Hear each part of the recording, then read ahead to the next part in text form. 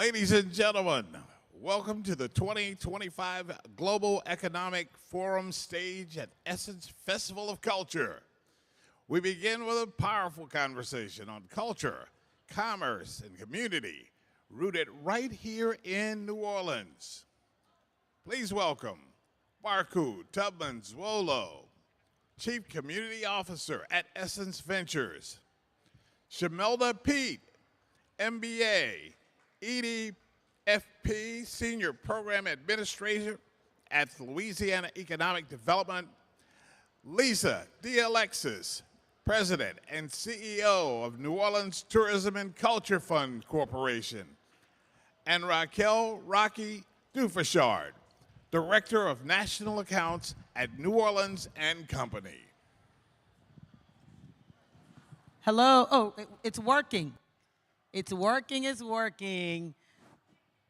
I'm excited that we get to open up the Global Black Economic Forum stage at Essence Festival of Culture, especially with these ladies and what they mean to this city and what they mean to economic inclusion and equity in the city of New Orleans and Louisiana, in the state of Louisiana. So I want to thank you all for joining me this morning. Rocky, Lisa, Shamelda, thank you so much.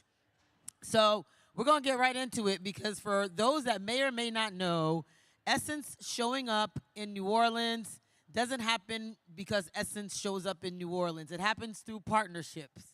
And all of the organizations that these ladies lead and are a part of, they're considered our host committee.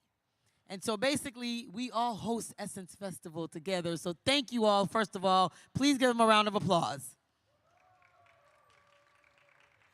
All right, so let's kick things off with some love for this city. In one word, how would you describe the soul of New Orleans during Essence Festival weekend? And why does that matter so much for economic development? I will start with you, Shamelda. Okay, I don't always follow the rules, so I'll say economic powerhouse. Oh, I like it. That's what Essence is. Essence has consistently been one of the biggest events that comes to Louisiana and is the ultimate experience. So the state of Louisiana really appreciates this, not only to the city of New Orleans economy, but for the state as well.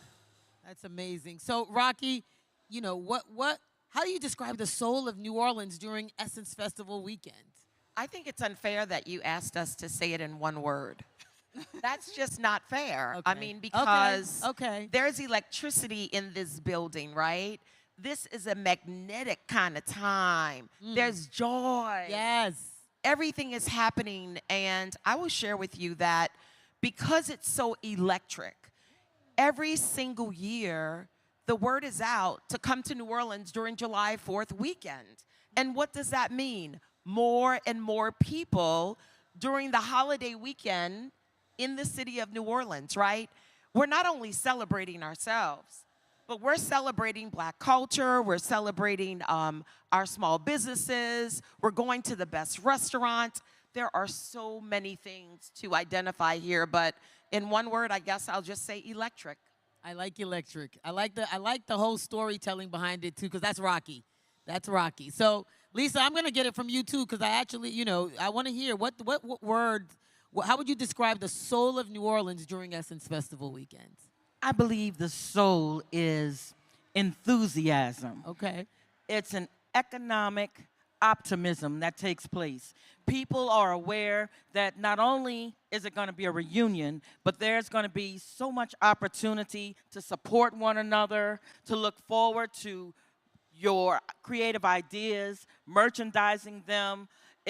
So I believe it's just the enthusiasm that Essence brings, and they bring it all throughout the year, looking forward to this time as we are here. So basically, I just want you all to notice everything started with an E. Economics, electric, enthusiasm. I like that. I think we need to coin that in some way. The 3 E's, just like we launched yesterday, the 3 C's with LED. Okay, now I'm going to get personal, right? I'm going to get personal because I want to know from each of you what inspires each of you to do the work that you do in culture, tourism, hospitality, economic development? What keeps, because you all have been doing this for a while, right? So what keeps you all going? What is that thing? Like, why do you keep doing it and showing up with us and for the city and the state all the time? Rocky, I'll ask you first. I'm just going to say that it is all about a deep love and a deep passion and compassion for the city of New Orleans. Look, I've been doing this for 35 years in hospitality. I was born and bred in the city of New Orleans. And yes, Barku, I am a storyteller, and I'm going to tell you why. This city is infectious. And once you get to know her, you love her, and you are attached to her.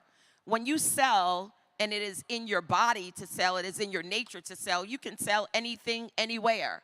But I live in New Orleans, and I love New Orleans, and it just makes it easy for me to sell it because I believe in who she is, and I believe that every single day she gets better and better and better. And it is because people out here, like all of you, support us continuously, and for that, we say thank you. Love that. Lisa, what makes you get up and do this every day? What makes me get up is, and I will take it from a page of Essence. I believe that truly, as a native New Orleanian as well, that we're made like this. I like it. And I'm made to support our culture. At NOTCF, our motto is culture is our open door. And what pushes me, not really pushes me, really, I'm really running out the door. It needs to catch up with me, is the fact that we open the doors to our culture, which drives our economy. I believe the culture drives the economy like of the that. city and the state of I like that. Louisiana, and that is why I do it, because I see the opportunity and the economic impact, such as $350 million into our state. So that is why I do it. That's right. You clap for that. You can definitely clap for that. I love that. And I agree. I think culture 100% drives the economy, our who we are, right? Because culture is rooted in our mission. So I couldn't agree with you more. Shamelda, what is your motivation to get up and serve every day? I love helping people. If you know me, you run into me, I'll ask you a question, and whatever I know, I want to share it with you. So I believe that I was given this position, this role, that I'm able to give information to my community, to the rural community, to all, because I truly believe people perish because of a lack of knowledge. So it's my job to tell you what's available. It's my job to tell you what resources are available. And if you're not ready, it's my job to help you get ready, to let you know where you go to get technical assistance, where you go to elevate. So I just love helping people. I'm an accountant by trade, but I just love just giving them information, and it really helps, especially the small businesses. So I'm going to stay with you, and I'm going to come back over there because I'm going to touch on the economic impact that you talked about. But I want to talk about when you say helping people, because I think what's really important for everybody to understand is, you know, we mentioned NOTCF. We talked about New Orleans & Co. We're talking to LED, Louisiana Economic Development. I think, tell us what your agencies do and why it is important. So, And I'm sorry, I'm going to add a little bit more. Sure. Because not only what you do, why should people connect with LED? Okay, perfect. I love that question. So LED, Louisiana Economic Development, is a state agency that's tasked with stimulating the economy by way of helping businesses, large or small, creating jobs. Our focus in helping small businesses is to provide entrepreneurial support as well as access to capital and technical assistance. All of these things are needed to help a business elevate, right? And as our businesses thrive, so does our communities. So LED really invests and wants to see Louisiana win. So I'm not sure if you have ever heard, but Louisiana Economic Development has received a lot of awards from the International Economic Development Council, and that is because of our agenda, our strategy to do so. So we're very unique, and we're only moving forward and upward. I love that. So, Lisa, at NOTCF, tell us what NOTCF is and why people should want to connect with you all. NOTCF is the New Orleans Tourism and Cultural Fund, excuse me, and we're an economic development corporation. We are newly created, we're just 5 years old, and designed to invest in our cultural economy, our cultural artists, culture bearers, culture businesses. And we do that through grant making, partnerships, and sponsorships. Why?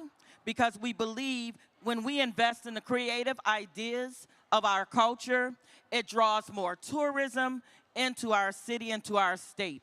We are supported through hotel taxes. So I want you to know that we welcome you to our city. We always re-welcome you to our city. And every stay in our city a portion of it goes directly back into our local cultural economy. So it's just really awesome. We are a conduit to make sure that we are fueling what fuels the growth of our city and state.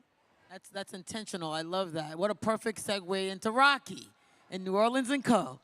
New Orleans and Company is a Convention and Visitors Bureau, or DMO, a destination management organization, and we are the tourism arm of New Orleans, in which we sell.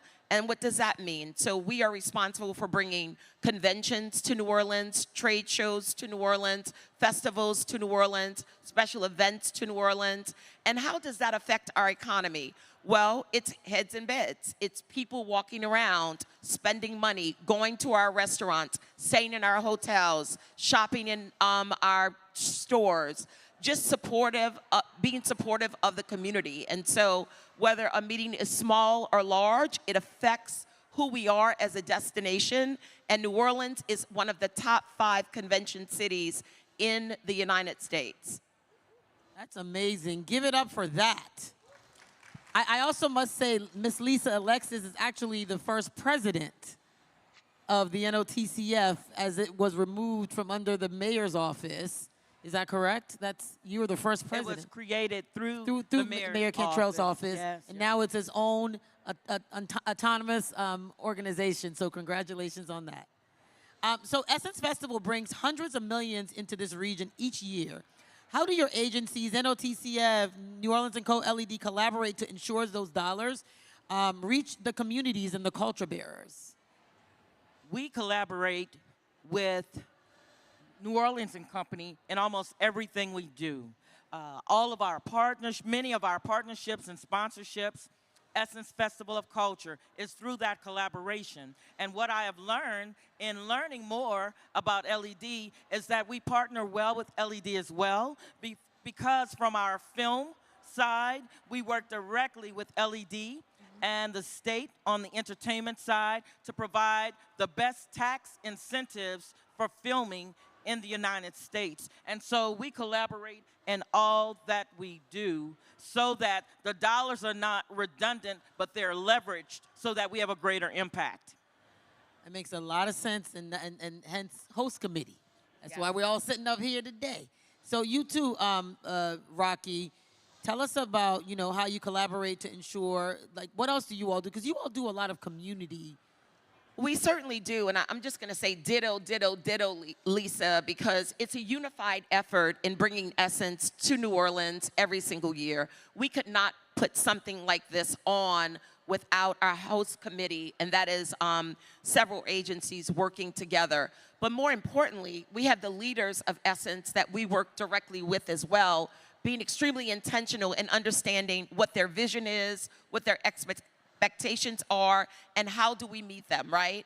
And so another thing that's very important is that we invest in our culture bearers. And that's more of a Lisa thing, but it's also a New Orleans thing. Because when we invest in our community, specifically the people that are our culture bearers, that is what people come into New Orleans for. Who's the best chefs? Who's the best artist? It's like everybody wants to do something in New Orleans, and it's like a checklist, right? There are not many cities that I go to that I look for those particular things. But if you think about artists in New Orleans, and let's just say entertainers, we have so many here that when convention people come into New Orleans, they're not hiring national talent. They're looking into the pool of local talent to draw from because it's already here. And that's what makes us so proud to be able to say we're leading the pack when we look at our culture bearers and making a difference in their lives. I love that. And it's true. I mean, you can have 20 events at the same time, and there's enough entertainers in New Orleans to actually go and support them. The one thing I have to say I also love about the city is you all support each other. Absolutely. You know every single artist from when they start to when they expand and when they grow. So it's really great to see the second line. There's so much joy and just like excitement when you come into the city. So Shamelda, economic development can sound like a buzzword, but it's real boots on the ground work. Can you share a recent example of a project that directly impacted small businesses or creatives in New Orleans? Great question. Long answer. It can be considered a buzzword. However, we leverage different resources, one of which is the state Small Business Credit Initiative, SSBCI. That created a unique opportunity for the state to receive up to $113 million. And what we did, we were very intentional by creating equity and debt programs. And in doing so, our debt program, we were able to cover over 80 businesses, and most of which were SETI-owned businesses, which is socially, economically disadvantaged individuals who typically have issues with obtaining financing. We've partnered with organizations in New Orleans, such as JEDCO, to do our microloan program, as well as Newcorp. What they do, they help to go out and get these loans to the business owners. So, in short, we've created programs that are targeted to help small businesses, to help them overcome challenges. And we actually, if you come to our panel, shameless plug, this afternoon, you get to see 2 of our success stories of companies who used our resources and who've been able to scale to the national level. And I'll give a preview. One of the young ladies, she has a marketing business, and she was able to use her resource network, one of which was LED, but she used all of the programs, and one of her clients is the NFL. That's amazing. So yes, small Louisiana business, less than 50 employees, and most of our loan transactions, a lot of those transactions, those business owners have less than 10 employees. So we're very intentional about creating programs to help the underserved community. That's amazing. That is absolutely incredible. And we're happy to be partnering with you as well. We are too. Because they hold us, they're like, our small businesses, they don't play about their small businesses. We have aspiring entrepreneurs, creatives, and policy leaders in this room. What's your call to action for folks who want to build in this region, whether it's through culture, hospitality, or public service, Rocky? I think that sometimes, people think that the answer is to leave, but I say build in where you're standing, right? And it doesn't have to be a skyscraper dream. It can be something small that turns into that skyscraper. That's very important to understand, but sometimes people don't even understand how to get started. And it can start with a small idea. So get a mentor. If you don't know, find a mentor. Find people that can provide grants to you. Become a member of New Orleans & Company for any business that you might have. What I love at New Orleans & Company is that we are a membership-driven organization. So in order for us to pour into you, we just need you to pour into us a little bit. Because through that membership, what we're going to ensure is that people see you and the visibility is there. Well, how is the visibility there? We have membership meetings and opportunities monthly. We have networking receptions so that it's member-to-member contact.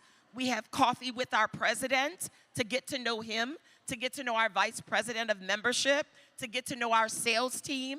There are so many different elements in becoming a member of New Orleans & Company that can lift you up as an organization, and so that small business continuously grows, but you also have to do the work in understanding that that dream can only turn into a reality when you put in the work. Makes a lot of sense to me. Question for you. How does one become a member? Simple phone call. You know, if you know me, you can say, hey, I'm interested in becoming a member. I'll connect you with our membership. You know, the ongoing joke in our office is that we get these cards if we have a new member.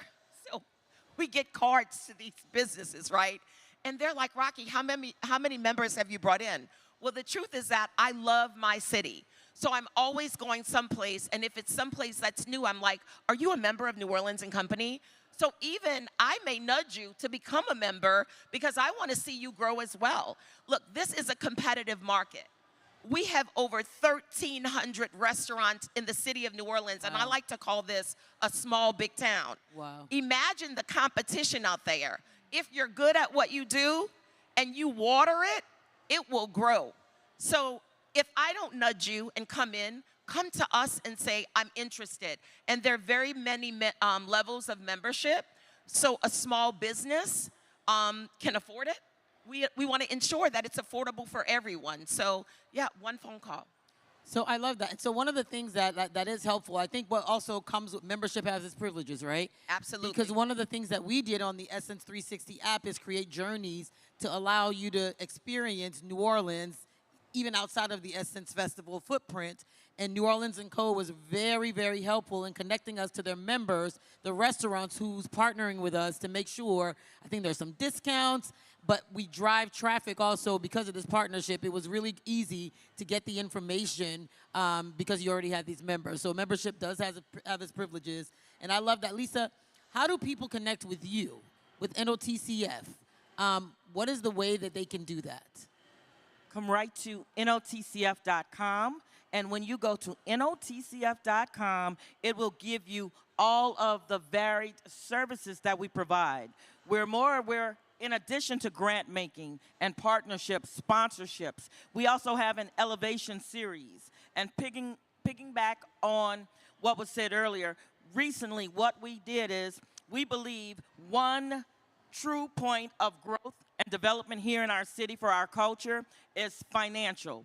We want to offer financial access that gives you financial literacy that then opens the door to financial opportunities. So we partnered with a banking institution, with Chase, and we had an elevation series to show our businesses, artists, and anyone who wanted to learn more to understand your personal and business banking opportunities so that you would understand where the access lies through partnerships and entities within the system and within our city that you can scale your business and grow your business. And we're also happy to say that we've done another partnership with housing.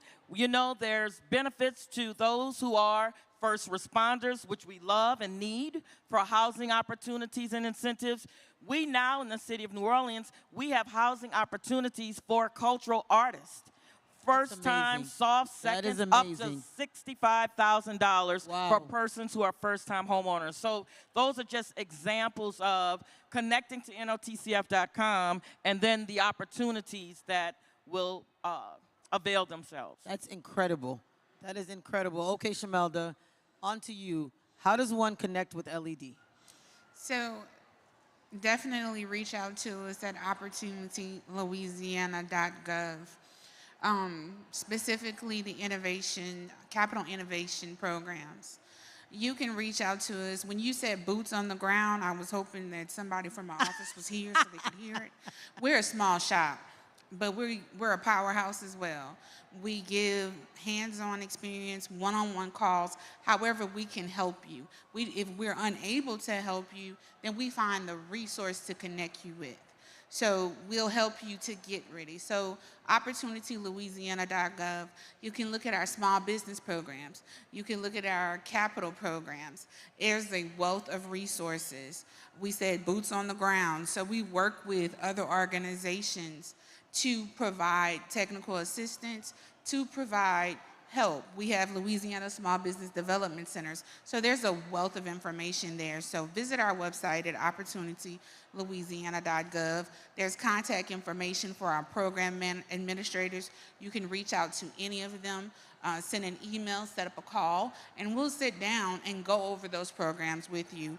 And again, if you don't fit the programs we offer, then we'll definitely shift you and direct you to a program that can help. Amen, amen, and amen. Okay, ladies, this was great. I could go on forever because you know what?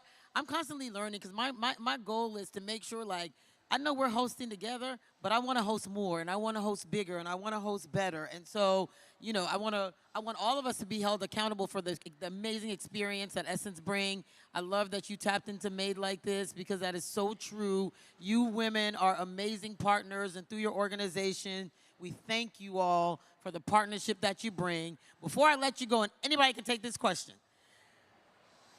And make it spicy, apparently. You can make it spicy. What is the one myth about economic development in New Orleans that you want to bust wide open right here, right now? I'm going to go first. Can I just jump right in? I think that for so long, people have always considered New Orleans as a party town, right? And yeah, we know how to throw a good party. We've got the Mardi Gras of the world and all the jazz festivals and, of course, Essence Festival of Culture. But New Orleans is also a business hub. And let's be very clear. We are open for business. We know how to do business. We are a resilient city. We've come back from a lot. Yes. 20 years, Hurricane Katrina, this year, an anniversary that we all remember. But let me tell you who we are today. We are bigger. We are better. We are proud. We love our city, and again, we are open for business. All right. I mean, what do you say after that? Thank you, and thank you. Go ahead, Lisa. I just want to say one other myth is when people think of economic development, many times I believe they think of big business, but our city and state are made up of small businesses. So economic development applies to all businesses, the one that is being created right now in your mind. So please understand the opportunity is for you as well. I love that. I love that. And quickly, I just want to plug Go. that with economic development, we are invested to help position you to win. So please, always reach out, always advocate for your business because we're here to help. Economic, electric, enthusiasm. Thank you all, and Essence. Thank you all so much for joining us. This was amazing. We look forward to hosting you again next year. Lisa, Rocky, Shamelda, thank you all for your partnership. Please enjoy the rest of your day. Stay safe. Take pictures. Tag us.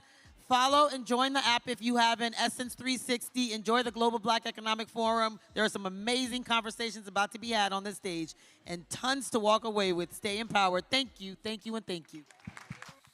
Is a pretty woman next to me? Yeah. Oh, please, baby. To share the dreams that I believe.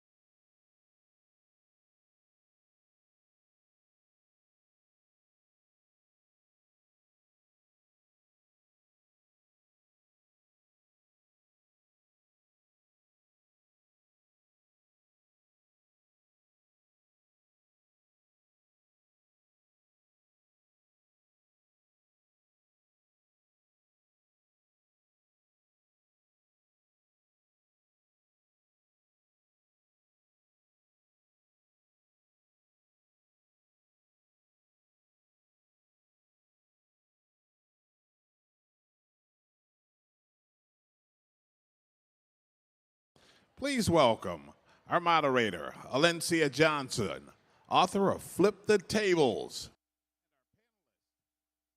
Give me your attention, baby. I gotta tell you a little something about yourself. Hello, hello. Good morning. How y'all doing? All right. I am so excited to moderate this very important and timely conversation on financial literacy. We don't have a lot of time, so I'm just going to introduce our amazing panel, and we're going to get right into it. So first we have Ms. Anicia Williams, Chief Impact and Venture Officer of Dream Block.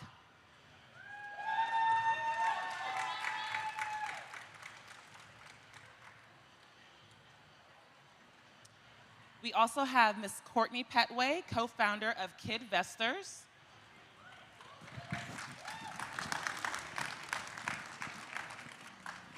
Dr. Brandy Waters, Senior Director in Strategic Partnerships and Engagement at College Board. And Dr. Dwayne Edwards, President of Pensole Lewis College of Business and Design.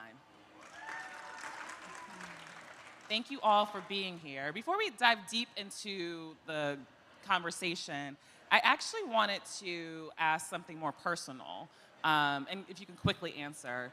What was the moment that you had when you were like, you know what, I need to go into financial literacy, particularly for young Black people? I'll start here. I think the moment for me was, I come from, and again, I'm just having this bill that is on my mind right now as we think about literacy. So I came from Section 8. I came from vouchers at school. I came from all of those things. And so for me, being able to transition and move to other things, I had to understand financial literacy and what that meant to me, and then how that also could impact my family as well at the same time. So it was something that was imperative and that I had to figure out because my mom didn't know, my grandma didn't know either. So I took it upon me to find out for my family. That's great. Yes, for me, I made a bunch of financial mistakes. I would take the whole session if I had to list every mistake that I made. But the light bulb moment for me is when I had kids of my own and I thought about all the mistakes I made and what if I could put them in a much better position than I was. And that was really the turning point for me, is when I was pregnant with my first child. For me, it was really something that I started to think about with my friends after we graduated college and saw that many of us were encountering heavy loads of student debt, still trying to become homeowners, and really at that point really wanted to pivot and build our own organizations and businesses. And the first thing we kept saying to each other was, I wish I had known this earlier. I wish someone had taught me this in high school. So I wanted to make sure that whatever career path that I took in education really opened up that opportunity for young students as well. Yep. Very similar story. Mine was a lot younger, where it was out of actually necessity. I wanted certain things that I couldn't buy, so to speak. And learning from my older brothers and sister the power of actually saving money and spending money, I would always have them buy me stuff, and then I would just pocket my money, right? But no, I learned very early the power of wealth building out of necessity at a very young age. I asked that question because for all of you, and I think this is kind of true for most Black people, the jobs and the roles that we end up in, there's a personal connection, right? And it's the solution that we're looking to find for our communities. Courtney, I'd love to expand upon your, you and your husband building Kidvestors. Can you tell us about that? And what is one of the goals that you have through your organization? Yes, so we started really in our living room. Again, we became parents and we wanted to put them in a much better situation than what we were in. And so what we wanted to do is make sure they were prepared. And so knowing everything from the fundamentals to budgeting and taxes and credit, but going beyond that to learning how to invest. Because we are all feeling the impacts of inflation. I don't know how many moms out there, every time you go to the grocery store, it seems like your money is, not covering the same amount of food that you purchased last year, it's because when we're not investing, we're actually losing money to inflation. And so I didn't learn how to invest until I was an adult. But imagine your 6-year-old or 8-year-old or 18-year-old, starting to invest. They have time on their side. Yeah. And so what we want to do is be proactive. We don't want to be reactive like I was as an adult, trying to learn on the back end after I've made the mistakes. What if these students were prepared before they graduated high school? And so that's what we want to become. KidVestors is the leading financial education platform for K through 12 students, so they're prepared for real life before they graduate high school. And one of the perks is when kids go through our program, they don't just learn, but they earn and reward them with real stock in the process. They don't just learn, they earn. And as a teenager, I would have loved to earn too. Yes. Right? And I think it also reduces the shame that can come when you're an adult and you feel like you're behind. But as we know in our community, we don't have the tools, right? Which is why it's so powerful what you all are doing. So you said we're doing more than learning, we're also earning. And also really quick, AV, I don't have a timer up here, it's not moving. I will go over for an hour, so you might want to keep the clock going, thank you. Anicia, you also are in the funding part of this as well. Can you talk a little bit about that? Yeah, so at DreamBlock, one of the things that I wanted to make sure is that founders were in the right ecosystem. You hear a lot of times when folks are building businesses, they're like, oh, I need to raise money or I need to go find this investor. And it's not about just finding random people. It's about finding your people inside of your ecosystem. And so at DreamBlock, we have Dream Wealth Camp to where we bring growth stage founders together for 2 days of programming with investors. And then we have office hours as well so that it is intentional. We can make sure that it is an environment to where they can actually meet, grow, pitch, do all of those things at the same time. But I try to make sure that I have resources there for everyone and in every sector as well when they come to camp. And that's removing the barrier of entry, right? Oh, absolutely. And again, it goes back to this confidence, right? If you just provide this opportunity for folks to have this courage to step into these rooms that don't look like us, Correct. right? We know we can show improve, Yeah. but we just got to have the courage to get ourselves into that room and feel confident with what we have. Thank you for that. Dr. Edwards, I want to ask you about your platform, eHBCU. Yes. And how it's equipping Black women and Black communities at large to stay ahead of a changing economy, especially as AI has been introduced. Right. Could you talk a bit more about that? Yes. So first, I think we all have to understand that knowledge is currency. And the more knowledge that we are able to acquire, the greater net wealth we have an opportunity to actually achieve. And so eHBCU is an innovative partnership with 4 other HBCUs. Pencil Lewis, which is in Detroit, Delaware State, Southern University, as well as Alabama State. Our goal is to create kind of the solution, a bit of a solution of the knowledge and wealth gap, especially virtually for young Black men and women. During COVID, HBCUs were the institutions that suffered the most due to most weren't prepared for online learning. eHBCU allows the learners to be anywhere in the world. So you could be in Mississippi and taking programming in Detroit, or you can be in Delaware and taking programming at multiple HBCUs. So being able to create a platform that you can actually program your own educational journey, that is a groundbreaking opportunity that we recognize that's important for our communities. That's great. Thank you for that. And you mentioned COVID, the pandemic, and HBCUs having to catch up, right? To make sure that our students still have the support that they need.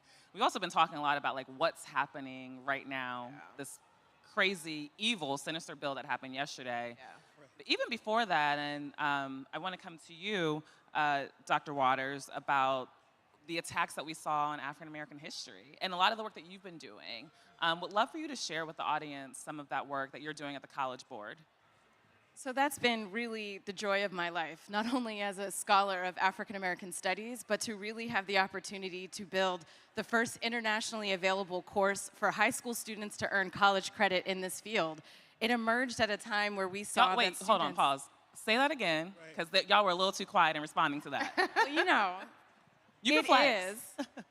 AP African American Studies is the first internationally available course where students can earn college credit in African American Studies. Wow. It is a beautiful thing. And it's something that we've built because of student interest. So we saw coming out of the pandemic in our surveys that African American studies continue to be one of the most requested new courses for us to build.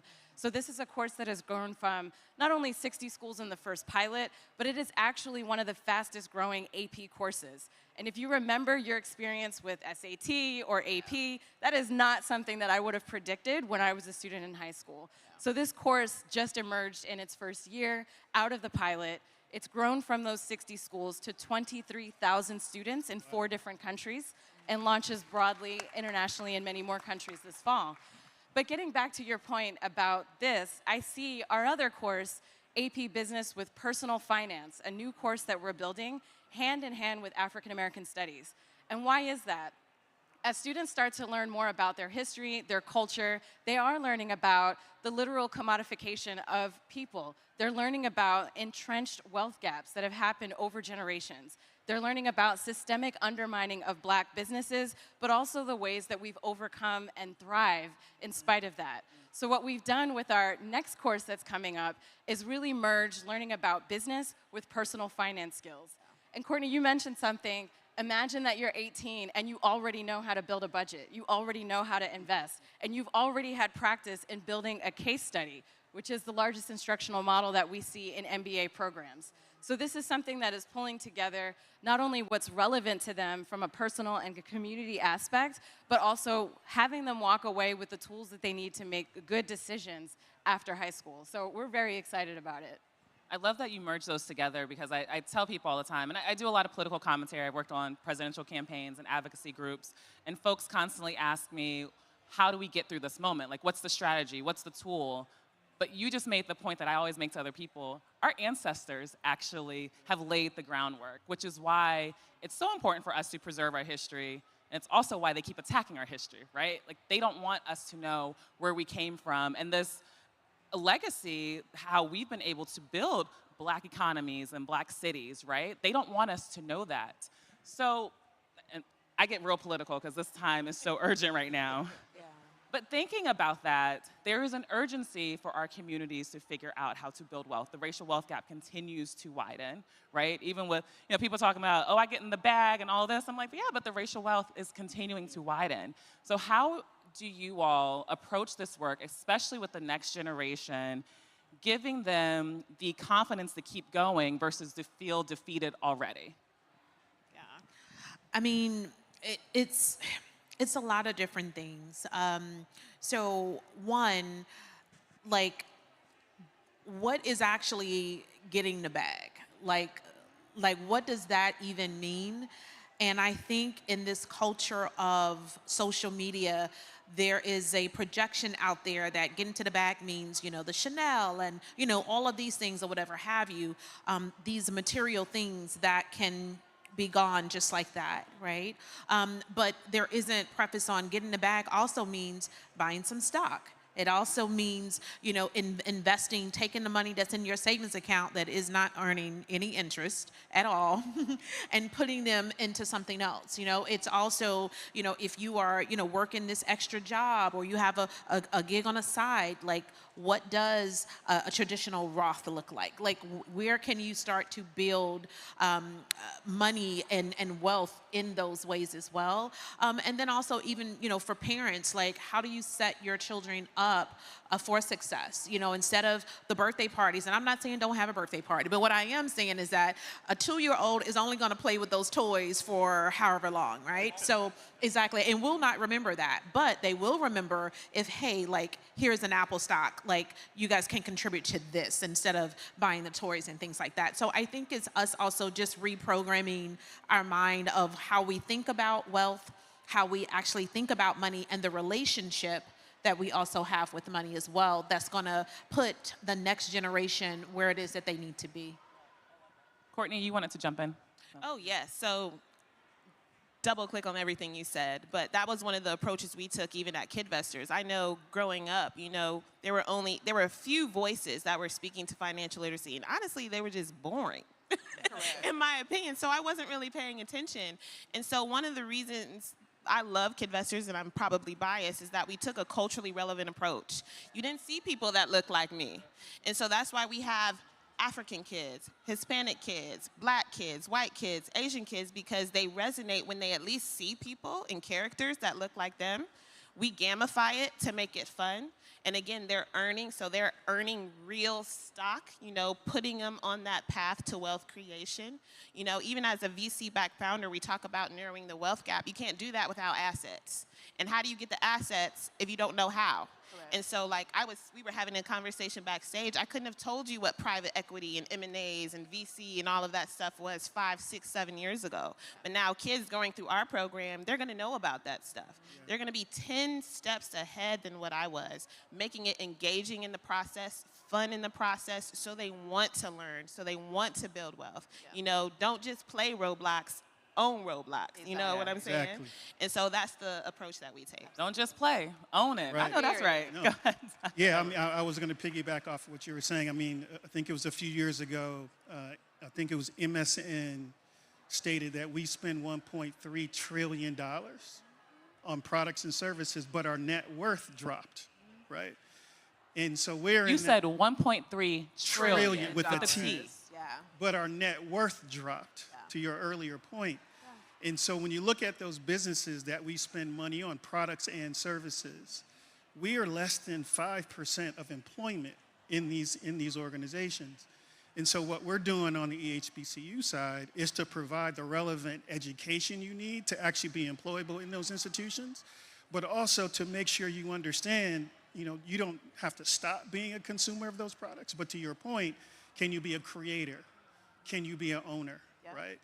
There is a platform called StockX, which is a sneakers reselling platform. It's worth $3 billion. It's worth $3 billion, where it's a bunch of kids, some of them look like us, some that don't look like us. They'll buy 3 pair of sneakers.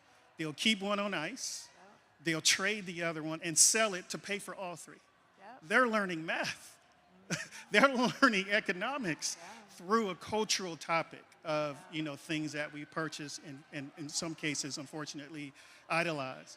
And so what we want to do on the EHBCU platform is provide relevant education to help them understand that you can be more than just a consumer, you can be a business owner, but then also leverage that education through relevant topics in some ways to trick people into learning, because that's, in some ways, we have to do that as well. But it's all about how do we increase the wealth gap.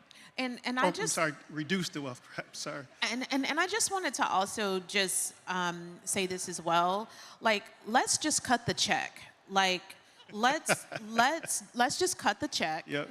Let's not have them to imagine how can we do this. Give them the money to do. Show me through practical application how this grows, how this actually works, how these fractional shares actually works for you to be able to get in. Because the barrier of entry, believe it or not, it is shrinking, literally. Like, you can go on the Coinbase, like you have Bitcoin, like you have all of these other platforms that you can actually get into now, but give them the money to do it. So let's not just theorize and talk to them to death. Show them how to do it and give them the money to be able to do that. And also, of course, for founders, I'm always going to advocate to please cut the checks for the founders. Yes, please, as a founder, Yes. please. Yes, and for education institutions as well. Don't forget about us. Absolutely. Okay. Right. Yes, because Yes. you guys are doing that work and you need Yes. to be funded to do that 100%. work. As Absolutely. HBCU alums in here, you should be donating to your alma mater. He didn't make the plug, but I'm gonna make it for him. I don't, Dr. Waters, if you had anything on this topic before I give us a closing question.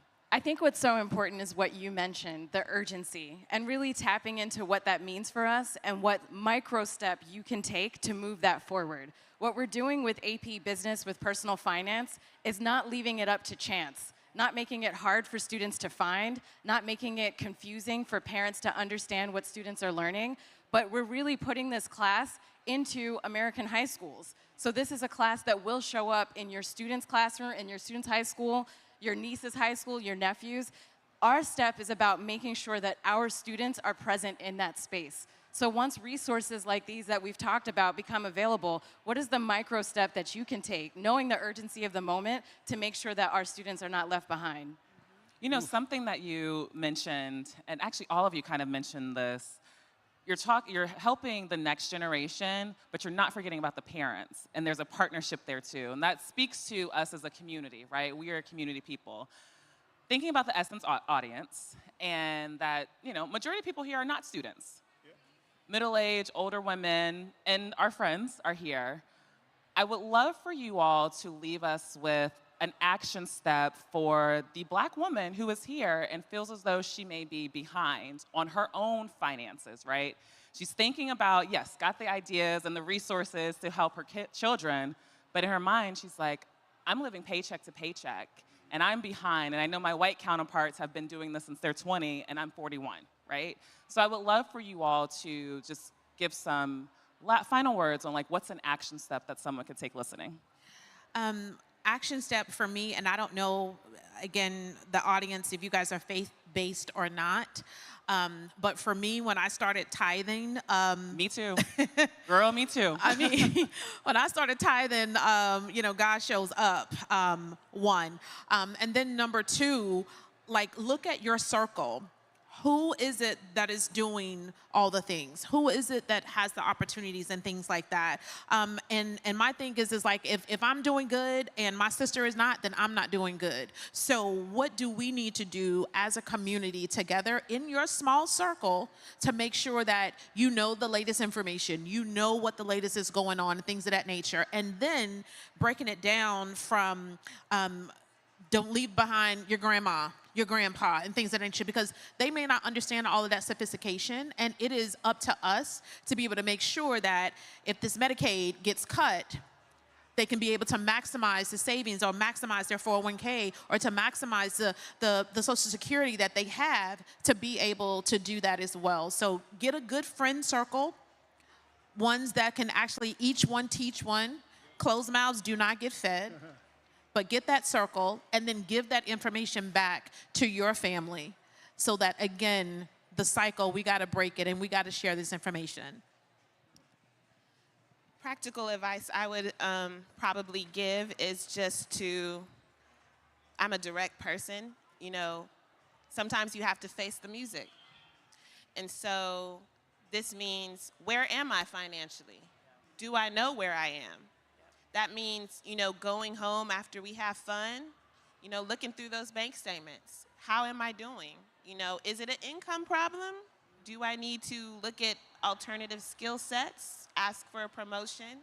Is it a spending problem? Like, what is my current situation? How can I improve? Because if we don't acknowledge it first and be aware of it first, we can't change. And so get that friend circle. You know, if you don't want to do this on your own, find that accountability partner and say, hey, this is the year we're going to improve financially. Absolutely. And that starts with knowing where you are financially. But if we just avoid it and just try to sweep it under the rug like it's not reality, we won't change. And so that would be my practical advice, is to find out where you are financially first, get that accountability and friend group to encourage you along the way, and then go from there. Well, the first step for any change is to look in the mirror, and that's what I talk about in my book. In order to disrupt your community, you got to disrupt yourself first. So, Showing my bias as a historian, educator, become the teacher. Teach yourself, teach your friends. Don't do it alone. Make it a research project. What is the one piece of my finances that I need to understand better? Whether it's budgeting or understanding investment, but become the teacher and teach someone else. As I said earlier, knowledge is currency. For most of you who work at a corporation, major, big, or small, there's educational funds set aside for you in your institution for you to actually receive free education. Ask your organization, can you learn on their dime, right? If you work at a small company, and maybe that's not there, create your own sole proprietorship or create your own LLC, a few $100 depending on what state you're in, so you can write off your educational journey.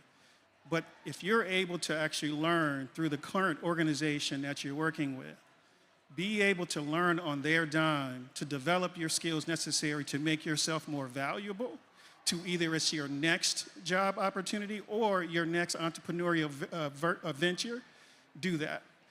That's one of the things that we're looking to do with EHBC is to provide that additional education, not just for high school students, which we need to work together, but also college students, but even grown men and women who are currently already working. We're not only for first generation, we're for second and third and fourth as well. But knowledge is currency, and you're never too old to learn. That is actually a great point because I'm an entrepreneur now, but looking back, there were so many resources, the companies that I've worked for, I didn't take advantage of, worth thousands of dollars. They don't need to know you think about leaving in 2 years. Correct. That's why you want to take that Exactly. course. But dry up every single resource Yes. in your employer match and your 401k. Yep. Like all of those things are such critical points. And this whole accountability piece, amazing. This piece about each one teach one, the tools and the resources are out there. This tithing piece. When you said that and when you said culturally relevant teachers, I thought about Dave Ramsey. I don't like Dave Ramsey, but I am a tither, right? A person of faith, right? And so all of these steps are extremely practical, and I hope the audience feels encouraged with the resources that are available and with leaders who look like us doing this work and standing in the gap and also understanding how urgent it is right now. So I just want to thank all of you so much for your time being here. I thank all of you, and please give it for our panelists. Thank you. Thank you. Wind up your body, bring it to me right here. She got the finest body, I swear. Shake up your booty, shift it in high gear. She tell you run your fingers to my ear. All the blind man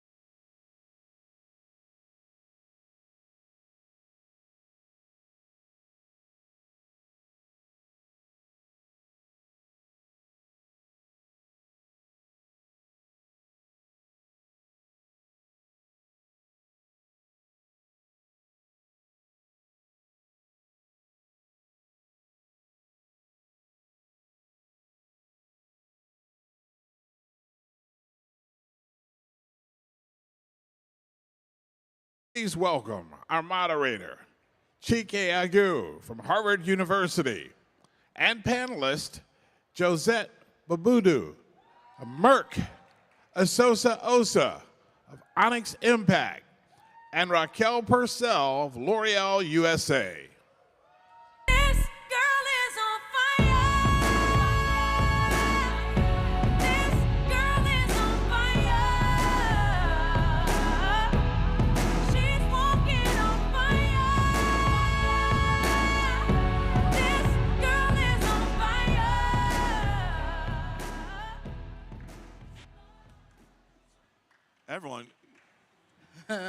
Everyone, good afternoon.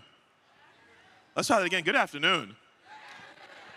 I want to thank all of you for being here, and I want to thank Essence and Global Black Economic Forum for having this conversation. My name is Chike Agu. I am your Master of Ceremony and moderator for this really important conversation on artificial intelligence, what you need to know for now and for the future. We are fortunate to have three amazing panelists who really, I'm just the gatekeeper too, to let you hear from about these issues, going from my left to my right. Asosa Osa, founder and CEO of Onyx Impact.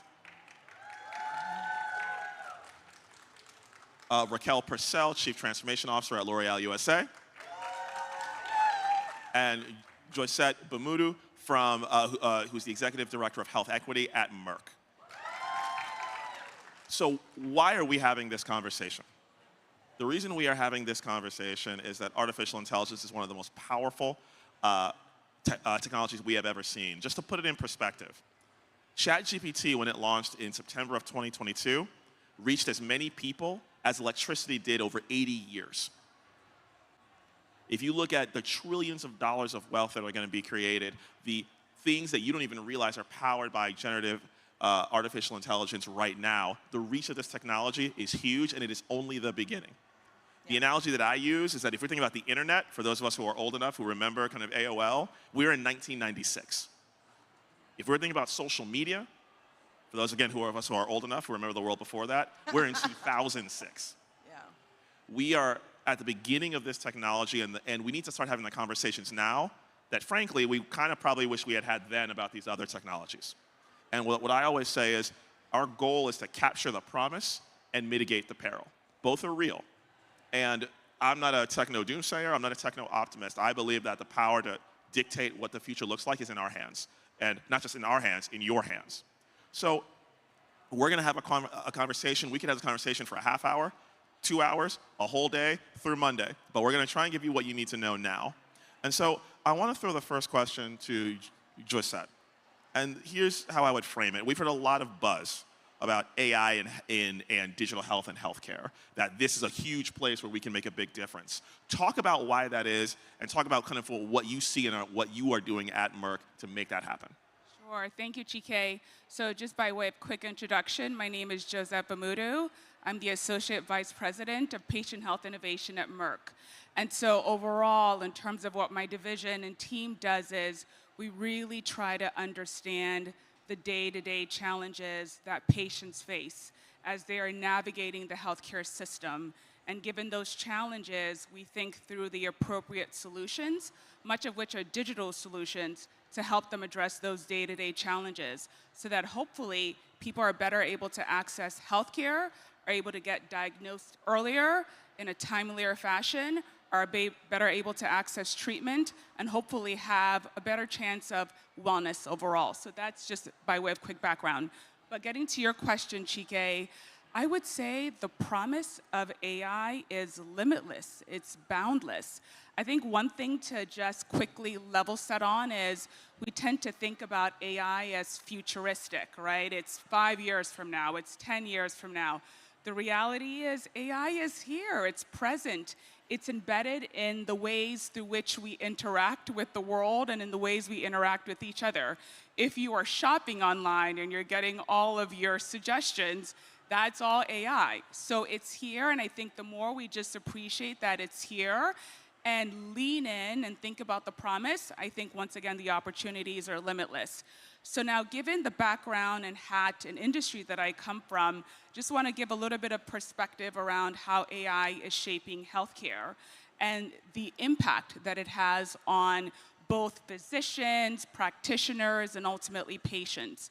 So for starters, when you think about the promise of AI in being able to shape how people can get diagnosed earlier and in a much more timelier fashion, we're talking about algorithms, sophisticated algorithms that are leveraging data and insights from electronic health records, from claims data, from really biology and biological data to help practitioners better assess what a patient may be facing, and then ultimately not just assess and evaluate and diagnose in an earlier and timelier fashion, but to think about also personalized medicine. I'm curious, when I say the word personalized medicine, how many of you guys don't know what that means?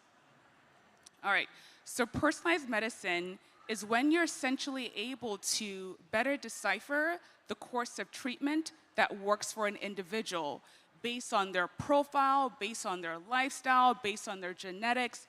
And this is all being leveraged by lots and lots of data that's out there. And so you're better able to target what may work for that individual, once again, based on their personalized need. And because of AI, that seemed like a distant future, but in the space of cancer, in the space of cardiovascular, now you're seeing that the right and appropriate and tailored treatment option is being put forward for individuals, and it's all thanks to AI. I would say from the pharmaceutical lens, another really impressive and I think opportunistic advantages of AI is we're now able to better assess molecules and candidates and explore the next generation of treatments that are gonna hopefully impact people's lives in a meaningful way. So that drug discovery and development process has now been sped up, has now been improved as a result of AI. So in the pharma world, we are leaning into AI. We're building it across, or leveraging it, I should say, across the value chain. Drug discovery and development, manufacturing, the speed to bringing products and drugs to the market quicker and faster, we're certainly leveraging that. Then I will end with saying, especially given the role that I play within my organization or corporation, we are using AI to bring information to the fingertips of individuals like you all, so that you are better able to take advantage of that information to have hopefully a better sense of what your risk may be for X, Y, and Z condition. I'll give you a quick example of that. In the cancer space, we recognize that Black and African American women had a 40% higher mortality rate for breast cancer. That is a staggering statistic. It's very hard to sort of like think about that statistic and not act upon it. And because of that, we've leveraged AI and digital solutions to create something called NIA that takes women through this very unique conversational triage where through your family history, through when you first got a mammogram or didn't get a mammogram, we are walking you through the stages of understanding your risk for breast cancer so that you could hopefully take action and get screened. So another classic example of how we're using AI to empower people to take action. So bottom line, AI is here. Let's not be afraid of it. And let's use the information that is derived from AI to take better control of our health and how we lean into health and wellness.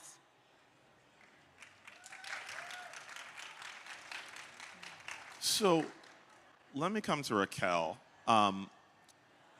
You come from the world of operations and really running businesses. Yes. And as I think about people here who are thinking about businesses, whether because they work in them now or want to start them, talk about what you've seen in terms of artificial intelligence pushing the efficiency, the capacity of businesses. And let me add a little caveat here, which is we talk a lot about that in the private sector, and at times do we overshoot the mark on that and potentially miss some of the bigger opportunities with AI that in terms of impacts it could have on our businesses? Yeah. So thank you for the question. Really happy to be here. At L'Oreal, we create the beauty that moves the world.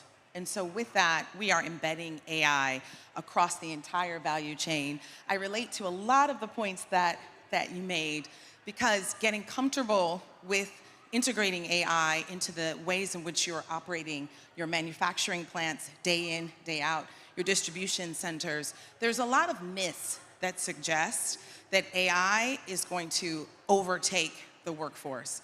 And to be clear, it will enable productivity, but those who learn to adapt and partner with AI and have AI not become a scary thing, but to augment and give you space to upskill.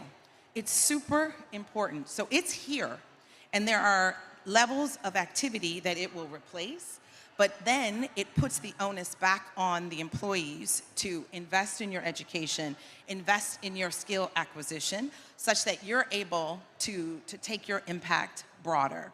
Then from a corporate perspective, the investments in AI are really vast. So we're doing simple things as it relates to call centers, as it relates to how we embrace data and we assess data, but then we're doing big things as well, right? So we have over 1,000 data points about the health of your skin. So we can personalize, right, the skincare products. Very similar from a health perspective. We have over hundreds of thousands of data points to appreciate the age of every hair on your scalp.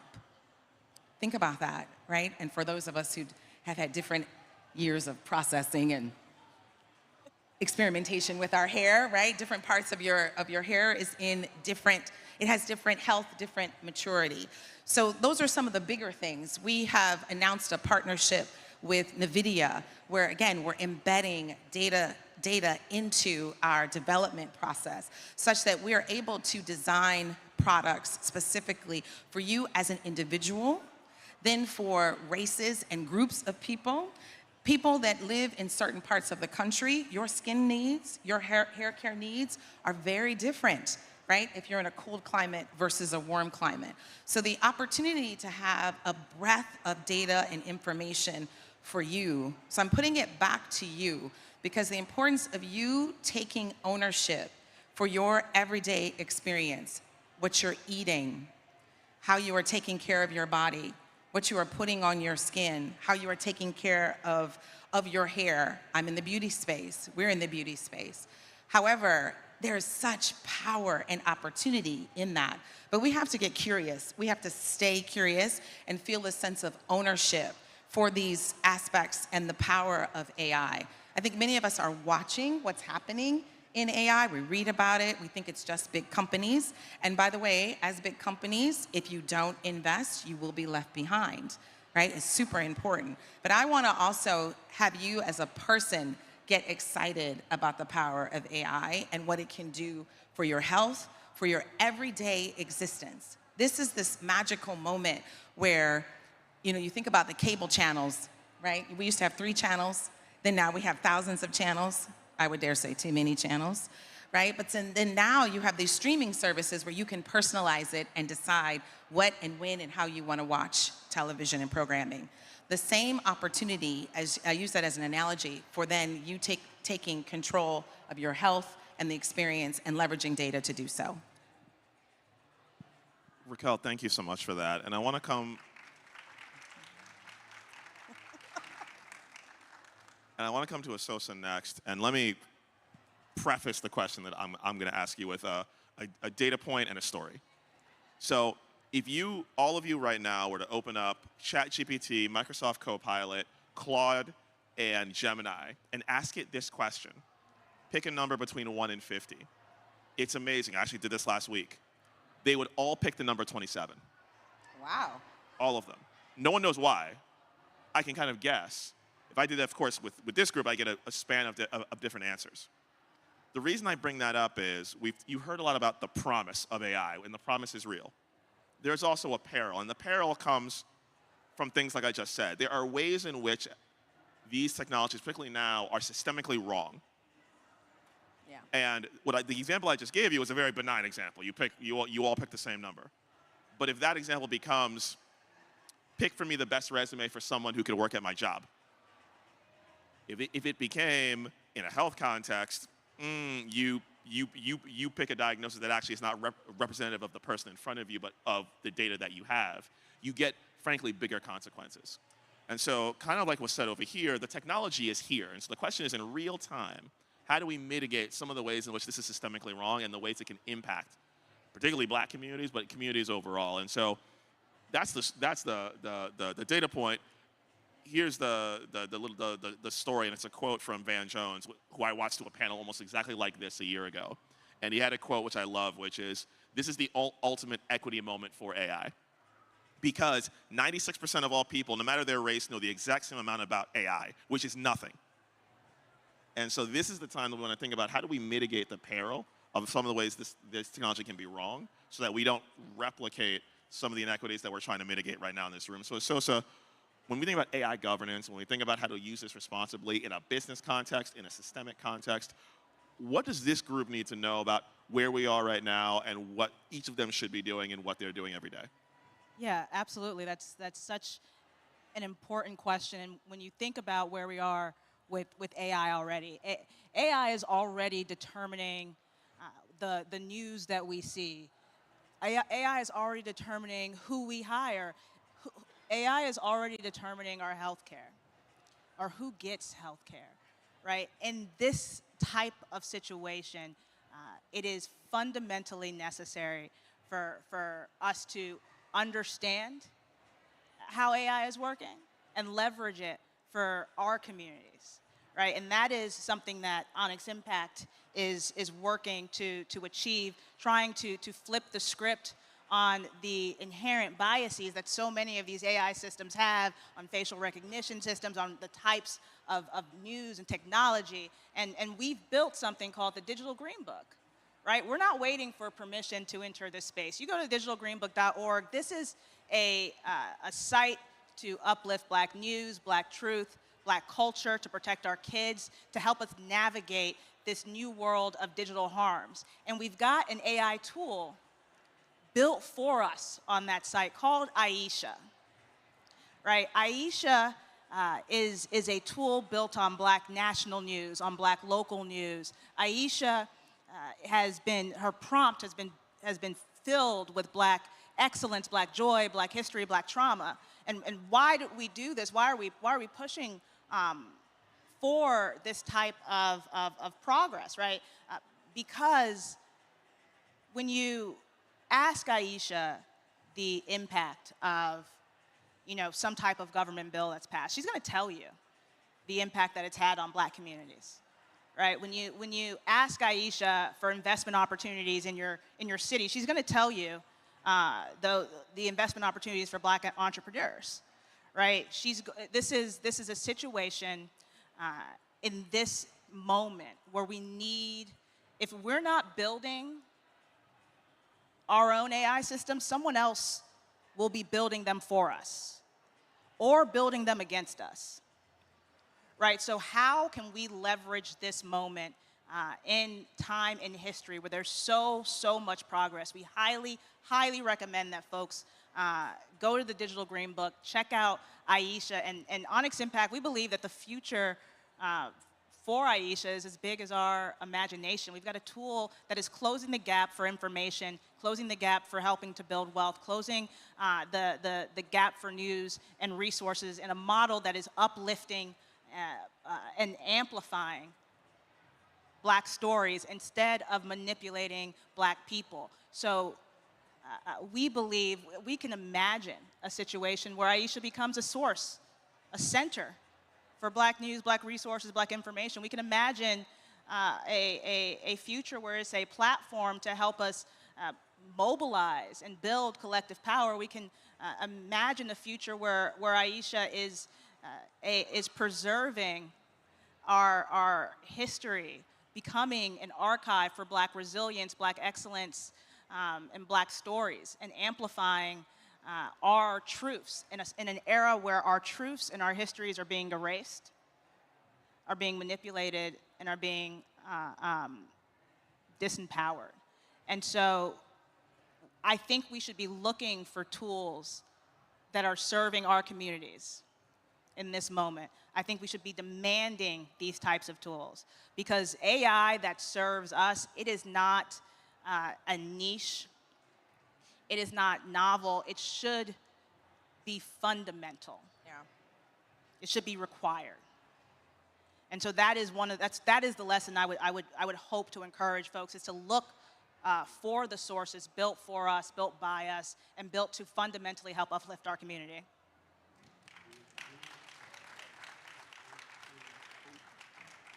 Like I said when I started, we could have this conversation for a half hour, 2 hours, days, because there's so much here. What I want to do is have each of our panelists, as we kind of round toward the end, take a minute or two and give some closing thoughts to this group. Whether about what they should take away from this. Either something that excites you, something that worries you, something that you want them to take with them as they think about AI, because again, we are at the beginning of a conversation. This is the internet in 1996. This is social media in 2006. So we still have, this group still have time to shape that. So starting from my right, what is something that this audience should leave with as we think about this conversation? Sure. You know, I think with every generation, you really see the power of innovation come to bear. And I think we're going through that special moment now. And to some extent, we're kind of beyond that moment, right? Because I think from what you've heard across the board, it's not as if we're talking about an eventual future. It's all happening in real time. So I would employ and encourage you all, first of all, because I think there's a innate sort of recognition that AI is this thing that's here, but what is it? So Google it, right? It feels like an enigma. It feels very nebulous. Actually get a better sense of what AI is and the parameters through which AI is showing up in our day-to-day lives.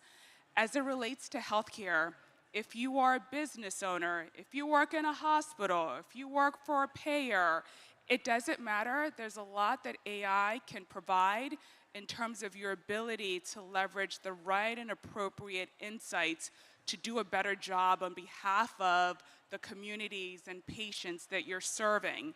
And then I think certainly from a place of empowerment, as we're all leaning into trying to do a better job for ourselves when it comes to health and wellness, there are amazing technologies and apps. I just mentioned what my company has really invested in, once again, to support Black women around breast health management. Better understand what those technologies and apps are to help make informed decisions about your health. So ultimately, AI is here, right? Let's lean in, let's get activated, let's get knowledgeable. Obviously, making sure the right and appropriate governance models are put in place, and I think that's where, across the board for many organizations and corporations, we absolutely have that responsibility to do that. But I think come from a place of knowledge, come from a place of empowerment, lean in and figure out, how do I leverage this to make even much more informed, activated decisions about my health? Yes. Raquel. Yeah, similar. I really want to encourage people to be the change you want to see and to embrace this moment. There's a lot of scary information and perspectives out there, but flip the paradigm and become your own best source of information. It is all at our disposal. And so that's the power of this moment. We're no longer required to have our information filtered through a few specific sources. But to your point, appreciate when the algorithm is happening. It's happening all the time, right? So the news that's being pushed to you in the reels that captivate us all and can have you in your phone for several hours before you realize it, because it is catered to you. So in those moments, take your control, break that cycle. I literally set a timer when I start my reels, because it can get bad, right? It can get bad because, again, it's designed for me. But then take those opportunities for that extra time to invest, right? Understand from a financial perspective, what are the options? Own your information and embrace the power of this moment. And the last thing I will also encourage you is understand the companies that are investing and that are partnering with you and for us and about us. And I have to give a shout out also to L'Oreal as we celebrate 25 plus years commitment to DE&I, an unwavering commitment. And that is not going to change. Okay, so this universal approach to beauty, it's fundamental. There's a browning of America. We are the #1 beauty company in the world, and we will remain so because we are here, we are your partner, and we care about what's happening. But you want to make sure you understand who are the companies that you're partnering with, and not everybody's going to get it right. You're not going to get it right all the time, right? So there is also an openness to dialogue that I really want to encourage. So be the change you want to see. Sosa, bring us home. Absolutely. I think in this moment, it is going to be so incredibly important to understand the manipulation that is happening online and understand how we must protect our truth, protect our kids, and protect our culture, right? That is why we've got tools on the Digital Green Book to help really walk you through what does this look like on social media, what does this look like on Black apps, how do you push through, how do you find good sources, and if I can encourage folks to do anything, it's go to digitalgreenbook.org, go to Aisha, type your state in, get a list of local Black news sources, and follow them to create a healthier online ecosystem for you. And then 2, ask Aisha to explain AI to you. I love it. Right? How do you Ask spell, her. how do you spell Aisha? Aisha, A-I-S-H-A. There we go. At the Digital Green Book. Yes, this does not have to be a barrier, right? We should be able to explain to folks at a very fundamental level what this is, how this works, and how we can help build better and brighter communities for our folks as a result of it. So thank you. Awesome.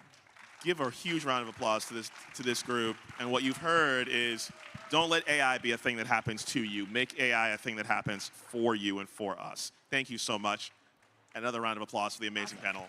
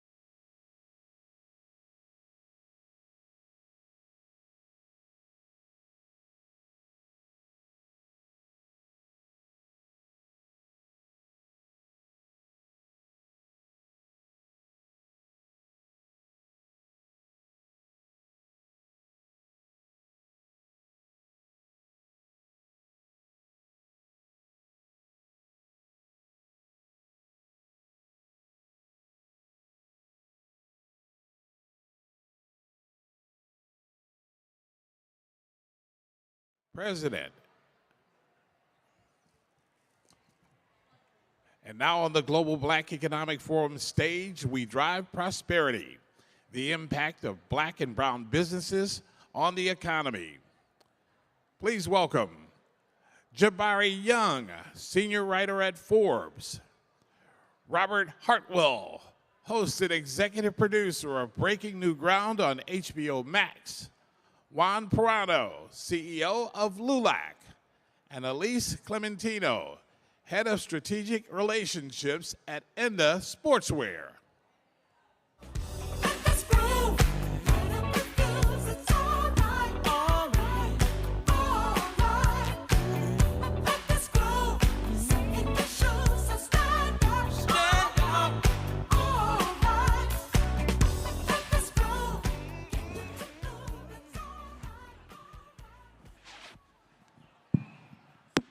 How are you all? Yes? Everybody good? Yeah?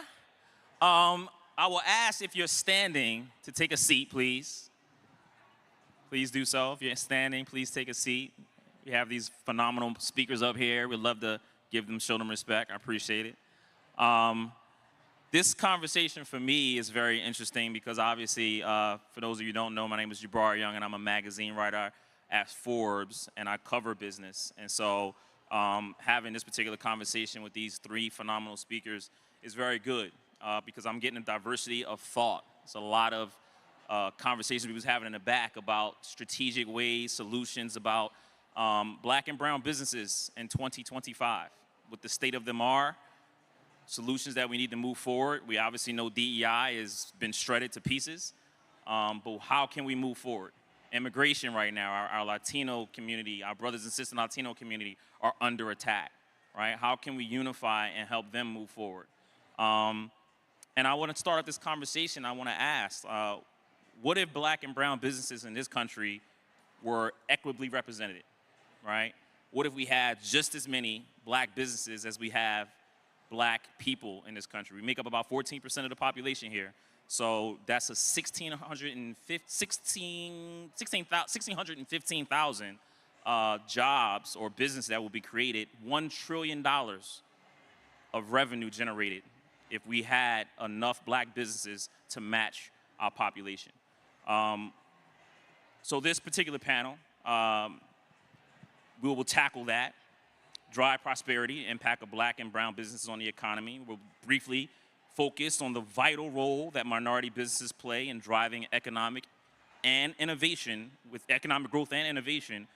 And we'll also explore some of them who are shaping the financial landscape, right? So if you're a black business owner or a Latino business owner, who are some of the people that you can mimic in your business to help it scale it? First, some data, right? There are about 8.7 million black and brown businesses total across this country. 8.7 million black and brown businesses across this country. I get that right, Juan? That's right, great. that's Juan right. told me that stat just behind the stage. The average black employer business has about $850,000 in annual revenue. That's what they make. Compared to our white brothers and sisters, they have about 2.4 million. So there's a big disparity there, huge disparity. How can we make that up? 96% of black-owned businesses, and here's a problem, sole proprietorships, right? That means that it's only one person running the entire operation. How can we better improve and create more black employer firms? We're talking about in areas like oil, mining, manufacturing, things that get out of the consumer packaged goods space, right? How can we be better at scaling those other businesses in other sectors? Hispanic-owned businesses, they represent about 8.2% of employer firms, right? Just some data. How many of you can guess what the best state for black employment is? You will never guess this, right? See the sister raising back here? Georgia? No, Nevada. Can you believe that? Nevada, yes, Nevada. And this is according to the Center of Economic Policy Research. I'm not making this up. Nevada, Maryland, Virginia, Texas, Florida, Connecticut, the best states for black employment. The worst, Arkansas, Michigan, Illinois, right here in Louisiana, and where I'm from in Philadelphia, Pennsylvania. Those are the worst, right? Very interesting data. I want to start this panel off by asking each of you one word to describe the state of black and brown businesses here in 2025. Why don't I start with you? Thank you very much. So I would certainly say that just one word. Assault. Assault. Why assault? Because the government and the policies that it has been implementing, going after D&I policies, for example, puts our community under assault. The big beautiful bill, the big bad bill, puts our community under assault. Yeah. And so that's my one word for the Robert, moment. Assault. Robert, what you got? Fertile. Fertile? Why fertile?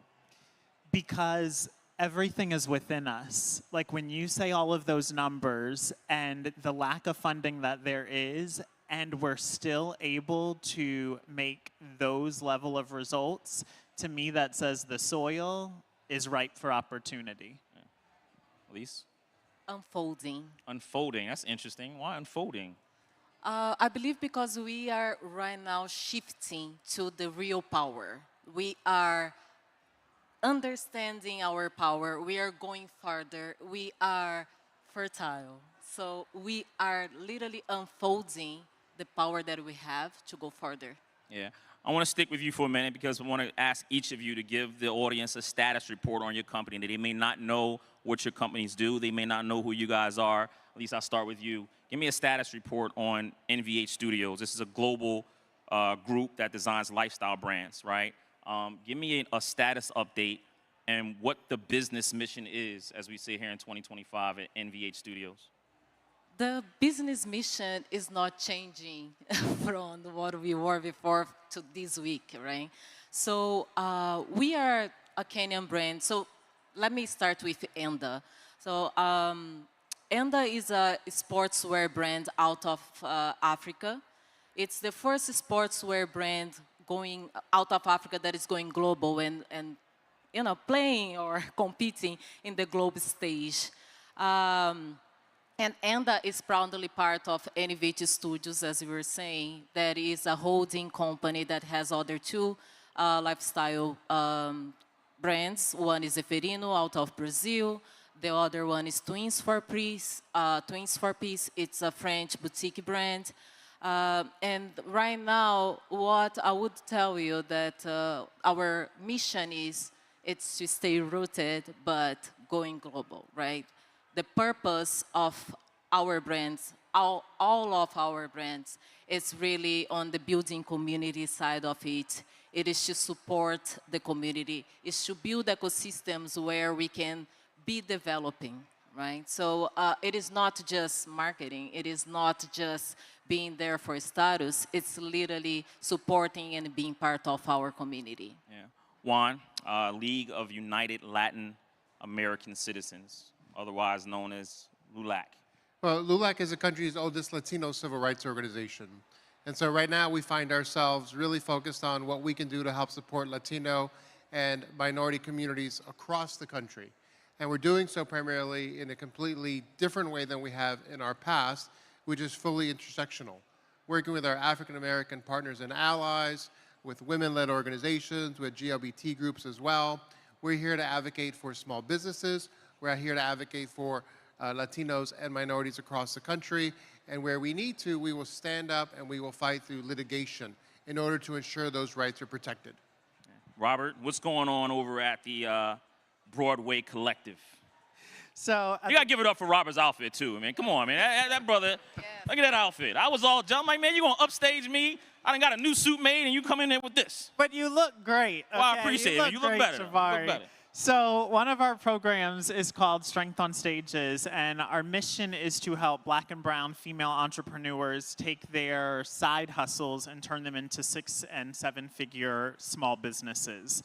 So right now, we're really helping them get their products and their programs launched, because we know that when we change the economy in our household, we're able to change our communities, and we're able to change truly what's happening at the state and national level. Yeah. Robert, I want to stick with you for a minute because we had a pre-call this week, and we were talking about some of the things we wanted to discuss on this very panel for you all. And you were very passionate about Black women being underfunded, being underrepresented. And you know, you just had that passion, man. What is keeping you up at night when we talk about the underrepresentation, the underfunding of black women? It kills me because it's like looking at my mom. You know, I work with mainly single moms who really want a different world for their kids. And like, I'm the person who went to all of the banks, and every bank for my house denied me, but it was a black funder that actually helped, right? So what's keeping me up is making sure that these women have the skill, not just the skills, but really the tools to help grow their businesses when they cannot get the quote unquote traditional funding that many business owners will go and get. And so something that I love Jabari asked on our pre-call was, then what is the solution? You know, it's so, we always hear what the problem is, and I really believe that the solution is already within ourselves and within our communities. And what would happen if we start looking at our black brothers and our black sisters, and instead of going to big companies, we go to them, right? And that's what I want to fight for right now. Yeah, and to add a little bit more context, I'm not sure how you all know, but $2.1 trillion. By 2026, that is what the black community, that's the spending power of the black community. $2.1 trillion. And think about that. That is bigger than the GDP of Mexico, bigger than the GDP of Canada. We spend more money than countries, right? And so what Robert's talking about is, instead of going and asking people for money, we can do that amongst ourselves and work amongst ourselves. One of the things we hear on Wall Street is how black and brown businesses, we don't talk to one another when it comes to doing business. We seek other outside businesses, but we don't talk to each other, knowing that we have $2.1 trillion of spending power. Think about that. Robert, I want to take it to you, man, because that's a piece of data, and we were talking in the back about the data that the Global Black Economic Forum as well as LULAC came up with. Give me some numbers that stood out to you. What surprised you about that report, that economic data report? Well, you know, I would say that the combined buying power is $5.1 trillion. Combined with black and brown Black communities, and yes. brown. And so for far too long, we've been looking at both communities in silos. We talk only about the African American community and the Latino community, and we don't talk about them combined. If you were to go to Walmart, they would tell you we have 20% African American employees. We have 30% Latino employees. Well, really, you have more than 50% black and brown employees. The same thing basically with Amazon, the second largest employer in the country, over 1 million employees. Those are warehouse jobs. They're over 50% Latino and African American communities. So we need to exercise that power. We need to talk about it in unity, and we have more power when we go to the table together. Myself and Alfonso or Derek Johnson or Mark Morial, we really need to work more closely together and be committed to it as a community. Yeah. Elise, I want to shift to you because we were in the back talking about opportunities in Brazil and looking at this thing from an international standpoint. But before you do that, you talk to constituencies around the world. When they look at the U.S. and they look at DEI being shredded, they look at the immigration policy, how are they viewing us? Because I watch Bloomberg all the time, and I'm staying up at night, and I'm seeing all these other countries looking at us and just laughing at us, right? Europe, Africa, all of them. They're just sitting there laughing at us. What are you hearing when you go around the country with NVH studios around the world about how they're viewing the U.S. when it comes down to black and brown business? I wouldn't say they're laughing. It's actually a concern, because we also have to understand that the U.S. is a model to other countries. So, for example, I'm from Brazil, from a very small city in Brazil, in Minas Gerais, and the dream of most of us is to come to the U.S. Yeah. So is that still a dream? It is not. It is changing a little bit. So, for example, I'm going to talk about us, about black and brown community, right? So, right now, if you see a young Elise over there, it is dreaming to go to Africa. The U.S. is not the dream anymore. Like, the American dream is kind of shaking because people are concerned. Am I safe? What am I doing? Is that really where I'm going to make the money? Or is just where I'm going to survive? Am I going to survive? So I wouldn't say that is left, but it's really a concern around the world. And you see in Africa, it's still I spend a lot of time in Kenya because of ENDA, and it's still between UK and the US, but you see people shifting. Maybe home is where we should be. Yeah. If we develop over here, if we grow around our community, if we do more for ourselves, maybe it should be the best place to be. So that is my understanding, my view. It's me talking to people around the world, and it is also my personal opinion. That's how I see. Yeah. Let's suppose all of these people here that they were entrepreneurs and they may be looking outside of the U.S. to do business. Which country outside of Africa would you recommend? Brazil? We were just talking about that. Not just because I'm Brazilian, but Brazil is definitely a good place to go to invest. If we are talking about our community, Brazil is 56% black. 56% black in Brazil. 56% black. That is what the data say, the official data say, but we know there is more. Brazil has the blackest city in the world outside of Africa, that is Salvador, and the blackest state, that is Bahia. We have opportunity to connect directly to ourselves. We don't have to go around. So NVH Studios, one of our businesses is in Brazil with this purpose, right? There's other business in the whole group that is also based in Brazil. Our headquarters are there. There's a huge opportunity to connect, to grow, to build. And I would say that the doors are open. We just have to talk to each other. We have to connect. We have to do better. Yeah. Africa, Brazil, 2 countries, 1 continent to keep an eye on, right? Juan, I was listening to your interview on Tavis Smiley to kind of shift it back. You got about 9 minutes left here about the unity between black and brown communities and how we don't talk to each other. We spend more time maybe going at each other instead of talking to each other to do business. Again, $5 trillion worth of spending power there.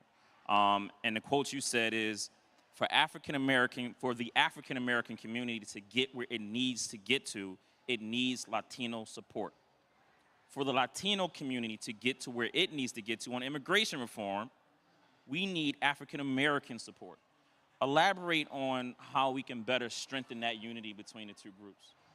Well, we can strengthen it through conversation, through dialogue, through forums like this, where we can actually share ideas. You know, look, there has been a lot of tension within the African American and Latino community for a long time.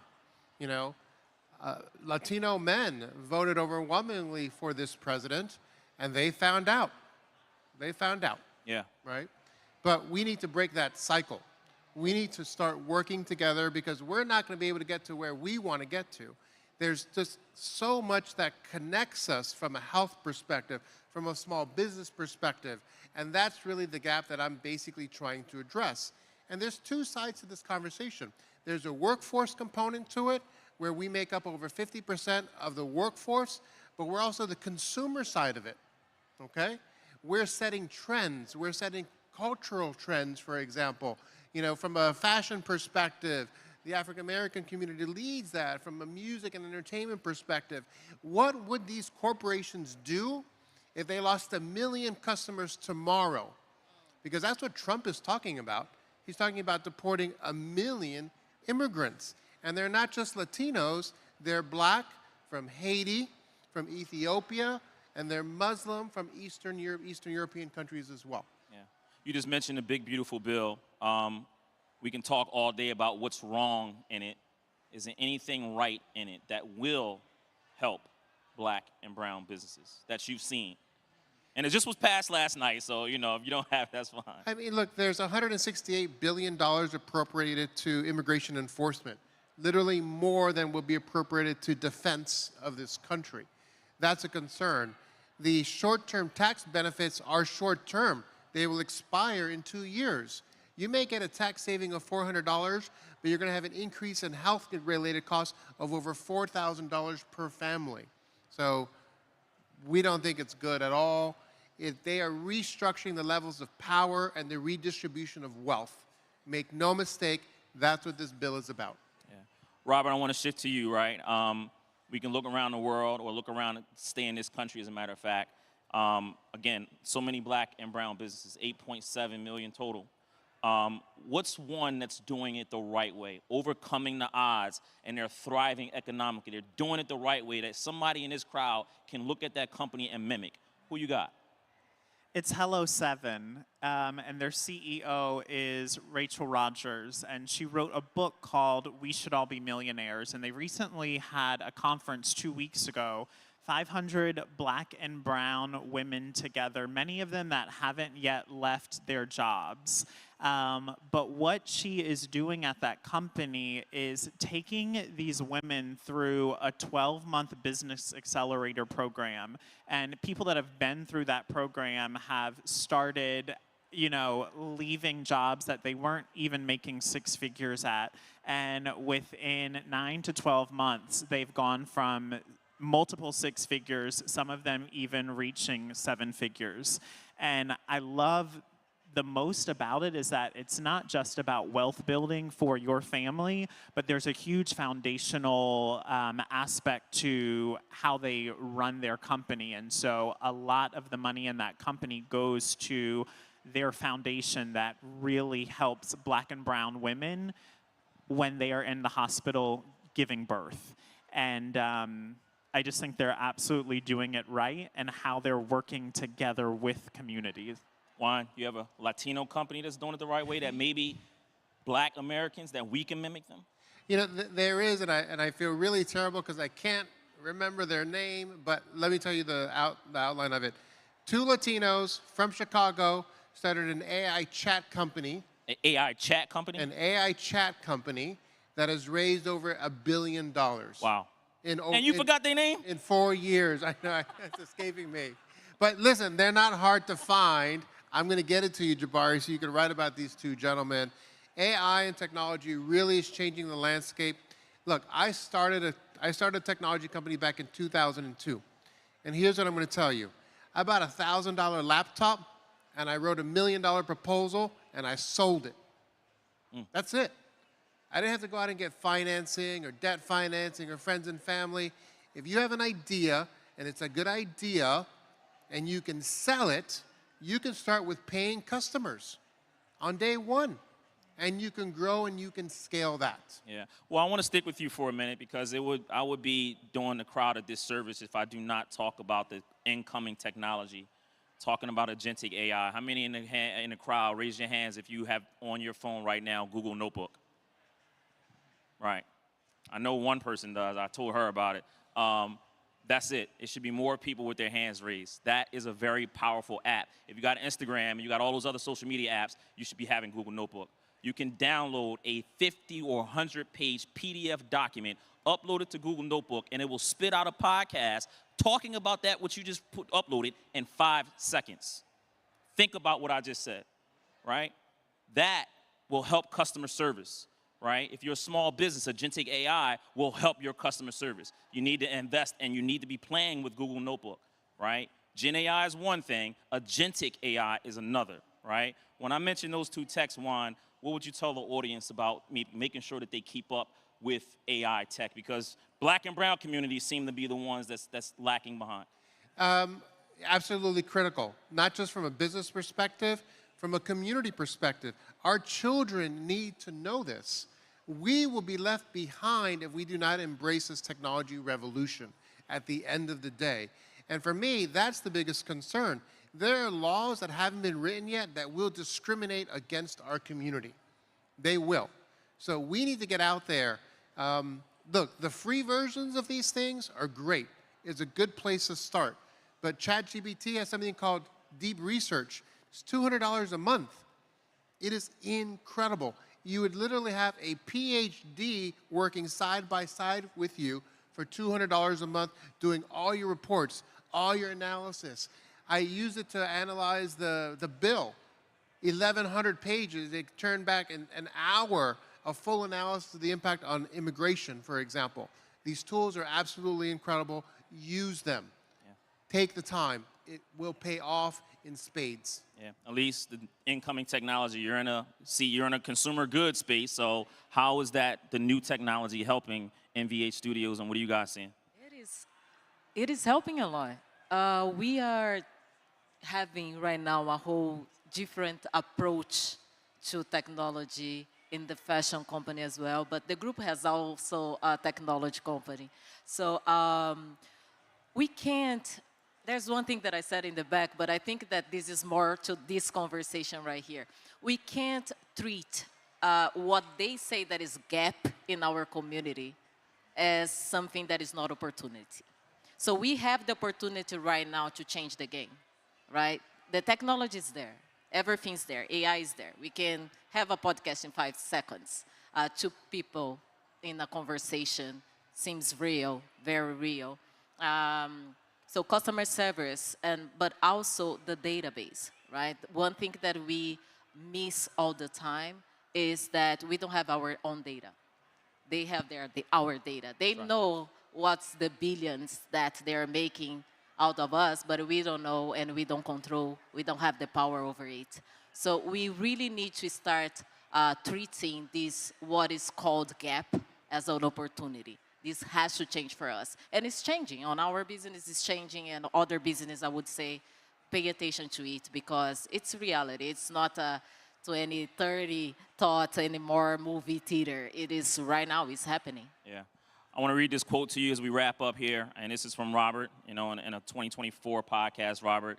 Your worth is not determined by who you're attached to. It's determined about how you feel about yourself. As we close this particular conversation, I'm going to give you the first word. Give some closing advice to these people that's sitting here today about just enhancing their business, enhancing themselves as we sit here in 2025, moving ahead, knowing that we have 3 years left of this current administration. We got midterm elections coming up. We got a whole much more to talk about, right? What's your closing advice to these entrepreneurs, these business owners? Get focused. I think we all play with time, and if I could go back or if I could be exactly where you were right now, I would get into a business coaching program or be with a mentor that has a proven track record of helping people. And I don't think we talk enough about sacrifice, and it's going to cost. But the opportunity that's on the other side is what you have always longed for and always desired. And I truly believe, why not you? And so whatever it is, it's time. Get focused. Juan, your closing advice. Get comfortable in uncomfortable spaces. Okay? Be comfortable in uncomfortable spaces. If you're the only Latino, if you're the only woman, if you're the only African American or black person in the room, get comfortable. Network, ask for help. You will be surprised how many people will be willing to give you a hand and help lift you up. Yeah. Elise? Build your foundation. Build your foundation. Yeah. Never forget that your business is there because you had a dream, because you desire, because you had a plan. Build your foundation. Get focused is one of the things to do when you're building your foundation. Stay rooted. Believe on what you believed the first time. Make sure that your foundation is there. Process is very important. And make sure to connect within ourselves. Our community is here for that. We are here to develop a better ecosystem, to create it, and to make it better for all of us. You know, we are not just one right now. We have to walk as community. We have to walk together. So build your foundation, stay rooted, and everything's going to work out. Yeah, and I will tell you all the follow-up, right? And what does that mean? Follow up with each other. You're getting all these business cards. Don't be putting those in the drawer. Follow up with those individuals. Talk to them. Beg them, right? Get their time. Follow up with each other. Talk to your Latino brothers and sisters, right? Talk to the other black businesses and entrepreneurs. Follow up. Elise, Juan, Robert, thank you for the time. Jabari, thanks for listening. Thank you.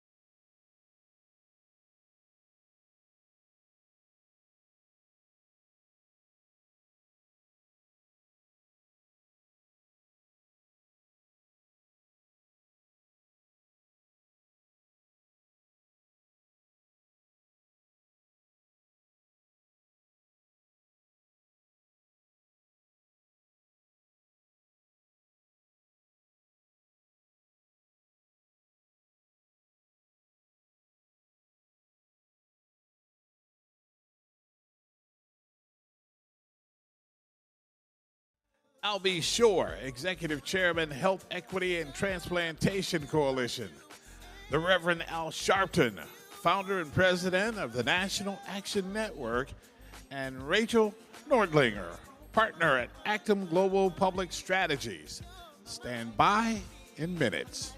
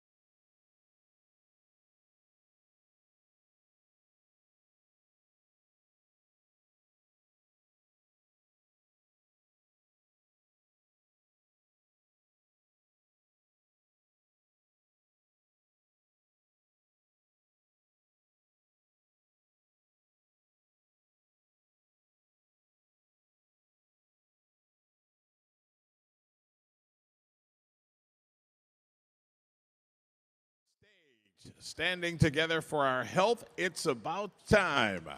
It's a powerful conversation on community organizing, coalition building, and advocacy in the fight for health equity. Please welcome President and CEO of the Global Black Economic Forum, Alfonso David, the Reverend Al Sharpton, Founder and President of the National Action Network, and Rachel Nordlinger, Partner, Actum Global Public Strategy.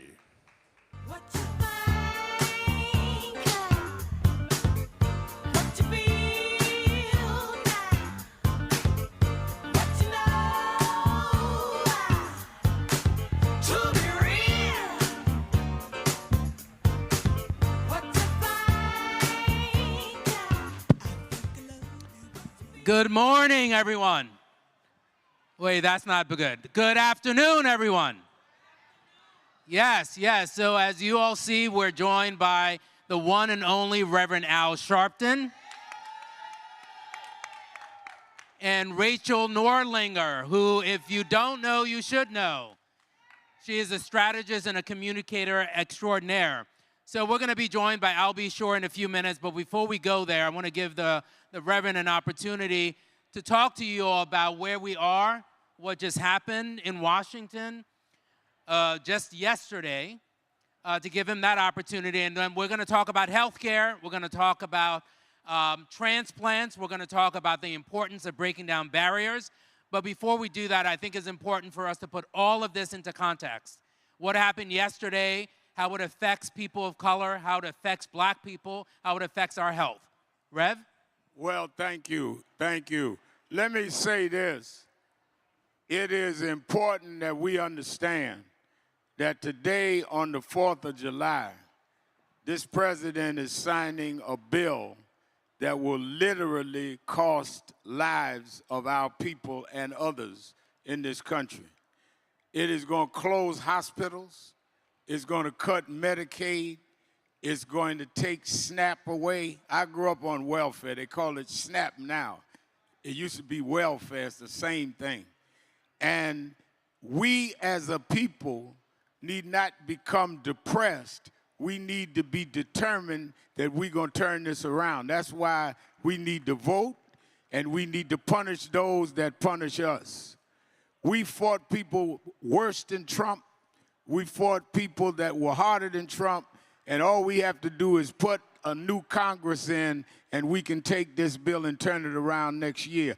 That's why I give a lot of credit to this team with the Black Economic Forum with Alfonso David, and I give a lot of, give him a hand. I give a lot of credit to Rich Lou Dennis, because they said we don't care what advertisers are afraid of DEI, they're not going to let us DIE. We are not going to die. We're going to fight back. And it is our mission. That's why we're here every year for 31 years. We've come here as a family to celebrate ourselves. if nobody celebrates us. We celebrate black excellence, the top artists, the top performers. We are still the baddest and the most beautiful in the planet, and we are not going to stop coming. They can't cut us out the budget. They cannot cut us out unless we cut them out from our budget. So you ain't got money for us, we won't have money for you. Because this is the reason it is Essence is we are essential to the American business community, and don't you forget it. Now, Rev just outlined what this bill means for people of color, for black people. I want Rachel to also talk about the misinformation, because Rachel is a communicator, she's a strategist, and what you may read about this bill may not necessarily be true. It is important that we understand information and misinformation, and that's exactly what Rachel does. Rachel, I just want you to talk a little bit about what people should be looking for as they're dissecting their news so that they understand what's important and what's real. Thank you, Alfonso, and of course, Reverend Sharpton. Honored to be here, and honored always to, of course, be working with Reverend Sharpton and Nan, with whom I've worked with for almost 26 years. So yes, we are in a dire moment where everything that we have in so many realms is at stake. And misinformation and disinformation are rampant. And some people don't even know what the difference is between misinformation and disinformation. Let's start with that. Misinformation is something that is misinforming, but not intentionally misinforming. It's a lot of what y'all do, we do on the internet every day. You see so much misinformation on the internet. Disinformation is intentionally done to mislead somebody. And disinformation has been the absolute staple of this current administration as it relates to everything that they do every day. In regards to this moment and this bill and how it's impacting us and how the disinformation can be pushed back upon, I think the first thing is people need to get involved locally. You have to understand what your local contingencies of elected officials, your local advocates, and people in the community that are actually on the ground, like the National Action Networks, that know what is real and what is not real. And a lot of this is also, folks have to stop believing everything that they see on Instagram, TikTok, and X, etc., because it's a very, very dangerous place to be. You have to really use discernment in this moment to ask the right questions and really, really come at this with an analytical eye and an activist eye. Everybody needs to hit the streets. As Reverend Sharpton said, it is time for us to continue to turn demonstration into legislation as we deal with misinformation and disinformation. Now, that's about the bill that we've been talking about. I want to shift just for a moment to talk about health care. And the Reverend and Rachel and Albie Shore have been focused on this issue. When we think about health care for people of color and for black people, when you watch on the TV, when they talk about health care, they're usually talking about the challenges that we face, the obstacles that we face, the disparities that we confront. And here you have two people on stage, and Albie Shore is going to be joining us shortly, but you have two people on stage that have been working to remove some of those obstacles. And I want Rachel to spend a few minutes talking about what that is, and the Rev, of course, to talk about what that is, because it's important for all of us to understand that you may be healthy now, or you may think you're healthy now, until something happens. And then once it happens and you confront those obstacles, what do you do about it? Rachel? So I actually am going to pass the mic to Rev because he is an embodiment of health and wellness in real form. If you look at him, you can see the transformation he has made in a very, very, very quick amount of time because of his serious commitment to want to live for his family, for his grandson, and for the movement that he built. He was in the gym at 4:45 this morning. So I think, Rev, if you would just speak a little bit too about your health and wellness path. Well, let's look at the general population. In the most serious diseases in this country, heart conditions, cancer, diabetes, we are #1 in all of the health defects. A lot of that is our environment. A lot of that is access to health care. And a lot of that is that we attribute our own lifestyles to something that is not healthy. You must remember, when we were enslaved, we had to eat what was given to us. We took what was the scraps and made it a cuisine. But that is not the diet that we need today. If you were working in the fields all day, sweating from sun up to sundown picking cotton, you could eat hard guts and you're going to sweat it out. But if you working behind a cubicle on a computer and eating hard guts, you're going to get obese and going to get diabetes and you're going to die. You're not slaves anymore. We must eat like free people. We must get checkups like free people. That's why the Affordable Care Act that Obama put through was so important, because it gave us access to checking on our health. First thing Trump tried to do was overthrow the Affordable Care Act. We put pressure on Congress, and they stopped him the first time. Now he comes back with this bill he's signing today that's going to close hospitals. People cannot go to hospitals if they're not there.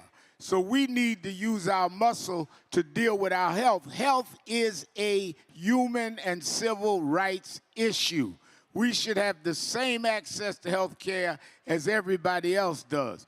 And one of the things that I did was change my diet and change working out.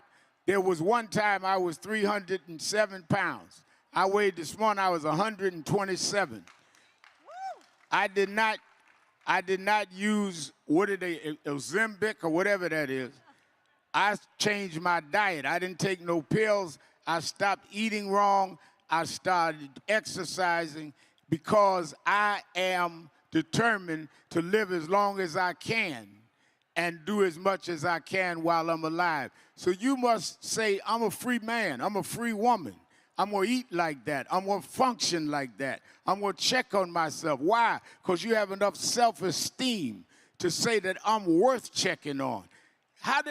What kind of sense does it make for you to have a car and you check your fuel, but you don't check you? I know guys that got cars that check their cars more than they check their own health.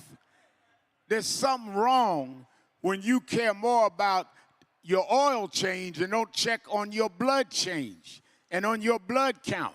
And if I go around most places that I speak and ask people what is their blood count, what is their weight, they don't know. But if I ask them how their car's doing, they can give me a description. We've got to get out of putting what is not important ahead of what is important. All of us are important. We're worth taking care of, and we're worth. And let me tell you, your bodily health, your physical health affects your mental health. Reason why you sluggish is because you're not taking care of yourself. You should wake up every morning ready to go, not wake up in the morning and somebody got to drag you out the bed and pray that you do something and you get to huffing and puffing. You should wake up every day as a new opportunity because you're fired up, you're engined up. Our health is our wealth, and that's what we need to protect. Amen. Amen, amen. You know, as Rev was thinking, I was just thinking to myself that a lot of people confuse self-care with self-love. Self-care, we get our hair done, we get our nails done, we go to the barber shop, you know, we go to the spa, we get massages. But that is not self-love. Self-love are all the things that Reverend Sharpton just indicated in terms of taking care of your mind, your body, and your soul. And the mental health component is one of the most important things that we really, really are not as diligent about in this moment. Because of the state of affairs of this country, mental health we're hurting right now. And all of that manifests in our physical well-being as well. And so the greatest thing we could continue to do for each other and for ourselves is exercise self-love when it comes to your health and wellness. Because it really doesn't matter if you got a good wardrobe on a bad body. It really doesn't matter if you got a nice hairdo on a bad head. It's like putting on perfume or cologne without washing. You just stink worse. We have got to start dealing from internal to the external and not just be externally looking fly and internally eroding every day. So I want to ask this question of the audience. I'm not going to ask it about yourself. I'm going to ask you this question about anyone that you know or is in your family. How many people, or raise your hands, if your family members and your friends only go to the doctor when they're sick? This is what the Rev is talking about, right? How do we actually change the paradigm, and how do we reestablish our relationship with our health? We have a relationship with our bodies, and we have to make sure that we're nurturing that relationship, not when we're sick, but actually thinking about how do we nurture that relationship. And if we don't do that, we will continue to be the ones that are defining the disparities in this country. We're talking about colon cancer. We're talking about breast cancer. We're talking about fibroids. We're talking about all of the other conditions where black people are unfortunately at some of the highest levels. We have to reestablish our relationship with our health, and that's incredibly important. Rev, what do you say to someone who, if the person says, look, I work out twice a week, or I work out 3 times a week, isn't that enough? No, you got to work out until you see the effects. That's why you need to be tested. That's why you need to have checkups. Some people need to work out every day. Some people can do it 3 times a week. It's according to where you start and measure yourself. Think of yourself as worthy, prime property. And if not, you are going to eat yourself to death. A lot of you know what I do. I preached James Brown's funeral. I preached Michael Jackson's funeral. I spoke at Aretha's funeral. I'd be glad to do your funeral. Keep eating like you eating. I'll pass my card around. You do not need to eat yourself to death. You do not need to not exercise. People talk about, well, exercise wears me out. That's the point. If you work out your fork more than you work out your body, you are killing yourself. And you and I are worth more than that. Don't let people, again, give you a slave diet. So, folks, I want us now to transition and talk about this from a deeply personal perspective. Yesterday, we had the opportunity to extend an award. The Global Black Economic Forum held a health dinner, and we gave an award to Albie Shore and to Rachel Norlinger. And we are so pleased to have Albie Shore join us.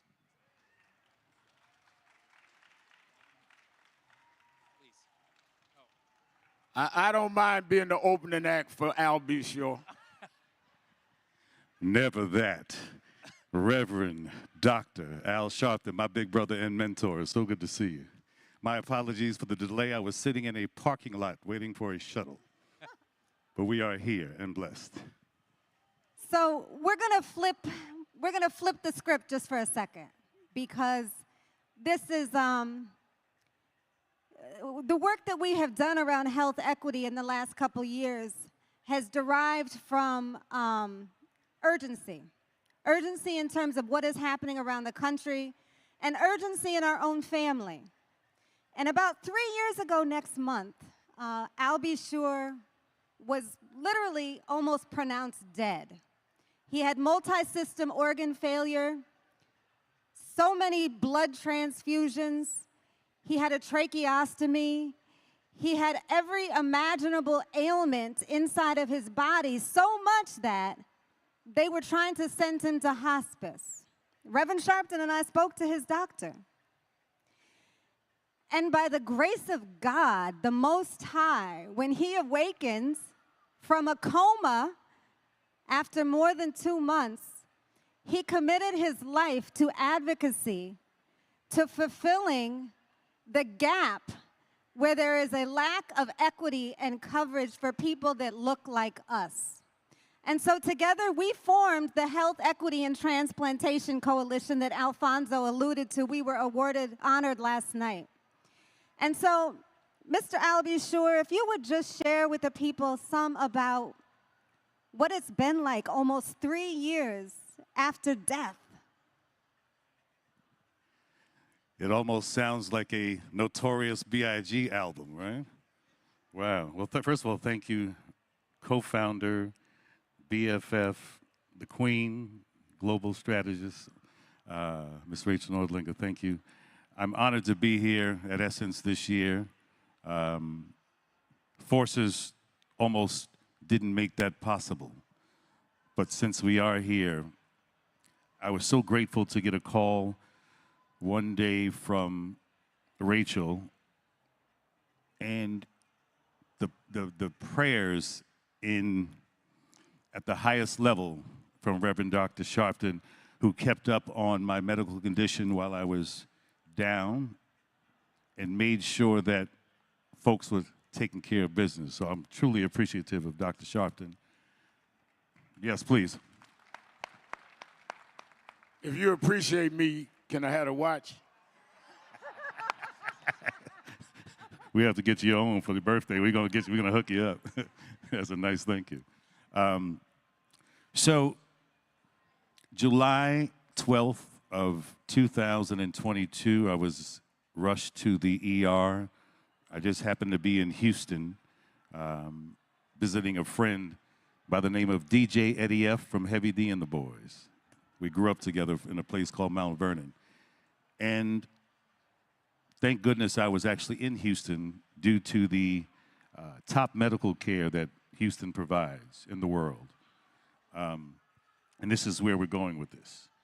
I entered the hospital at that point, and I knew that, let's say, July, August, September, October, November, I awakened from a coma.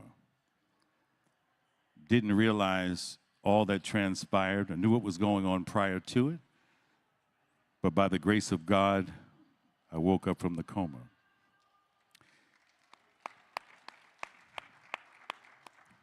I think the most important part about this is that the inspiration that Dr. Sharpton has always provided the nation and the world.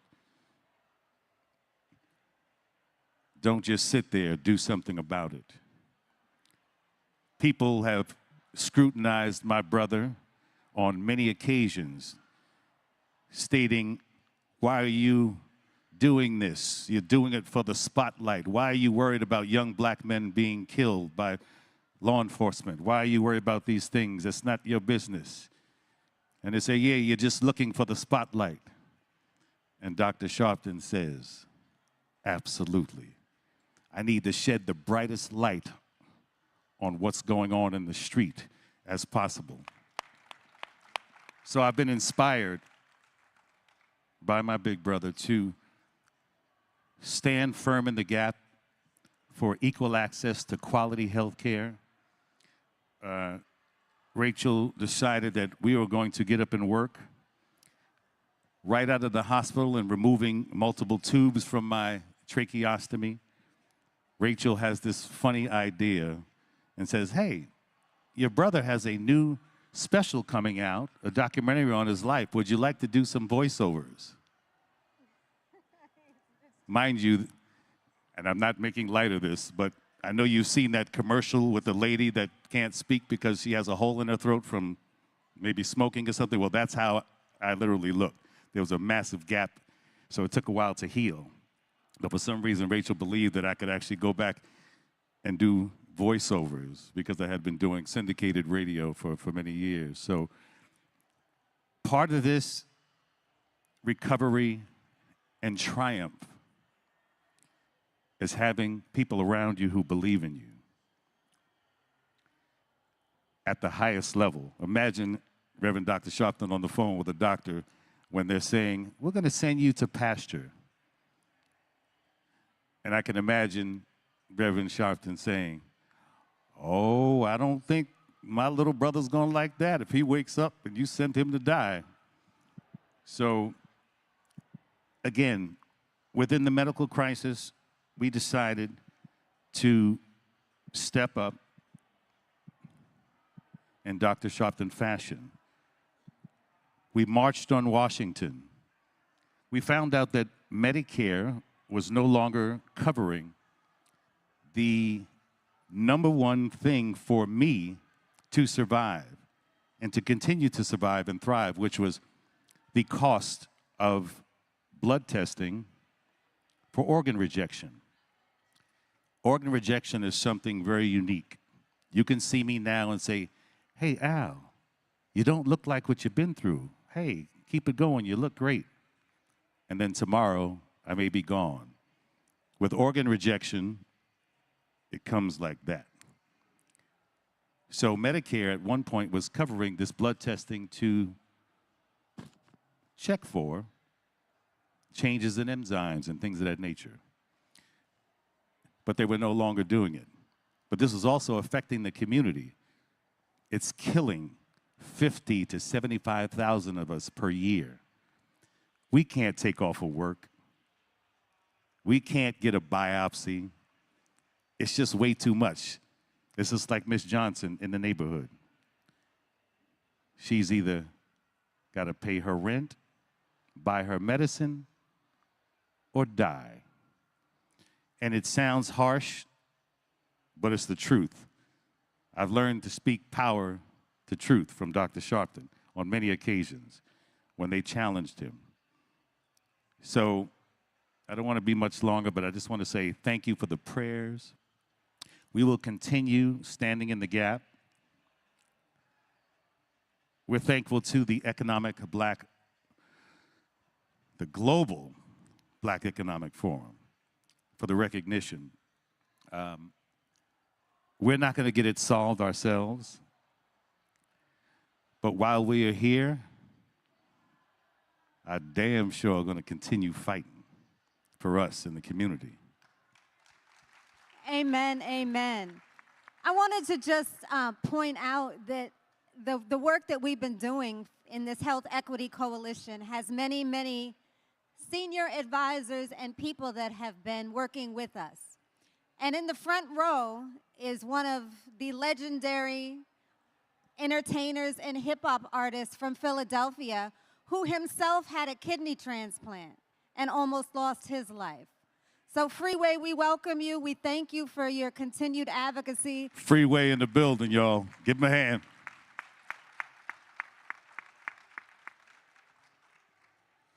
So just starting to close out, I think that the moment, as Reverend Sharpton talked about earlier, that we are in with the cuts, with the closures, there were several hospitals that actually closed yesterday. And so when we leave NOLA after we've been partying for 4 days with a purpose, what do? What are the next steps? How do we continue to fight the misinformation and the disinformation? So Rev, just one more time, if you could talk the political piece. We need to organize locally, be involved in your local community, start in your house, talking about health care, talking about voting. It's not going to be something that's going to change itself. We must be the change we seek. The 4th of July celebrates the independence of the country. Don't forget, in 1776, we had already been slaves for over 150 years. We got here in 1619. They didn't get independent from King George until 1776. So we were brought here to serve and to slave and to not get paid. Now we're going to pay ourselves. We're going to take care of ourselves. We're going to stand up for ourselves. We are not going back. Many of you are getting the flyers that we're marching on Wall Street. on August 28th. Why are you going to Wall Street, Rev. Al? The reason to go and rob banks, that's where the money is. We got to go and tell the people with the money, we will not go back, and there's no greater champion than that than the Global Black Economic Forum, and that young brother, Alfonso David. Give him a big hand. Mr. Albie Shore, what next? Where do we go from here? Where do you continue to go to inspire others? What's next? Wow. Well, we have a multitude of projects to take on moving forward with this new bill that was passed. As Reverend Sharpton being our leader in this space, I'm one of his prominent soldiers who will hit the ground and take direction and figure out what the next steps are as it relates to not necessarily having to fight the inevitable, but find a way to conquer it. We get tired fighting a lot. We have to do more thinking. Instead of playing checkers, we must play chess. Let the church say amen. Amen. So we're excited. We're excited by many things. I can mention, I guess, I have a new book that's forthcoming on Simon & Schuster. It's called Do You Believe Me Now? So when you get a chance, it's available everywhere. It's already a bestseller on Amazon, and it hasn't come out yet. So it's available for pre-sale.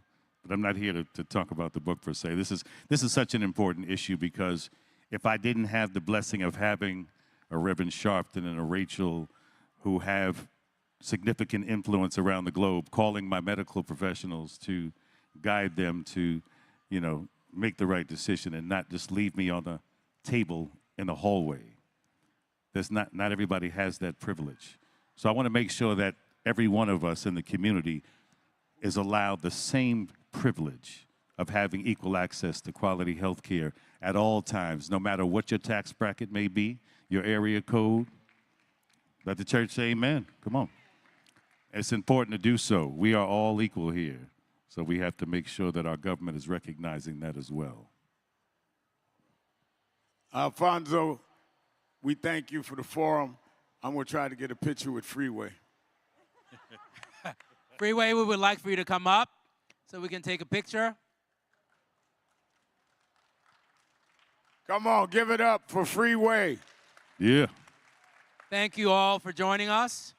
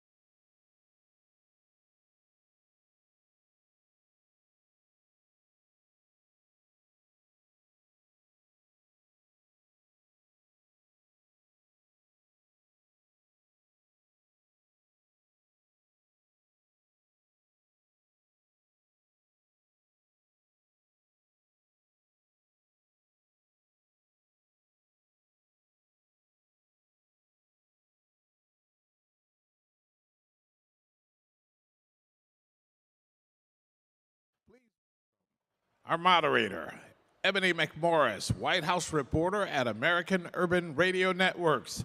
And our panelist, Asosa Osa, founder and CEO of Onyx Impact. Catherine Nekato, founder of Museum. And Ezine Kalu, two-time Olympian, WNBA alum, and nonprofit founder. I'm so excited, and I just can't hide it. I'm about to lose control, and I think I like it. I'm so excited, and I just can't hide it. Mic check. How y'all doing? Y'all excited? We're here to celebrate culture, diversity, equity, inclusion, right? Yes. My name is Ebony McMorris. Look, I'm excited to be here because, as the announcer said, I'm in the White House every day, and I see literally every day how propaganda has become policy. And it's July 4th, a day that the country is celebrating independence, while we are literally seeing people lose their freedom in real time. So I'm thankful to those who are watching. I'm thankful to Essence for even creating this space where we can talk. And I know the panel before broke down what's happening in the White House with this big, ugly bill that's robbing the people and giving to those who are wealthy. But I also want our panelists to just talk about, as we discuss misinformation and disinformation, what it's looking like in their spaces. And if y'all have any questions, look, I know we're not doing too much Q&A, but I do like amens. Can I get an amen this morning? Amen. Amen, amen, amen, amen. So let me ask you this. We're talking about misinformation and disinformation. Talk about the difference and how it's showing up in your work. Yes, absolutely. So there's something called the information disorder spectrum, right? It's really called like the spectrum of lies. And we've got misinformation, disinformation, and malinformation. Misinformation is just incorrect information, any incorrect information. So let's say incorrect polling hours, right? Disinformation requires intent. It's lies with the intent to lie. And so if somebody's actively pushing incorrect polling hours to communities, they're spreading disinformation. And then the third is malinformation. Now, malinformation is information that's either true or has a kernel of truth in it, right? And is being used to manipulate and harm communities. That can be things like hacked materials. That can be things like putting your personal information online. Or, as we see right now, taking a kernel of truth and twisting it and pushing it towards communities to make them believe that certain things are happening that are not. And so all of them are just basically, you can just call them all lies. I was about to say, it sound like lies. I had never heard of malinformation, but it sounded like spin. Got a little bit of kernel That's of right. truth, but it's still a lie at the end of the day. Catherine, let me ask you, you've built you're building an entire digital museum around preserving the stories of Afro-descended people globally. What role does historical erasure play on misinformation, and how can we begin to re-educate people? I mean, our history is how we understand ourselves. That's right. It shapes our understanding of who we are, what legacies have come before us, and in all of that, I think one of the biggest things when it comes to our historical erasure, it disconnects us from our sense of identity. When we lose that, we lose an essential part of who we are. And I think the biggest way for us to re-educate ourselves and how we begin to re-educate ourselves is, one, by having humility. It's recognizing that we do not know everything, but we are capable of learning everything. And it's really powerful because once we're able to do that, we allow ourselves to have room to do what we need to do in figuring out the next steps. Ezine, let me bring you into the conversation because you've competed on global stages where media narratives don't often tell the full story, especially for Black women, for different cultures. have you experienced that misinformation or I'm just calling lies, right? Lies. The lies people tell in the world of sports and in the world of media. How are you flipping that script also? For example, I'm flipping the script just by showing up myself authentically every day, unapologetic myself, being myself of who I've always been my whole entire life. Being in a male-dominated sport, especially like basketball, oftentimes when you fight for certain rights or when you fight for better treatment or even better pay, you get this this black woman or this angry black woman narrative, and it's all about just trying to reshape that. You know, it's okay to stand up for yourself. It's okay for you to fight for better pay, better wages, or just better conditions in your work setting. So I think for me, it's just about showing up through my nonprofit, showing young girls how to tell their stories, tell it the truthful way, using my platform to it's my responsibility to use my platform in a way where I can give the correct information to young girls, to the youth, to whoever's listening. And I think I'm doing a great job at that now, flipping the narrative. But it's important for us to just show up as ourselves and not allow these narratives to kind of tear us down. And sometimes that's kind of hard. Yes. Showing up, and I know there may be some people here, you go in and out to your job, and you feel like your voice is being silenced even when you're hearing disinformation. And so many times we've taken it, we've leaned into it. Yeah. But it is so talk about some of your work with Onyx Impact that's rooted in data and narrative strategy. Yes. How are you answering that issue that we're having sometimes and being able to combat that disinformation and misinformation? So Onyx Impact, we're a research and digital innovation lab that is fundamentally focused on fighting disinformation and using AI and tech to help build brighter black communities online. And I think what's so important here is to realize that, one, disinformation works on everybody. It works on everybody in this room, everybody in this crowd. Why? Because our brains work in a similar way. And that is that the more times you hear something, the more likely you are to believe it's true, and the more likely you are to believe other people believe it's true as well. Our brains substitute repetition for truth. And in a moment that we are in of hyper-amplification, when social media can put the same image or message in front of you over and over and over and over again, it's never been easier to convince people of things that are not true. And so Onyx Impact, we've got amazing digital tools, the Digital Green Book. If y'all take out your phones right now and go to digitalgreenbook.org, you will find tools, tips, resources for how to spot disinformation, how to fight back, where to go, and you'll find an AI tool named Aisha that can answer all types of questions. What is going on with this federal bill? How is it going to impact black people? What is AI? How do I use it? How do I find investment opportunities in my community for black people? Whatever you got, Aisha is built on black news. She's built by us. She's built for us. And she's here trying to fight this exact issue that you're talking about today. Can we give it up for Aisha? Ooh, yeah, Aisha. Can we give it up for a Digital Green Book? I love it. But let me just poll the audience really quickly. How many of you are on social media, Instagram, TikTok? How many of you are? Leave your hand up.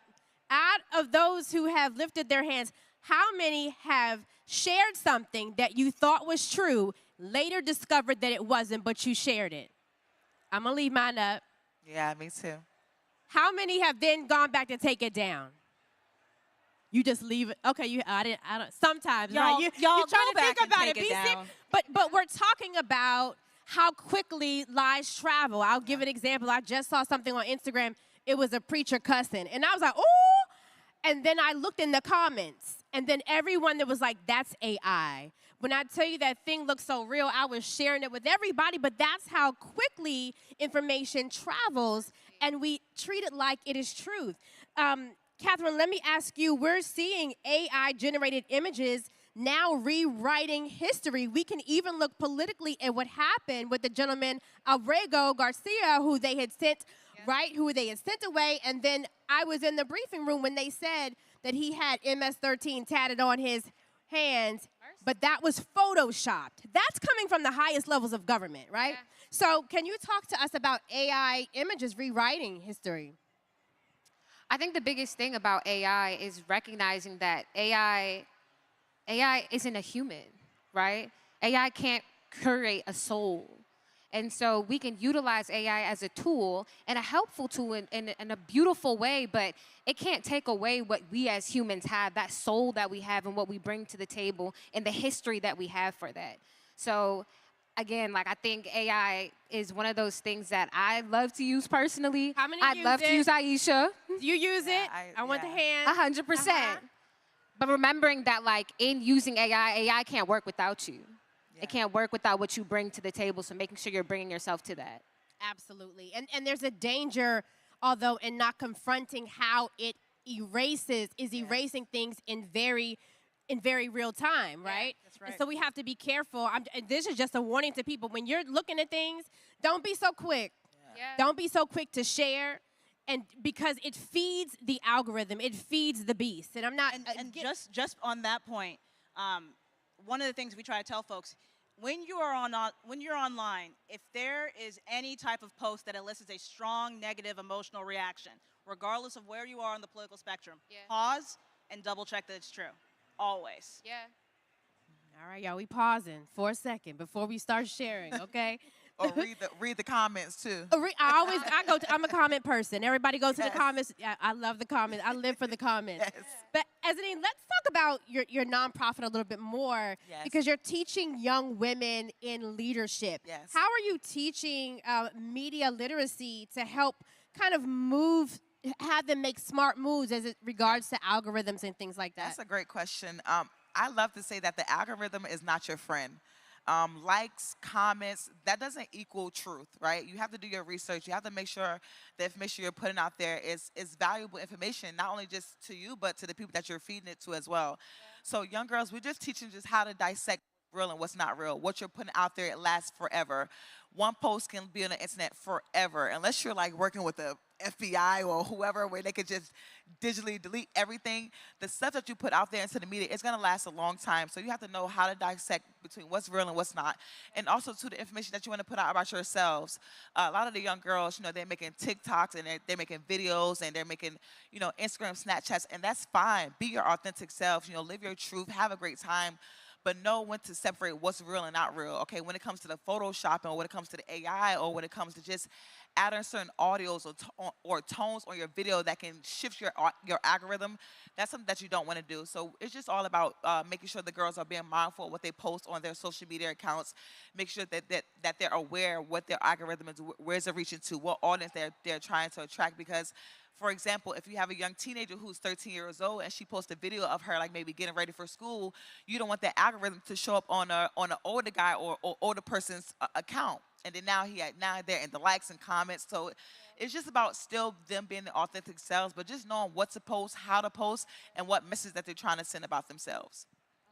Let me say on the comment with the young women, there was a study that came out years ago by Dove, and it asked young women, hundreds of women that they had surveyed, thousands of women actually that they had surveyed, their view of themselves and where they get that view from.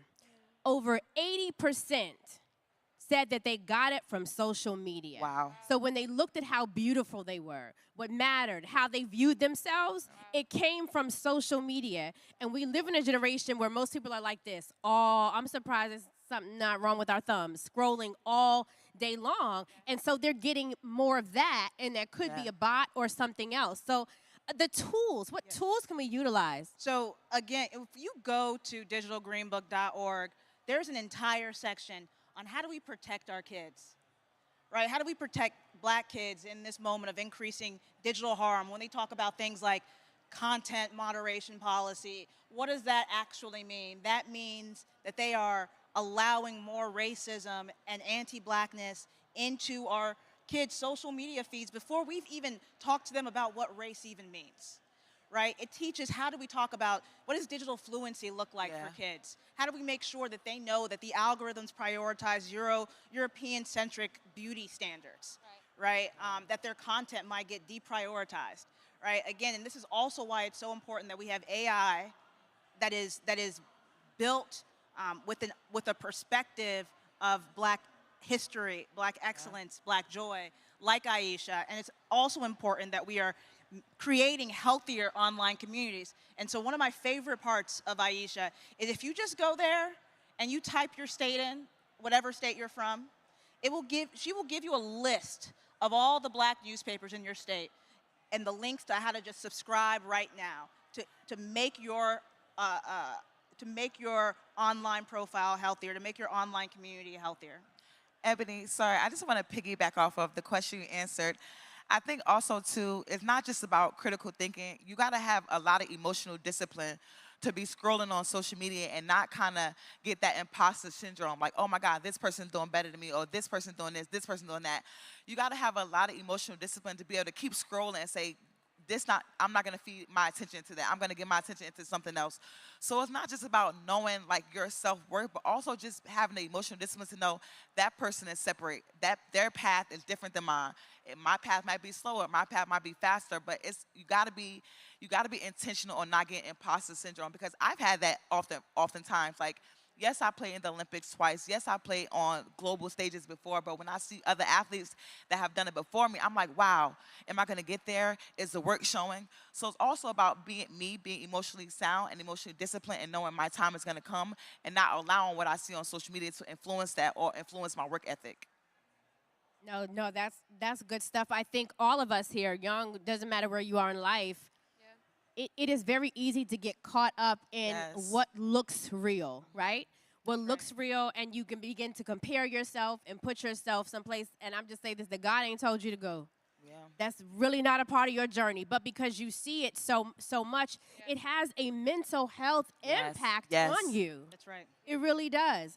Not to mention that on our black and brown community. So when the president comes out and says they're eating their cats and dogs, and people play that clip over and over, and then you see people purposefully create and curate content that negatively impacts communities. Now people are scared in their own neighborhoods because other people feed off of that and then come attack them. It has real life and real world consequences, right? So Catherine, for you, how do you see black communities fighting back and reclaiming our truths? That's a really good question. I think one of the things that comes to mind is, I know we were talking about critical thinking, but when I think about it, I think of one, how we shift our mindsets, right? I think right now, especially in my generation, we think of accountability as an attack. We think when people are correcting us on misinformation and disinformation, they're actually criticizing us when they're really trying to make sure that they're spreading truth, right? And so one, I think one of the biggest things is like, take a beat, right? Take a deep breath and be able to respond and not react. And then utilize the platforms and resources that are available to us. I think Aisha is a great perspective of like a great point of like what exists. And there's also like Looking Glass, which is an AR platform that's developed that talks about Black history in Pittsburgh. There's so many that are out there that if we just do a little bit more time doing that research, we can reclaim our history because we'll know it. I love it. And I want to just give to our other panelists how we can use, just some steps, how we can use technology not to be a problem, but to also be a solution. Yeah. You talked about the digital green book, but what are some other ways that we can use it to be a solution? One of the things that I think we can use technology and social media to do is to push back against the amplification of lies around our community, around Black communities. And because when we see the virality of lies about Black communities, let's take DEI. What did they do with DEI? It was a disinformation tactic, right? They defined DEI as corporate classes that kind of suck. And as long as they could define DEI as corporate classes that kind of suck, they were able to defund sickle cell research. Yeah. They were able to cut funding for HBCUs, take millions and millions of dollars away from Black entrepreneurs, right? They were able to cut all types of Medicaid healthcare programs for Black people. Why? Because every time they said it was DEI funding, our brains were already trained to believe that they were talking about corporate classes that sucked. So we need to be uplifting using technology, using the amplification that technology can do. What is actually happening? What do our truths look like? Because if we don't reclaim our truths, other people are going to tell it for us. I think the sad part of that is, and you can jump in, is that especially on the issue of DEI, that some people were okay because they thought it just meant black. Right. They was okay with it. Now realizing they're coming for you too. Yep. They're coming for rural America. They're coming for farmers. They're coming for veterans. They're coming for Asians. They're coming for everybody except for white land-owning men. And so now people who lean one way and thought that that vote was going to be helping them, you ended up not just destroying one community, but destroying your own backyard. And that's why it's so important that we begin to tackle issues of misinformation and disinformation, but also to consider, like you said, the source. That's right. Yeah. On the website, you said that there's a source that talks about black-owned news sources. That's right. How many here in this audience that when you get up, I know you all maybe look at mainstream TV, but you actually in a habit of consuming black news? I love it. Let's double down in that. I love it. And not just sharing that, but letting other people know, those who are in your own backyard. That's right. In your field, especially dealing in sports, give us some mistruths that we have, some lies, the lies that people tell. We really want to know that you hear, that you want to come against some misinformation and disinformation. Yeah, especially with sports, right? A lot of times you see headlines about a player getting traded, or this player is injured, or this player getting a specific salary, or this player going to this team, right? And you think all that is true until the player actually comes out and say, okay, this is true, I'm going to this team, I'm going to that team. So for me, I think it's about believing the actual source. If it doesn't come from the mouth of the actual person who is being reported on, then you have to take everything that's said with a grain of salt. I mean, it's been quite a few times where I played in maybe another country, and maybe there's been a headline about me being injured, or there's been a headline about me not being professional overseas, and then sometimes I have to set the record straight and say, no, this is what it is, this is how it is, and that happens. You know, you go to other countries and people don't really know how it works or what's your system in America, so they think that they can put out maybe like a certain headline or maybe like a certain agenda. But it's up to you to, like I said, stand to your truth and kind of put that misinformation to bed and really tell it like it is. And it happens a lot in sports, especially in the male world, especially in the women's basketball. I'm pretty sure who here watch women's basketball, WNBA, right? And you guys seeing the narratives with the Caitlin Clarks and the Angel Reeses. There's so many different narratives. And my thing is, if it's not coming from Angel Reese herself or Caitlin Clark herself, then I ain't trying to hear it. That's just what it is. Say that one more time. Yeah, exactly. And I think, and I'm sorry to be so long-winded, Ebony, but I wanted to piggyback off the information of, the concept on technology, right? I say if you can't beat them, join them. We have to take back our narrative and start pushing positive information out there, right? Let's start following pages that's telling the truth. Let's start following black pages that give you accurate black information on our black people. Let's start following pages. Let's start sharing pages. Let's start posting the information that we need so that our people around us in our community are getting the correct information. I love that. And I think that's important because how many can feel the fatigue sometimes of trying to figure out whether something is truth and a lie? Like, it is tiring sometimes. If there's a fatigue behind that, and I think to combat that is to let's go against that and set a new algorithm. Let's make sure that we are putting forth things that are positive, those things that are lovely, those things that are good to strengthen our communities, because it is leading to poor mental health in many communities. It is driving many people to have a lot of issues mentally because of what we see online. Talk about what you're doing, what people can expect with this digital museum. We just have like about 2 minutes left, but I'm so excited about the work that you're doing. Just talk about that very quickly. Yeah, so the whole point of the museum is to connect the African diaspora. Growing up, my family was from Uganda, and I didn't hear about anything about East Africa or Africa in my college classes, or really in my high school, middle school. And so I was like, hey, as I'm learning about history, as I'm traveling to these places, I really feel like it'd be impactful for people across the world to be able to have a platform to be able to see this, right? I was able to live in Brazil for a few years, and I got to see all these different things about the African diaspora that connected that I had no idea about.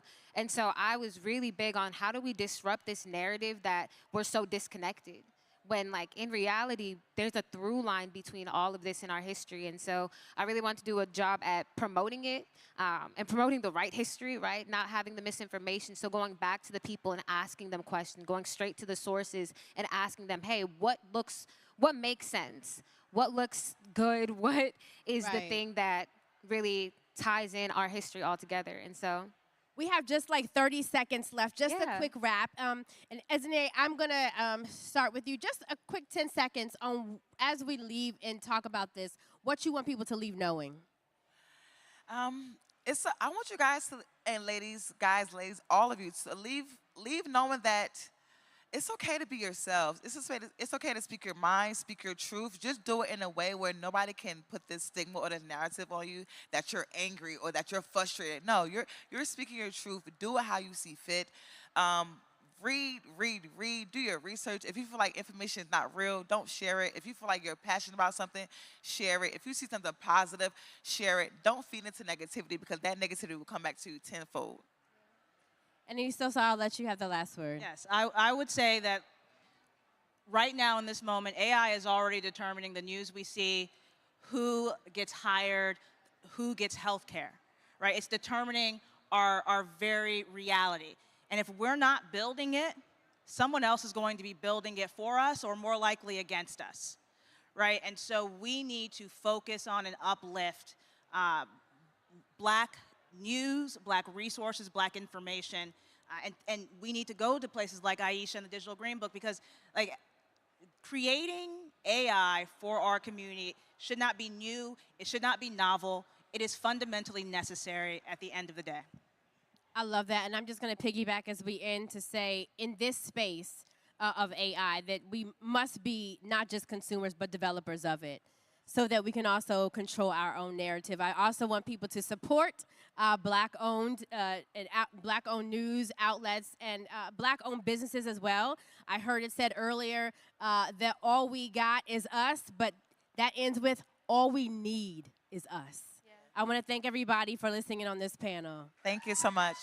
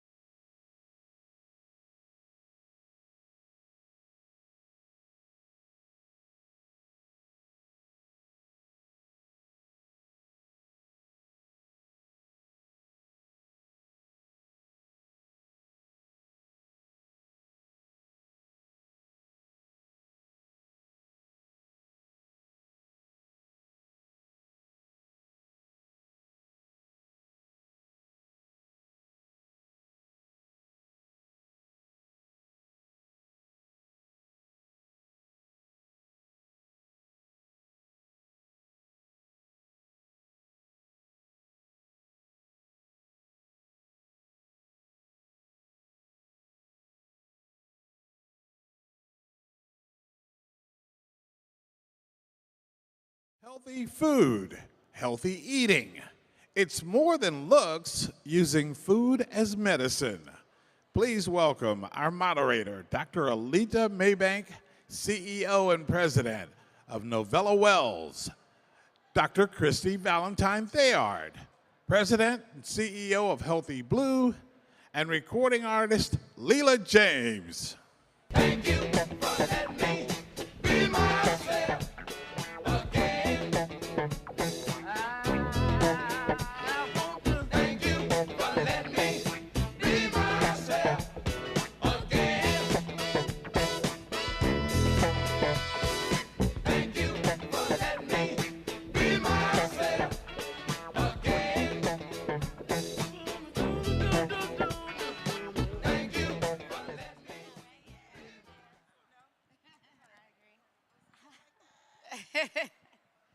Hello, everyone. Good afternoon, good midday. Good to be here. I'm so excited for this conversation. We were talking already a little bit, behind the stage and, how we just need to talk about ourselves and as women and how we're caring for ourselves, but especially as it relates to food. 10 years ago, I was on an Essence stage 10 years ago. I was a baby girl then, and the talk that I did was food is medicine.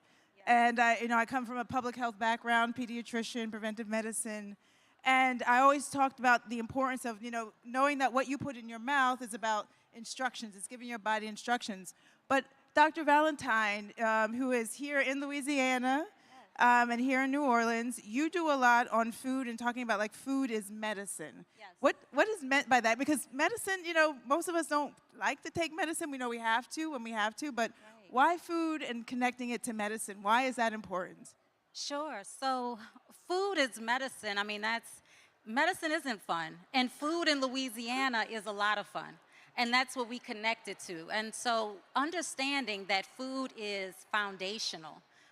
Eating fruits, vegetables, not skipping meals, all of that is really vital to the life that you live. And we know that it's connected to managing chronic diseases, preventative medicine, preventing chronic diseases, and longevity. So living that long, healthy life, all of that is tied to the food that we eat. Absolutely. Leela, so for you, what is your food journey and what is like your relationship with food? We all have relationships with food, right? And and we can get more in depth about that, but we'll talk about ours. But I was just curious, like, what is your relationship with food, and how have you always thought about it, and especially in the context of the work that you do and the amazing work and creation that you do? How do you use that? Well, for me, it's understanding, as she said, food is not just fuel, but it's part of who we are. It's our culture, it's history, it's resistance. And so for me, I use it as a form of weaponry, as a weapon to survive. And in doing so, I treat it as if I would want to take care of a car. I want to put good gas into the car. You know what I mean? Keep the oil change. So that means you have to eat the right things. You do. You need your fruits and you need your vegetables. I myself, I don't eat pork. I don't eat red meat. Well, I've had some red meat like once in the last month.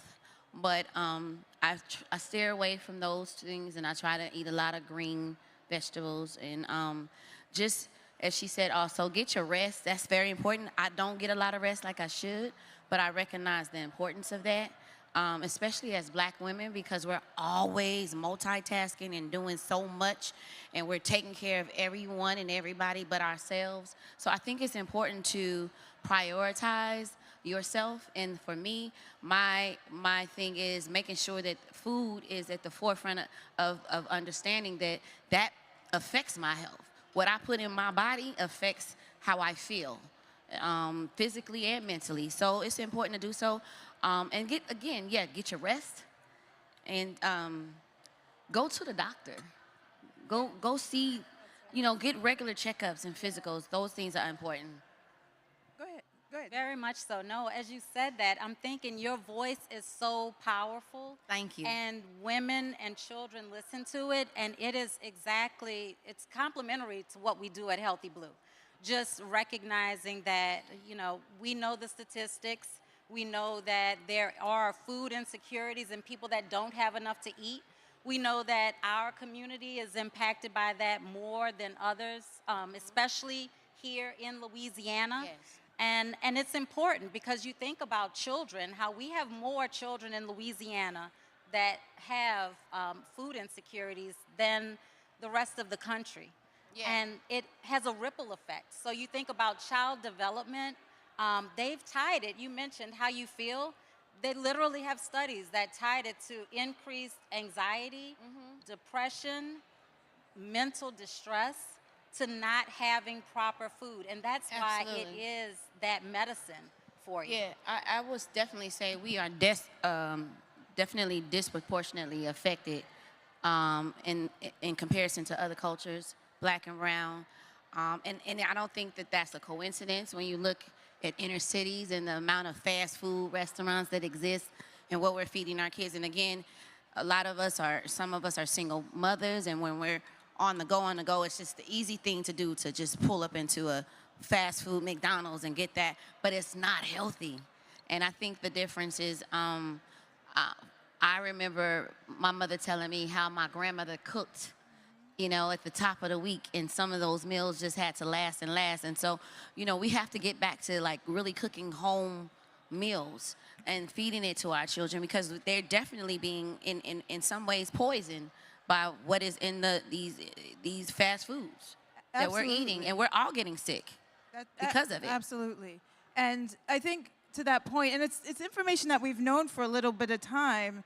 And so for Dr. Valentine, what do you tell people now at this point? What is the advice? What are the solutions? I did, as as a public health person, a lot of neighborhood work. We worked with bodegas, to try to, get them to have healthier choices.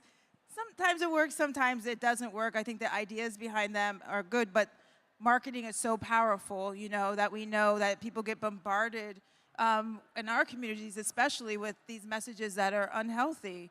And so what is it, and what are some of the solutions that you've been a part of in terms of out on the community and the neighborhood level that brings people together as a community? Because I think sometimes, to your point, Leela, as an individual, it's really hard to make those steps. We need people. We need community to help make us healthy collectively. So what are those things that you have done and worked on? Sure. No, Healthy Blue, this is a priority. Addressing food insecurities in Louisiana specifically is our priority. So we have partners in local communities to deliver meals, make sure that we have meals that are delivered that are tailored to what medical conditions, diabetes, high blood pressure.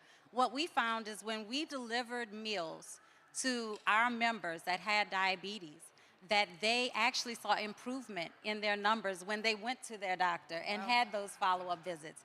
We saw that it worked. And so continuing to do that is our mission.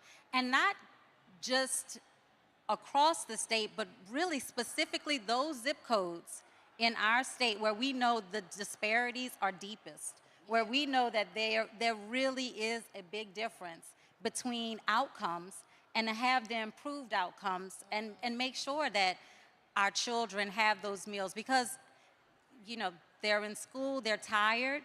You mentioned activity level, they're tired, they can't pay attention, they're not learning as well. It really affects their life then, and then the healthy adult that they're trying to become. So it's a priority for us, and I'm gonna tell you, I eat pork and I eat beef, and I'm a Louisianian that enjoy all the foods. And you mentioned red beans. That's something we do on Mondays here to make it last through the week. Stretch it out. Yeah, stretch it out. But you can do that with healthier options as far as having fruits and vegetables as well.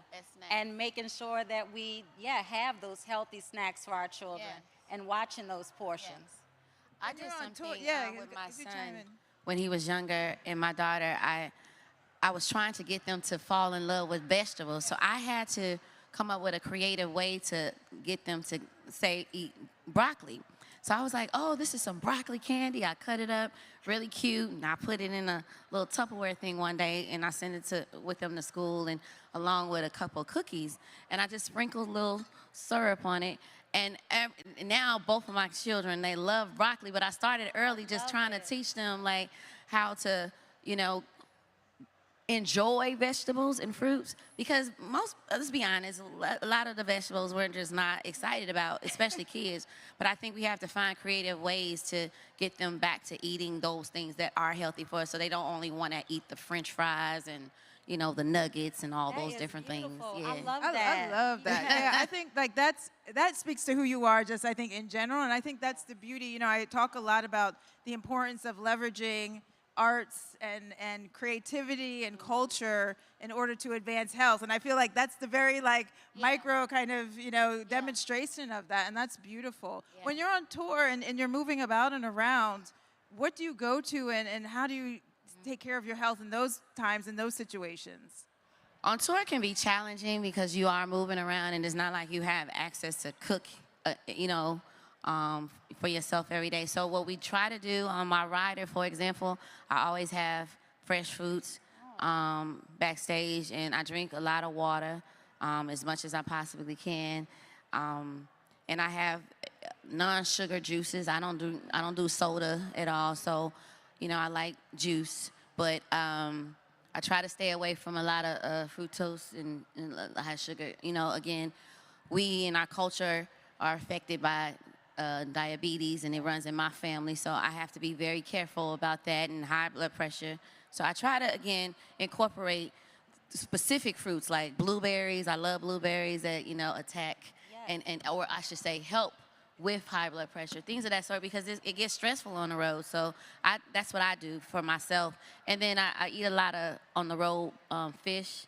So I go in that direction. For my solid meal, I'll do salmon, in the evening and stuff like that. So throughout the day, backstage, if I'm on the road, it's fruits and veggies, little light stuff, and then I do a solid meal in the evening. No, you mentioned water, and I know here in Louisiana, especially in the summer, that is so critically important. Yeah. People ask, well, it's so hot, how do you manage? Well, first, we stay inside when it's super hot, and we drink a lot of water, and it's important, especially here, that we have that fluid intake, and we're replacing that water. It is something that's important to health overall. And sometimes you also not just like water, but try to get the good water. Get you some spring and alkaline water, you know what I mean? I try to do that. So that makes a difference too, I think, for myself. Absolutely, and folks don't even realize that sometimes the number one reason why we have headaches oftentimes is because we are dehydrated, and we don't even realize it. And so the importance of staying hydrated is absolutely critical as we're moving about, whether here or anywhere we are around whatever we're doing at any point in time. So can you speak to, for the folks that are here and in the audience and, about the festival, what are some things that they can do, to kind of keep healthy, make sure they're eating right, all of that as they're here and stay hydrated? Being mindful is critically important. Listening to your body as it whispers to you before it starts to yell, and making sure that you really not skipping those meals and you are having those snacks. But something that I wanted to ask you, you mentioned you were on this stage 10 years ago and talking about food as medicine. I mean, have you seen it change in that time? Has it looked different today than it did then as we have this conversation? That's a great question. What I'll say is, and I think we all have a sense of this, is that we do see a level of consciousness around health that I don't think was there 10 years ago within our community. I definitely do, and we do know some stats, that people are working out more. They are exercising as much as they can in different communities, and not all communities. Income definitely, and your ability to have freedom and space to move about to exercise matters. The neighborhoods you live in matter in terms of your ability to be able to experience exercise in that kind of way. But also, I mean, we've seen a storm of like shakes and healthy drinks and smoothies yeah. that are, actually Black owned.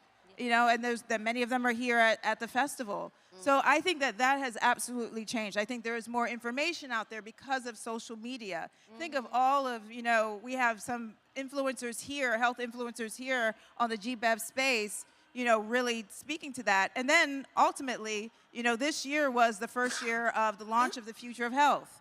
And we started last night. Yesterday, we convened 100 health leaders from across the country to be here in community, Black leaders, to speak about what is the future of health at this point in time in so many different ways, from the mix of AI, from the mix of our current landscape, for all the things that we can do as community solutions. And so even here in this GBEF space, over there is called the Future of Health Neighborhood that I hope folks go and check out. We have great, partners that are in that space, but just really wanting to have health be more this experience about the many different ways we can engage with health, be more broad for us and be more direct and closer to us so that we can be more curious, we can ask questions. Because we're in a time where a lot of the places where we typically get information are not available. It's hard for us as physicians to get health information at this time. So we want to make sure that we're able to get that health information for people. So that's one of the reasons why we have the Future of Health and why Global Black Economic Forum,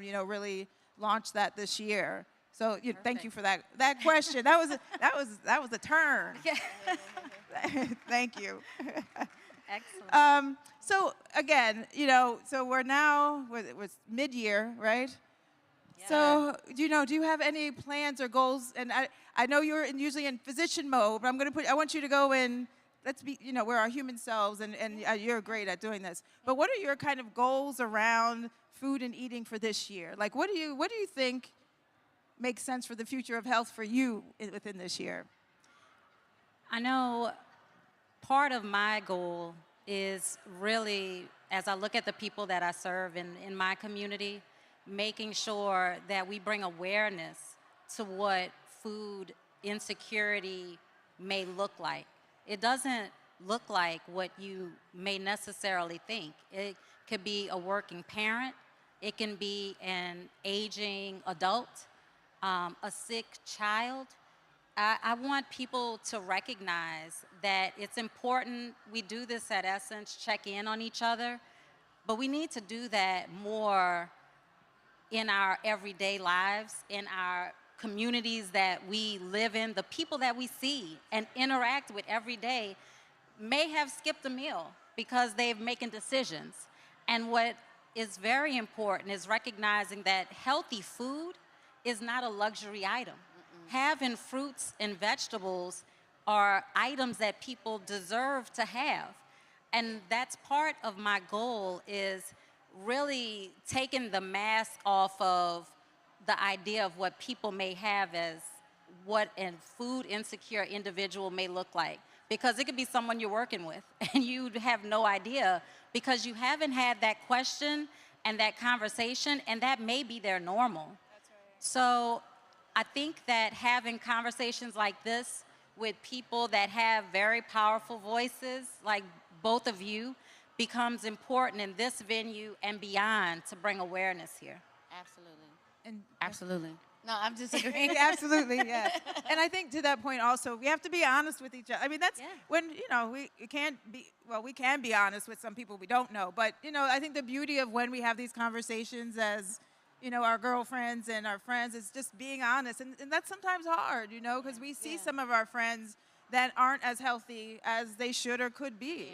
Yeah. And how do we speak up about that, and speak forward about that without coming off judgmental. Exactly. Yeah. Right. Exactly. Yeah. So, but I think we have to do it, right? And this is about collective health, right? So the whole theme of the future of health is with us, by us, for us. Yeah. And so if we're really committed to that, then we got to speak our truth to power, even with each other, even when it's hard. Yes, definitely. Giving each other the space to do so, the non-judgment is important because it is so common that I think people get used to it. Yeah. And it's not an everyday conversation. I mean, we're not really necessarily asking if you had lunch or if you had breakfast. And I know we can easily potentially work through lunch and not even realize it. Or I love the way you say you're so intentional with eating healthy and finding salmon and things like that when you're all over, the country and the world, touring. That is intentional. It's intentional, and I feel like we have to be intentional, and we have to get back to our ancestral roots. Our ancestors used food as a healing property. And so we have to get back to doing those things, especially in our culture again, because we are being affected by the processed foods and just our lifestyles in general, the stress, everything that comes with it. So we have to tap back into the things that kept us alive and how we were surviving to begin with. And just to that point, when we were brought over here against our will and we had to survive, we started eating things based on survival, i.e. chitlins, and a lot of now we still eat that stuff, but we don't have to. And I know it might taste good to some of us, but some of those things we have to be honest about what it is. It's not healthy for us. And tell yourself, what are you actually eating? Be honest. What is a chitlin? It's not to judge, but it's just being honest about that. So we have to reassess the things that we are putting into our bodies because it's affecting our health. Those things affect hypertension and diabetes. So we need to remove those things because our ancestors didn't eat that stuff. That's the truth. So we got to go back to where we come from and how we started and how we were healthier then. Great I point. 100% agree. And with that, I want to thank you both for being in this conversation with me and being here and just enjoying, the rest of your time in New Louisiana. Thank you so Yeah, much. thank you. Thank y'all. Thank you. Thank you. Hey, I love you too.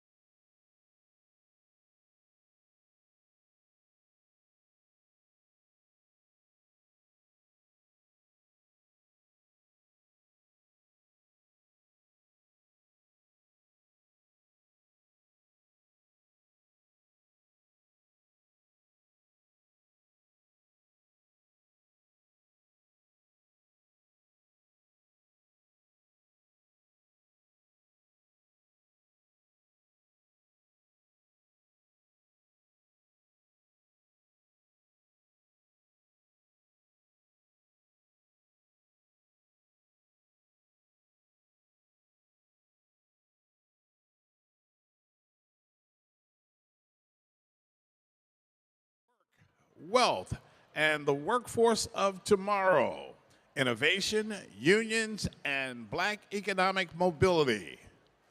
Please welcome once again as moderator, Ebony McMorris, White House reporter at American Urban Radio Networks, and our panelists, April Verrett, International President of SEIU, Deborah Archer, President of the ACLU, and Fatima Goss Graves, President and CEO of the National Women's Law Center. What y'all trying to do? Tell me what you're trying to do. 24 karat magic in the air. Head to toe so clear. Put your pinky rings up. You don't have to stop. You can keep dancing. We're here to celebrate our culture, our people, our blackness. I don't need you to be quiet. I'm so glad that I'm able to come back and moderate this discussion with such distinguished black women. Can I just say, black women are so dope. So dope, right? But I want to start with a couple of startling numbers. 43% of black workers are concentrated in 3 industries: healthcare, retail, and public administration.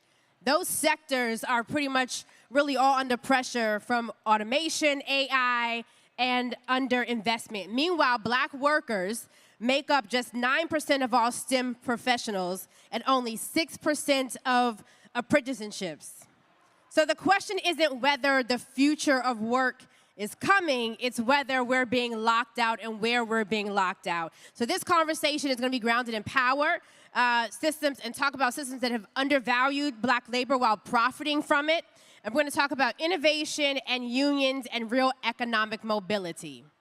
So the first question that I have, and I'm going to open it up to all of my panelists this morning, is what is AI not going to replace?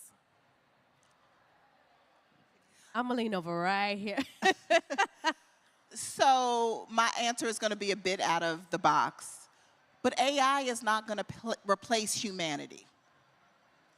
There will never be an instance where our humanity will be able to be replaced by automation, by a machine. And so I think in this discussion about AI and how we grab a hold to it and make sure technology and innovation works for us, we have to remember to center our humanity and to let the powers that be remember we are talking about people and we're talking about lives, which cannot ever be replaced. Yeah. How many here have a little fear about the industry that you're in and whether you'll be replaced by AI? All right. You were going to say. For me, I don't think I'm not fearing replacement of folks with AI. I think we're not thinking about the ways that AI is going to deepen inequality, because we only hear people talk about how amazing and wonderful it has been. And so with the first technological revolution, we didn't make sure that people who are at the bottom of the economic ladder had equal access.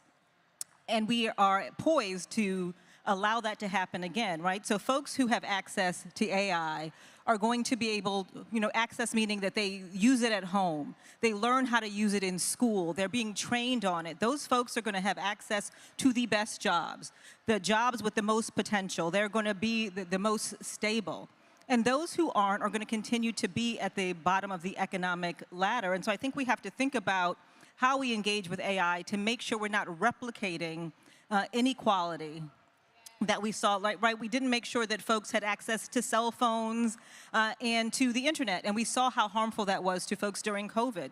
And so a lot of the people that we're concerned about don't have access to this amazing technology that's going to transform work and education, and we need to make sure they get access to it. And then, of course, I'm concerned about the way that is going to deepen and kind of turbocharge inequality, right? Because we're going to say, this is AI. These are neutral systems that are making these decisions that are still resulting in racial inequality, but it's because we're introducing AI into unequal systems and not trying to correct for that. So one of the things I think we have to ensure is that we aren't so afraid of AI that we don't engage at all. And, you know, if you think about the bill that was before the House and being signed into law, initially they were trying to push a 10-year moratorium on any rules to govern AI. And although that didn't go through, that is their aim, to actually come up with solutions that don't have to consider equity, that don't have to think about who's left out and who's a part of it. But to your specific question, building off of April's point, I always think of care jobs. And care is work that requires deep humanity and love and touch. And it is not going to be easily replaced by AI, but does stand to be made better by AI. You could possibly have better matches. You could possibly figure out how to ensure people are being paid fairly and not subject to wage theft. There's all sorts of opportunities if you start from the question of how do you make it more equitable rather than the question of how do you just make more profits no matter who is harmed. April, let me ask you, because you're labor organizer and understand this power dynamic, Black workers, of course, are often most overrepresented in low wage jobs, but underrepresented in decision making. So with that dynamic, how do we begin to flip that power through organizing?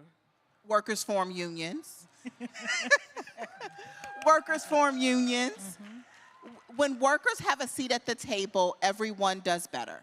And so to the question you asked before in both Deborah and Fatima's answers, if we want to fix for income inequality, we want to fix for systemic and structural racism, we want to fix for systemic poverty, jobs that are today low wage, poverty wage jobs, when those workers come together to organize, we are able, like home care workers, like child care workers, we are able to build enough power to dismantle the systems that have been pitted against us since the beginnings of our time on this continent. And so when workers come together to build their power to organize, we have a seat at the table. We have real power to make real transformational change, to change today what's low-wage jobs into middle-class jobs. And so when the jobs that automation will replace go away, I got a cure. Make that home care worker job, which is the fastest growing job in our economy, a family-sustaining job. You build a new middle class, and you change the game for millions of Black families in this country. I love it. Deborah, let me ask you, we're seeing many attacks on DEI, voting rights, anti-protest laws. What legal strategies must be in front to protect and center Black labor? That is a complicated question, trying to bring together all those threads. But it's important that you are connecting them because they are all connected. They like to separate and say, this is an attack on voting rights, and this is an attack on employment, and this is an attack on education. They are all a part of a unified effort to kind of the reascendancy of white supremacy. It is all connected, and we cannot be distracted and think that we should be fighting in one sphere. We have to fight in all of them. And there's certainly litigation options that are there for us. I think we need to focus on some underutilized civil rights tools that we have. But we also need to think outside of the box, think outside of the civil rights box. And I love that April is here because so much of, and all that you've just said, we're not going to litigate our way out of this crisis. We have to build our way out of this crisis, and that involves building power in our communities. It also involves strengthening our communities. So many of the economic challenges that individuals face really find root in our communities where they live because of segregation. You cannot separate the opportunities that you have access to from the spaces and places that you have access to. And we have created a system where Black communities have been deprived of all the essential tools that they need to be happy, healthy, and live choice-filled lives. And that includes around the infrastructure of democracy. It includes around the infrastructure of economic opportunity and high-quality education. It includes little infrastructure because Black communities don't have access to transportation that is the foundation of a vibrant multiracial democracy. And so all this to say is we need to recognize the connectedness of all the challenges that you cite, fight them together in coalition, and use tools that may not seem, kind of the standard tools that we've used in the past. That's all right. We're going to do it. Look, I want to drop in education just for a second, because how do we also make sure that workforce development is in public education? When we go back and look how education was previously, that was also included in the curriculum. We're talking about people who, we didn't just build America, we build aqueducts, which means that we have a history of being builders. And so now, how do we also make sure that we are innovators with our mind and competing more? And Fatima, I'll come to you for that. Yeah, so I start from the perspective of how does everyone have opportunities to those pathways in the first place? And we're in a position where there's a real contention over who is going to have a chance to jobs that really are high skill and high wage jobs that are out there. For Black women in particular, when we look at the wage gap, and I have to say Black Women's Equal Pay Day is coming up, it's July 10th. We get 66 cents on the dollar. Well, it's the day, just so I can explain it, it is the day that Black women have to work into this year to make the same wages as white men worked last year. So we are marking it in July. And many people think that that is just about pay discrimination, and that's a piece of it. But probably a much larger driver is where women work. It is the fact that they are overrepresented in the jobs that you name, the jobs that pay lower wages and sometimes have conditions where they can't thrive, but highly underrepresented in high skill, high wage jobs that are sort of the thrust of the infrastructure economy. And there are pathways to make a difference there. There are job training programs that can make a difference there. And we are in contention right now over who has access to those programs. That is a lot of what the back and forth with this administration has been about.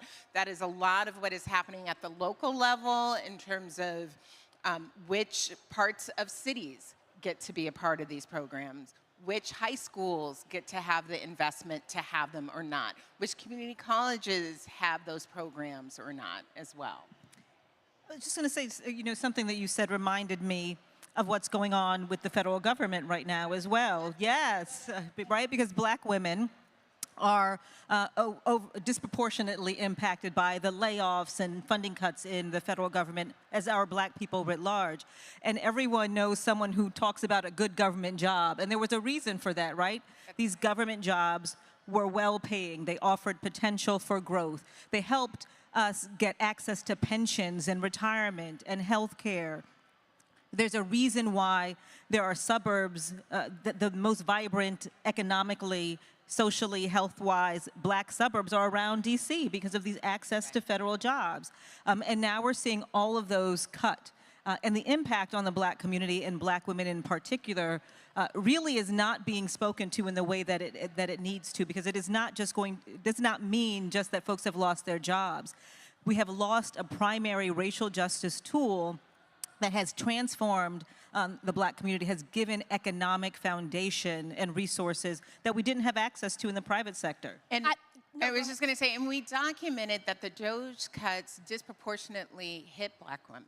So it wasn't an accident. They were strategic in where they were cutting, the agencies that they went after, the civil rights parts of agencies were entirely gutted. And so we have an immediate problem around it, but this is going to have a tail effect for our communities for a very, very long time. I feel that just as the same impact that we saw with the housing bust, that tore through Black families, that tore, up a lot of the wealth that Black families were trying to build. So I think part of this is like, how do we pivot in this time? How do we pivot? Yeah, so I'm going to always pivot to building power. I'm going to always pivot to collective power, to taking our agency, to coming together in organizations like unions or with the ACLU or with the National Women's Law Center, figuring out where you want to put your activism, but we got to get busy in ways that we choose. But we have to remember to hold accountable those who have caused the problem. And what Fatima and Deborah have been talking about, we went to good paying city and county and federal jobs because that's who would hire us. When the private sector, when the corporations wouldn't. We gotta hold corporations responsible for what they have not done and what they need to do in the future. Those government jobs are not gonna come back, right? We know that they are gonna come back. But corporations have to be held responsible for hiring us and for paying us what we are worth. No one should go to work in this economy and not be able to work one job, own a home, take a vacation, retire, and send their kids to college, full stop.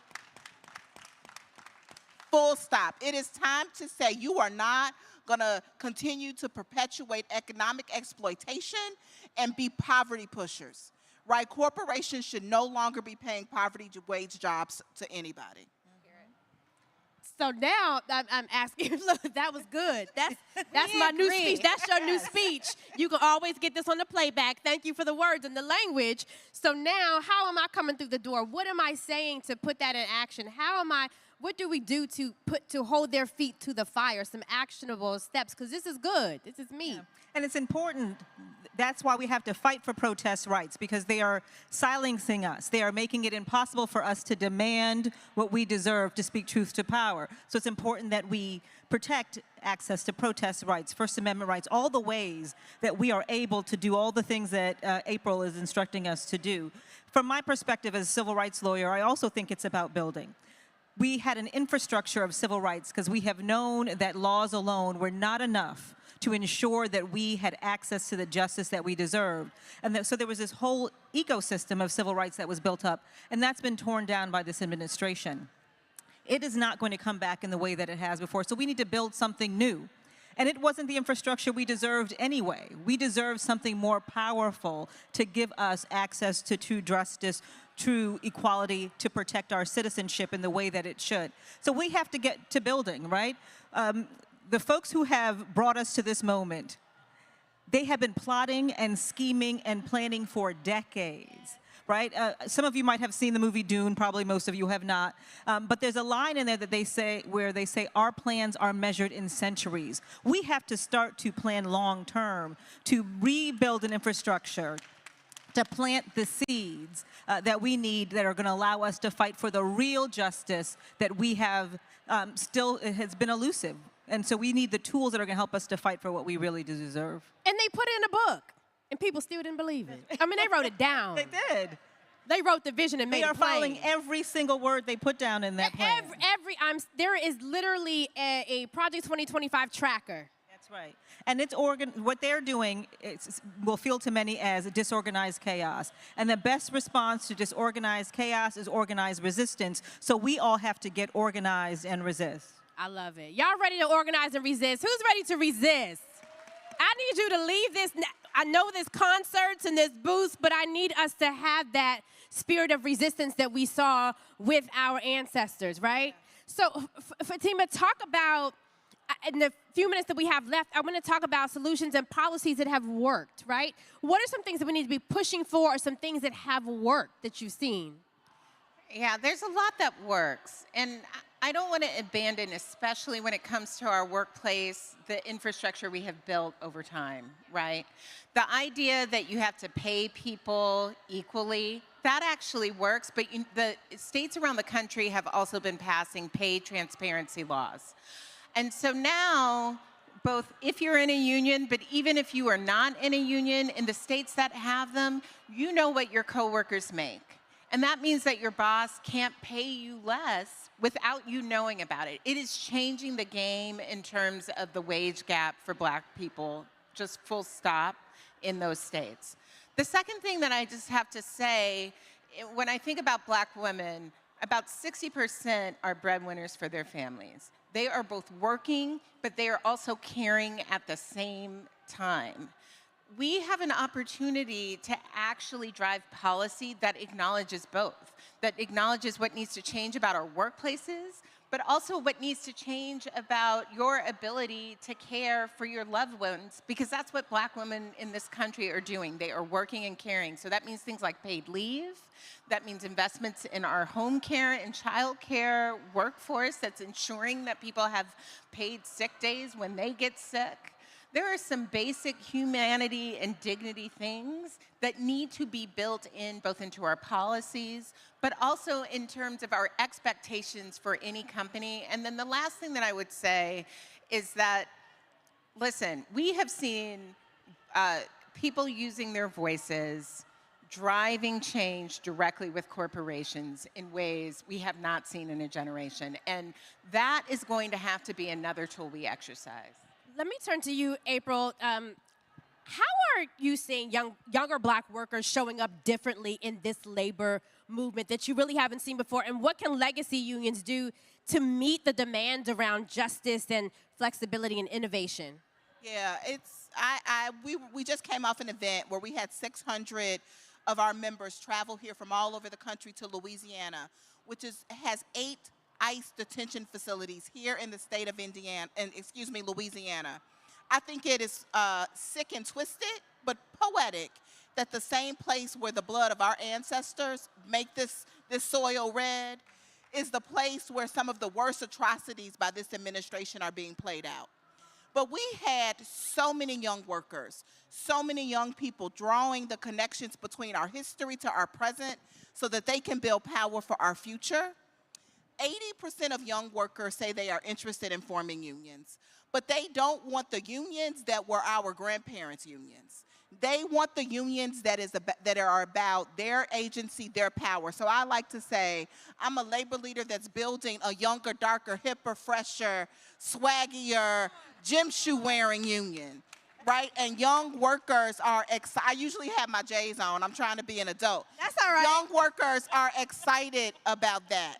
Right, young workers are excited about, how do I not have to go to the plant at 18 and stay there till I'm 65? But that my unions are building portable benefits where I can take my pension or my health insurance wherever I want to go work. Or I don't have to be a W-2 employee. I can be this gig worker and have a 1099 and work as many gigs as I want, but still have power in my organization. We got to build 21st and 22nd century organizations for the workers of the future that meets the economy of the future. Put your hands together for that. You're getting the script today. You're getting the whole script. In the last seconds that we have, under a minute, I just want 10 seconds as we close to go down the line. Fatima, I'm going to start with you.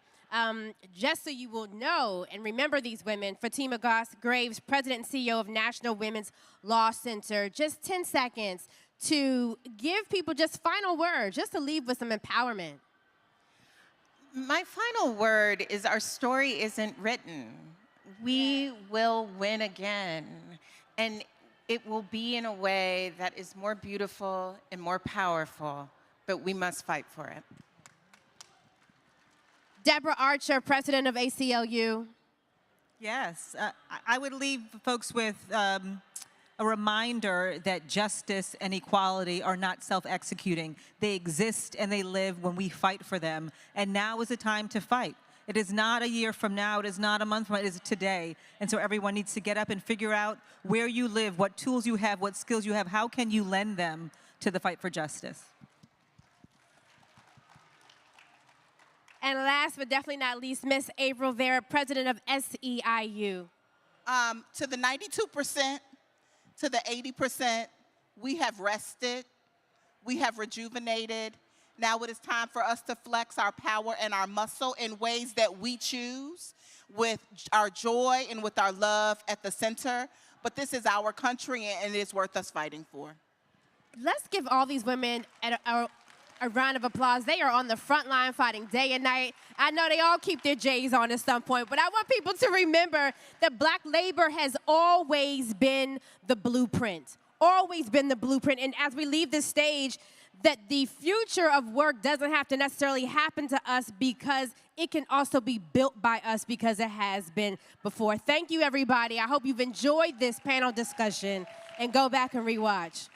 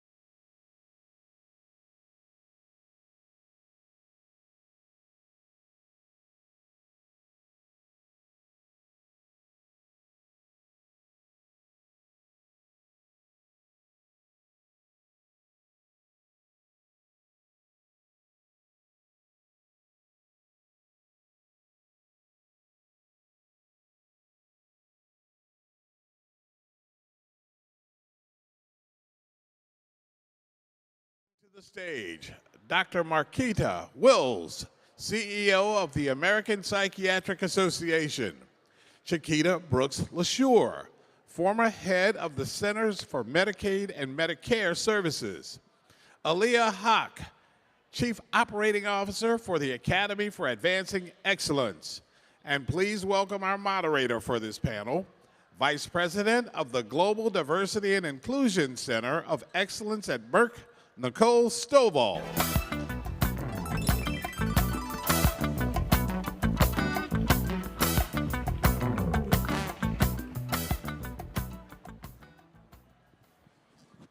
Oh, good afternoon, everyone. Can you all hear me okay? All righty. Good afternoon. I'm so excited to be here today. Today, we're going to talk about leading with purpose and gaining insights from these amazing leaders of color. My name is Nicole Stovall. I am the Vice President of Merck's Global Diversity and Inclusion Center of Excellence. So when we think about leadership, we know that leadership is not just about titles. If you think about our communities, the schools, our churches, think about the people who are really making a difference. Who's really making an impact? Who's fostering progress? They don't always have to have the biggest titles. These are people who are really moving and shaking. And when I think about my dad, he used to always say, when you want something done, ask a black woman. Because I think we know black women, no matter what we do, where we are, we tend to want to make a difference and make an impact. So when it comes to leaders of color, it's really about making sure that we are finding a pathway and our path is really shaped by purpose and persistence. And so today's conversation, we're going to talk about looking behind the titles and thinking about the stories, the real stories that we have, the challenges, the breakthroughs, and the lessons that shape how we lead and how we uplift others. So I'm really, really excited to be joined today by these trailblazing leaders. These women are accomplished women. They have the titles, but they also have an amazing journey and many lessons to impart. And I'll ask them to share more about their journeys as we talk. They're gonna really share how they have been able to make meaningful impact in their respective fields and how they continue to lead with intention, authenticity, and with a deep commitment to community as well. So please join me in welcoming these amazing trailblazing leaders to the panel today.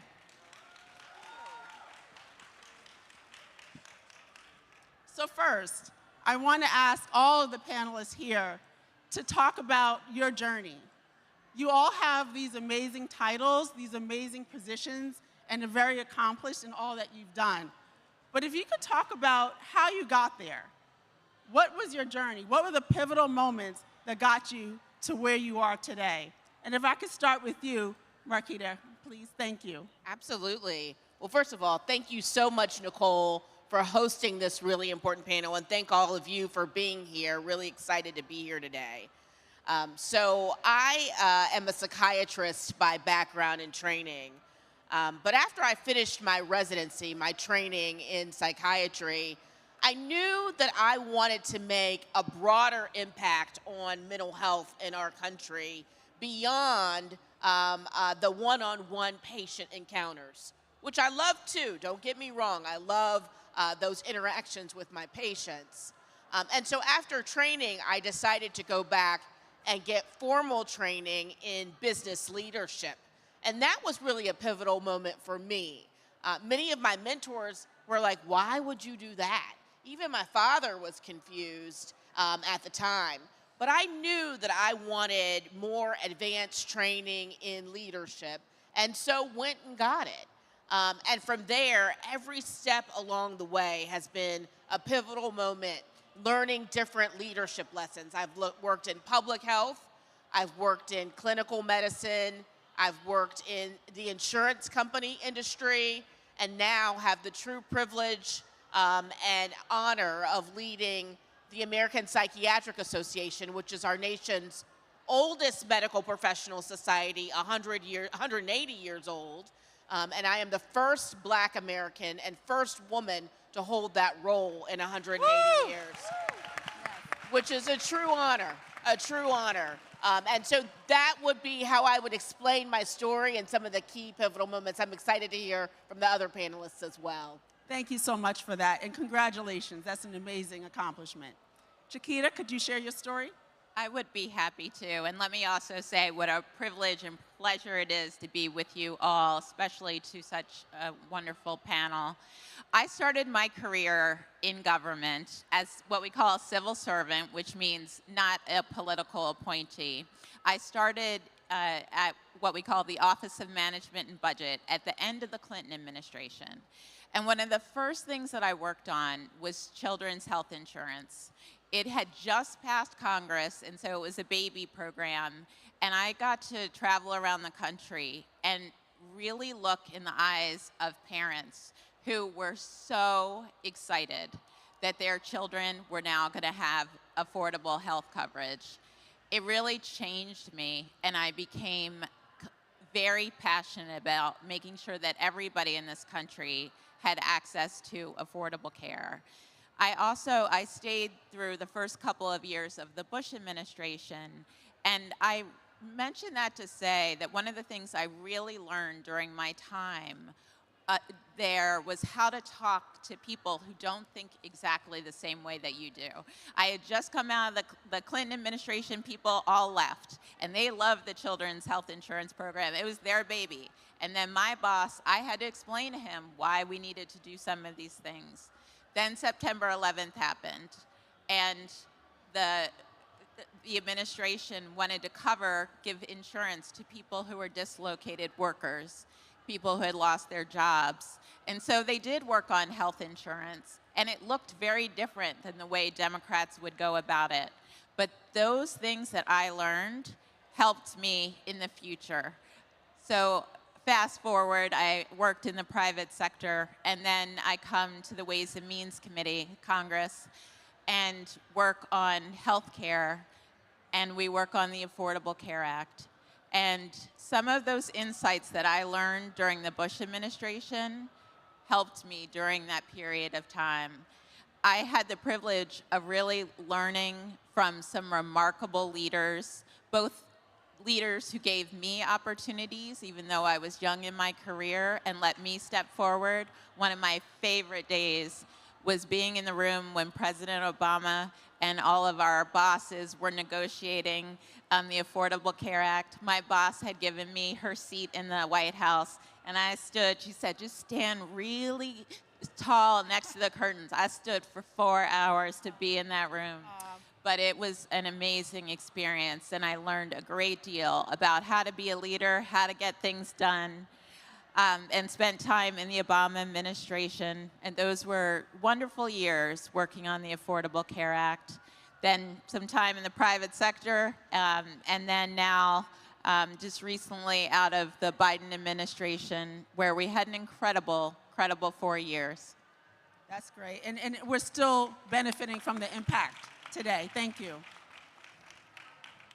Aaliyah, can you share your story, please? Absolutely, and thank you again for hosting this panel and to all of you for being here. As it was mentioned, I'm in the leadership development space, and it's something that I absolutely love. But when I think about my leadership journey, it actually started when I was very, very young. To be honest with you, my family would tell you that I was born bossy, okay? And why that's important is because what my parents saw in me was cultivated. It was encouraged. I was encouraged to sit at the front of the classroom. I was encouraged to take more responsibility. I was encouraged to speak up for people who couldn't necessarily speak up for themselves. And all along, I was building those leadership qualities through the support of my family. When I got into college, when I got into the workplace, and I too started in government in Prince George's County, Maryland, I was also encouraged by my mentors and people who I worked with to continue to lead, to take the leadership course, to go represent this, to go represent that. So there were opportunities that were presented to me that I kept leaning into. And when I had the opportunity to manage people, I said, of course I will, because I knew that I could treat people the way that I wanted to be treated, and I could help to bring out the best in them. And it was a rocky road at the beginning of my leadership tenure or leadership career, but I learned those lessons. Oh, I kept learning them over and over again until I feel like I became a better leader. So it really was about accepting responsibility. It was about the different principles being cultivated in me very young. And also, I happened into leadership development. I actually started my career in Health and Human Services. I was at Department of Family Service in Prince George's County Health Department. And when I moved to Texas, and I was at UT Southwestern Medical working in HIV/AIDS, and I encountered a challenging boss. I won't say it because this is being streamed, so I won't go too far. I encountered a challenging boss, and it was then that I realized that people who are in leadership positions really need help and they need to be cultivated. And when I happened into leadership development, I said, oh my goodness, this is a way that you can truly create change in the world when we create leaders who are better. Right. Excellent. Thank you. And continuing to make an impact there through your leadership development and coaching executives all around the country. So thank you for that. So I want to talk a bit about navigating challenges. As leaders of color, we tend to bear a bit more responsibility for our communities as a whole. And that can carry a certain level of weight in the workplace and in organizations that we lead, because we often feel like we have to represent our community, but we're also trying to lead at the same time. So can you talk, I would like Chiquita and Marquita, can you talk a little bit about how you balance that type of responsibility and shoulder that particular burden that sometimes gets placed on you as a leader of color? Yeah, so I'll start just by saying how CMS, the programs that we operate, Medicare, Medicaid, they are the financing part of healthcare. And there are not a lot of people of color who end up in that sphere of the space. I mean, CMS manages, I had responsibility for over $1.4 trillion. That's where the money is. Right. But there were not people in the room that looked like me for 2 decades, really. It was very rare for me to be in a room with another person of color. And so I had to learn how to navigate that space. When I became CMS administrator, I really was caught off guard in a wonderful way of how meaningful it was to so many people, so many women, but so many African Americans. I am the first Black person who has been the CMS administrator. Yes. And when I was a kid, I would read these biographies and said, oh, all the barriers are going to be broken by the time I grow up. I'm not going to get to be a first, but I was. I would say for the most part, I felt the privilege that comes with being in that role as opposed to it feeling overwhelming and pressure, because I felt like my community had lifted me up and helped, and that by my just being who I was meaningful and helpful, and I really tried to lean into that. I was I was speaking at an event, and someone came up to me and she said, your name is complicated. And I just feel, she was so happy. She said to me, and you didn't go by C in your middle name. And I realized, like, making this decision, I am being a leader for these women who are like me with a complicated name that people say. I had staff who would get in tears that they never thought they would have a Black leader. And so I tried to channel all of the pressure into seeing this is a positive thing, and I am getting more positive than the negative pressure that comes from getting a side eye in the room or the things that come with being the only, and really try to focus on there is way more positive than negative. That's great. Thank you. Great answer, Chiquita. That's very impressive. For me, I think earlier on in my career, there were times when, as a woman and as a Black American, I would be in the room. Every other doctor would be called Dr. Such and Such, Dr. Such and Such, Dr. Such and Such, and then Marquita. And that would always be very dispiriting. Yes, yes. I see Dr. Lawson right there who really understands that. And you know, you take that personally. But then you also have to figure out a way to rise above it. And the way I Jedi mind tricked it was that I'm an eponym. I'm like Beyonce. They call me Marquita because I stand out that much, and that's how we're going to carry that. So every time someone would come with a sideswipe, I would just try to find a way to find goodness in it. And my commitment to myself, and I know Chiquita feels this way too, is I may be the first, but it is very important to me to make sure that I'm not the last. And so I'm creating spaces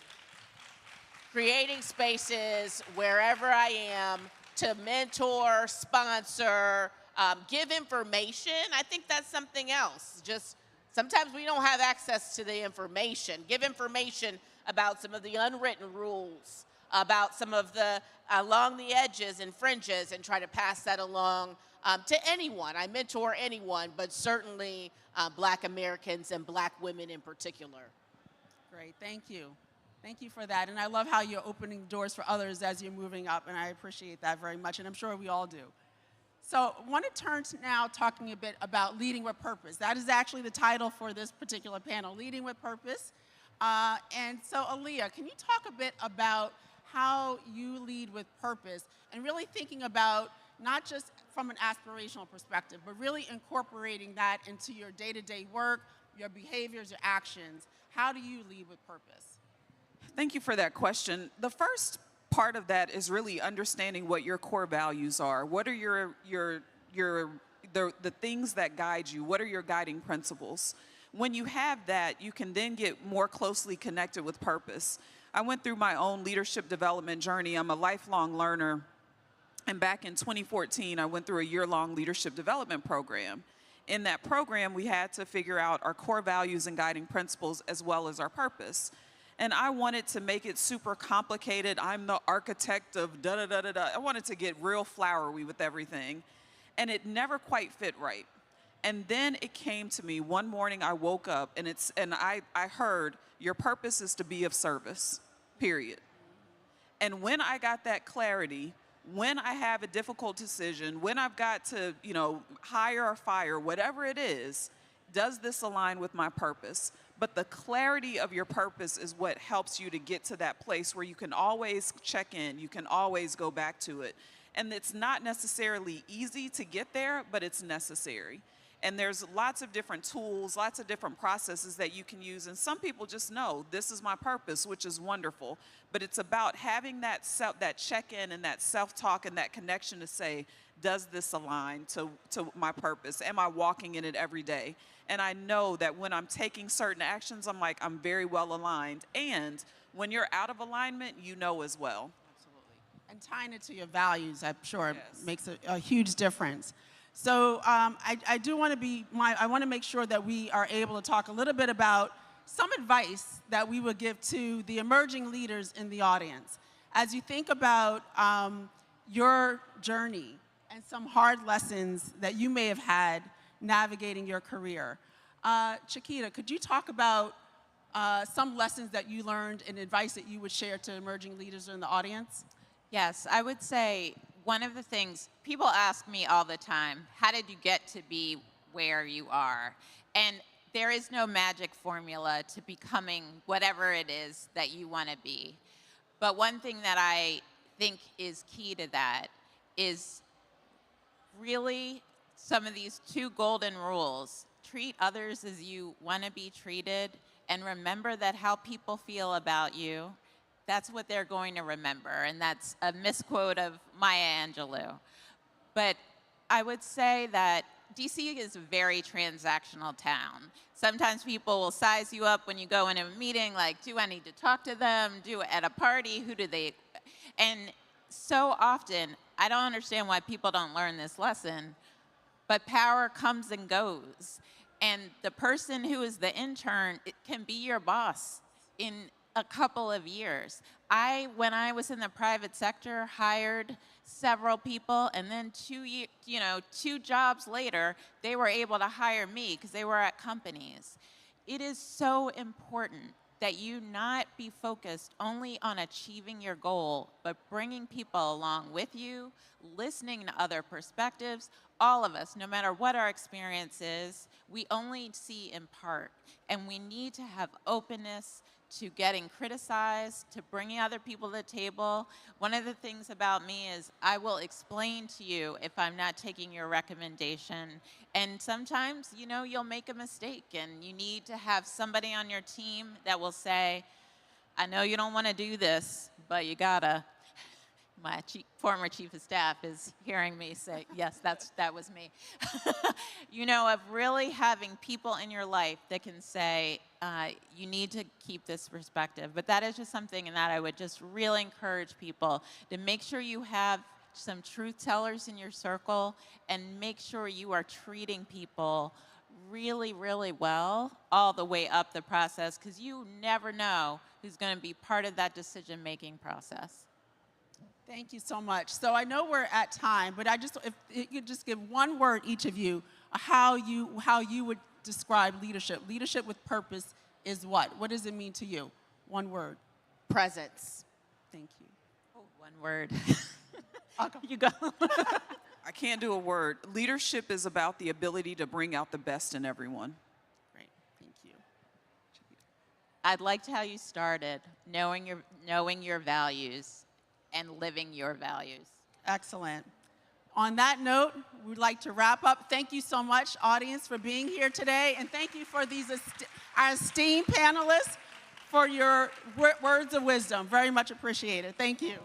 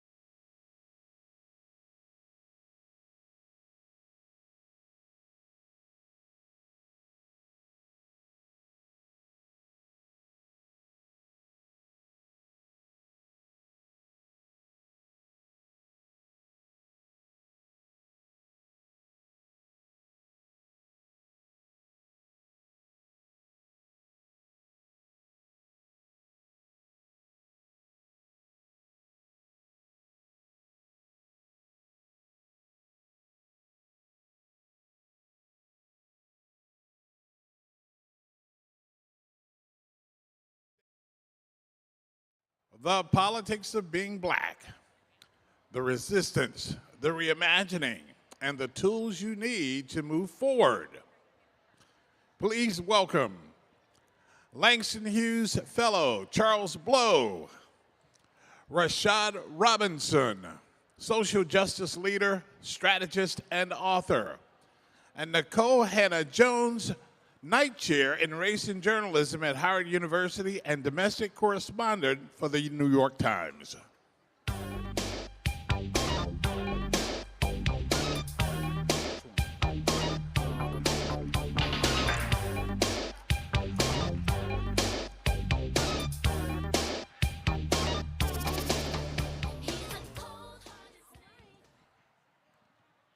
Hello. Are we still filing in? Hello, this is July 4th. I would normally say happy July 4th, but happy doesn't feel like the right word today, so we're gonna just say July 4th. Thank you so much for being here. This is a really important conversation, and I wanna start with you, Nicole. You wrote last week in the New York Times Magazine that Trump has upended 60 years of civil rights in just 2 months. Help us to put this moment for black people into some sort of historical perspective. Okay. Hello, can y'all hear me? Okay. Everybody must be at the Target booth. I was trying to avoid that question. I didn't. No, happy to be in conversation with you all, and I think it's obviously particularly profound to be having this discussion on the 4th of July. My argument that most black Americans today have not lived in this America is to say that most of us who were born after the Civil Rights Movement, or even who fought in the Civil Rights Movement, haven't lived in an America where the federal government has been weaponized against us in this way. We've certainly lived under a federal government that was neglectful, a federal government that didn't care that much about civil rights. But if we want to go back to a period where the federal government was actively promoting segregation and discrimination, we would have to go back a century to the period known as the Great Nadir. So I said that as a warning to us because we hear a lot of times, well, black people have been through worse. We've survived worse.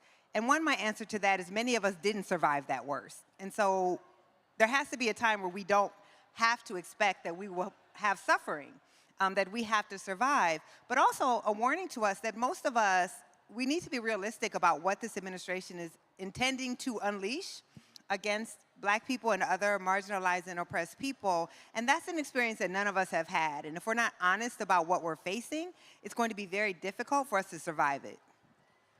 You know, and I was reading that piece and I was thinking, I wanted to know from you, like, how permanent do you feel like this is? Is this, I think a lot of people are struggling with the question of, is this part of a political cycle, something of a flash in the pan, although more harsh than that? Or is it what you just described, which is the beginning of a Jim Crow 2.0, basically? So, you know, I'm not going to try to predict the future, but what I can say is if we study the past, it gives us some ideas about what we might be facing. So if we think about the fact that we had Reconstruction following the end of slavery, have black men serving in Congress, we have black senators, we have black people attending integrated schools in the South, and then within 12 years, we lose that, and we won't see that again for a century. So we wouldn't see another black man serving in the Senate for 100 years. We wouldn't see Southern universities integrated for 100 years.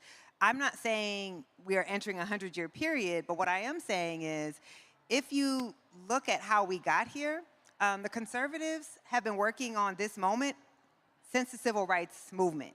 So they are now enacting a 60-year strategy, and if they can collapse nearly the entire civil rights infrastructure of the federal government in a matter of a couple of months, then I think that tells you that we are in for a long-haul struggle, that this is not going to be eradicated and made right just by the next midterm election or the next presidential election, if we have a fair presidential election in 2 years, or a midterm in 2 years or 4 years, I think what they have in store for us is something that's not just going to go away if Trump goes away.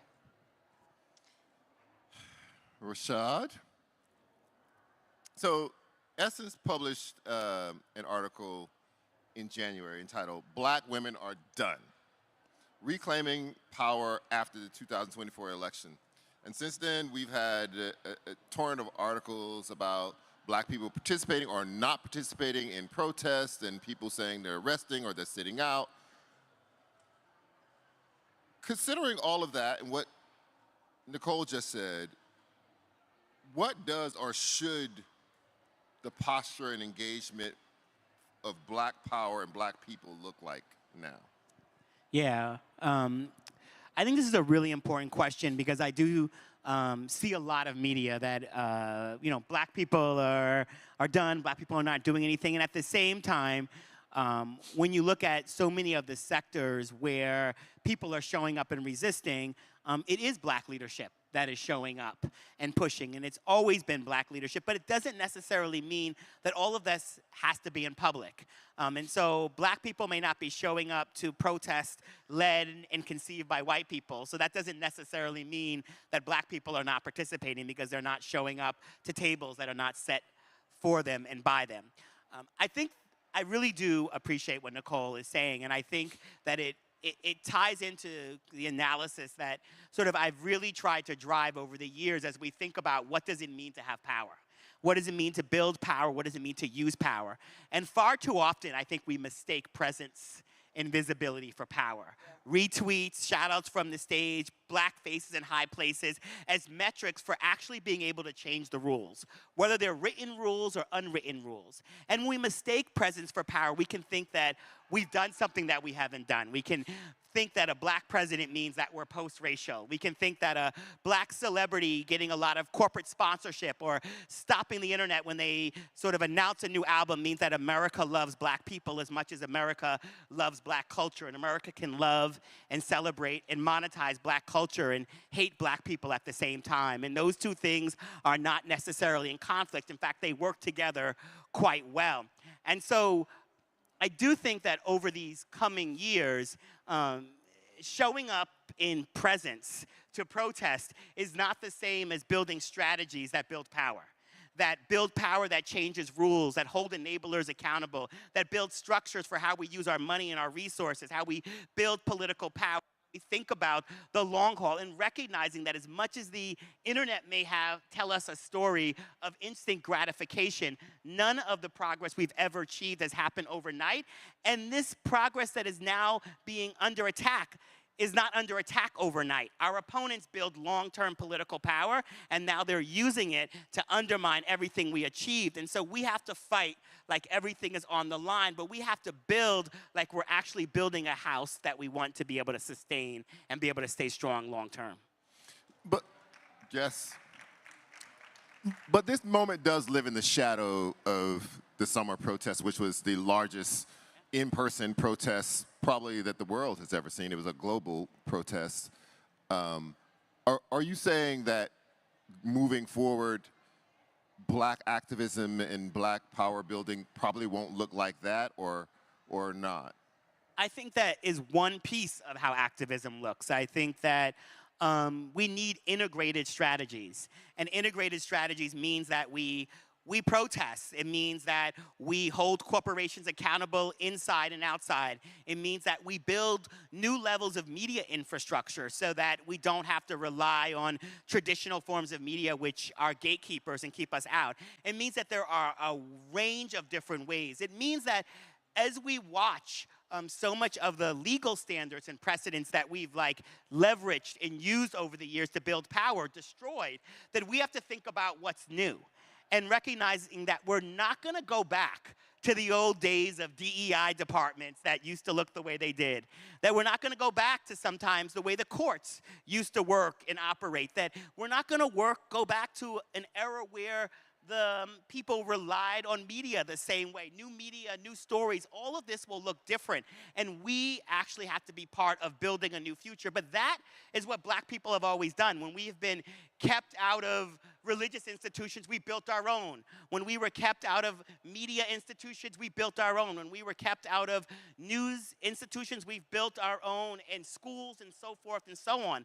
And so I continue to think that both we have to have a strategy of forcing institutions to be accountable while working to also build our own.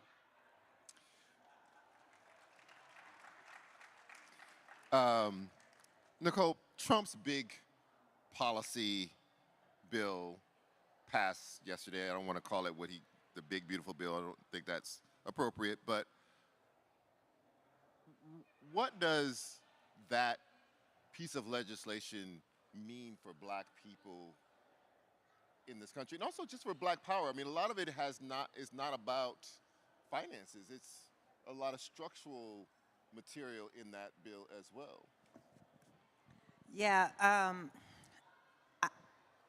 I think it's important to understand that our communities are already vulnerable. Our communities are already the most likely to be uninsured, the most likely to live in states that refuse to expand Medicaid, are already dying at the highest rates, have the lowest life expectancies, are already living in areas where they face the most pollutants. I mean, we're here in Louisiana. They had a landmark environmental justice case in Cancer Alley to protect people in a community, a black community that had faced the highest rate of pollutants of anywhere in the entire country, and the Trump administration pulled out of that. So what we're going to see, honestly, is suffering of, I posted about this yesterday on Instagram. We all know people who work every single day and yet work jobs that don't provide health care insurance, and that those people then get sick and can't get health care. Now we're going to see even more of that. So when I even think about the language that has been used on this bill, such a disdain for our fellow citizens, basically saying our fellow citizens are lazy people who don't want to work and just want other people to take care of them, when in fact we know that people are working, and they're working jobs in a country where we don't want to increase the minimum wage so they actually can afford to pay for health insurance, and then we don't give them health insurance. So there's going to be a lot of suffering. And we know suffering, but again, we also die earlier. We live less healthier lives. And what I'm hoping is what Rashad said, is that one thing that we know as black people is we come from a people who have had to care for ourselves. Government has never worked in our favor. It has never taken care of our needs. We have had to build our own institutions. We've had to do mutual aid. And so no, black folks, I know I'm going off your question, but no, black folks are not out in the streets right now. We did that. And yes, black people were tired after that. We did not vote for this. In fact, we voted for this, black men and black women, against this at the highest rates of other people. But organizing is happening. What black folks are saying is we're not going to perform our organizing in front of you to make you feel like we're working on your behalf again, that we're actually moving in silence right now, building our own institutions, building our own structures of self-care, because I think the way that we survive this moment is to engage in self-protection. They are coming for our institutions. They are coming for, our HBCUs. It's not just whether they're going to purge us from their organizations. The plans are to make it hard for us to even take care of our own. And so we have to be in a mode of not announcing our plans, because they have AI bots that they're sending out where if you mention that you're doing something for black folks, they're trying to find that and then sue you for doing that. So the way that we survive this moment is actually to not project what it is that we're doing and just engage in self-protection and do what it is that we need to do to take care of ourselves. Rashad, many activist strategists believe that coalition building is the best way to fight for rights and equality. Much of your own work has included coalition building, but now many of the traditional coalitions have strained or fractured. You've fractured over Gaza. Coalitions have fractured over the election. They've fractured over whether or not people should be fighting this hard for trans rights.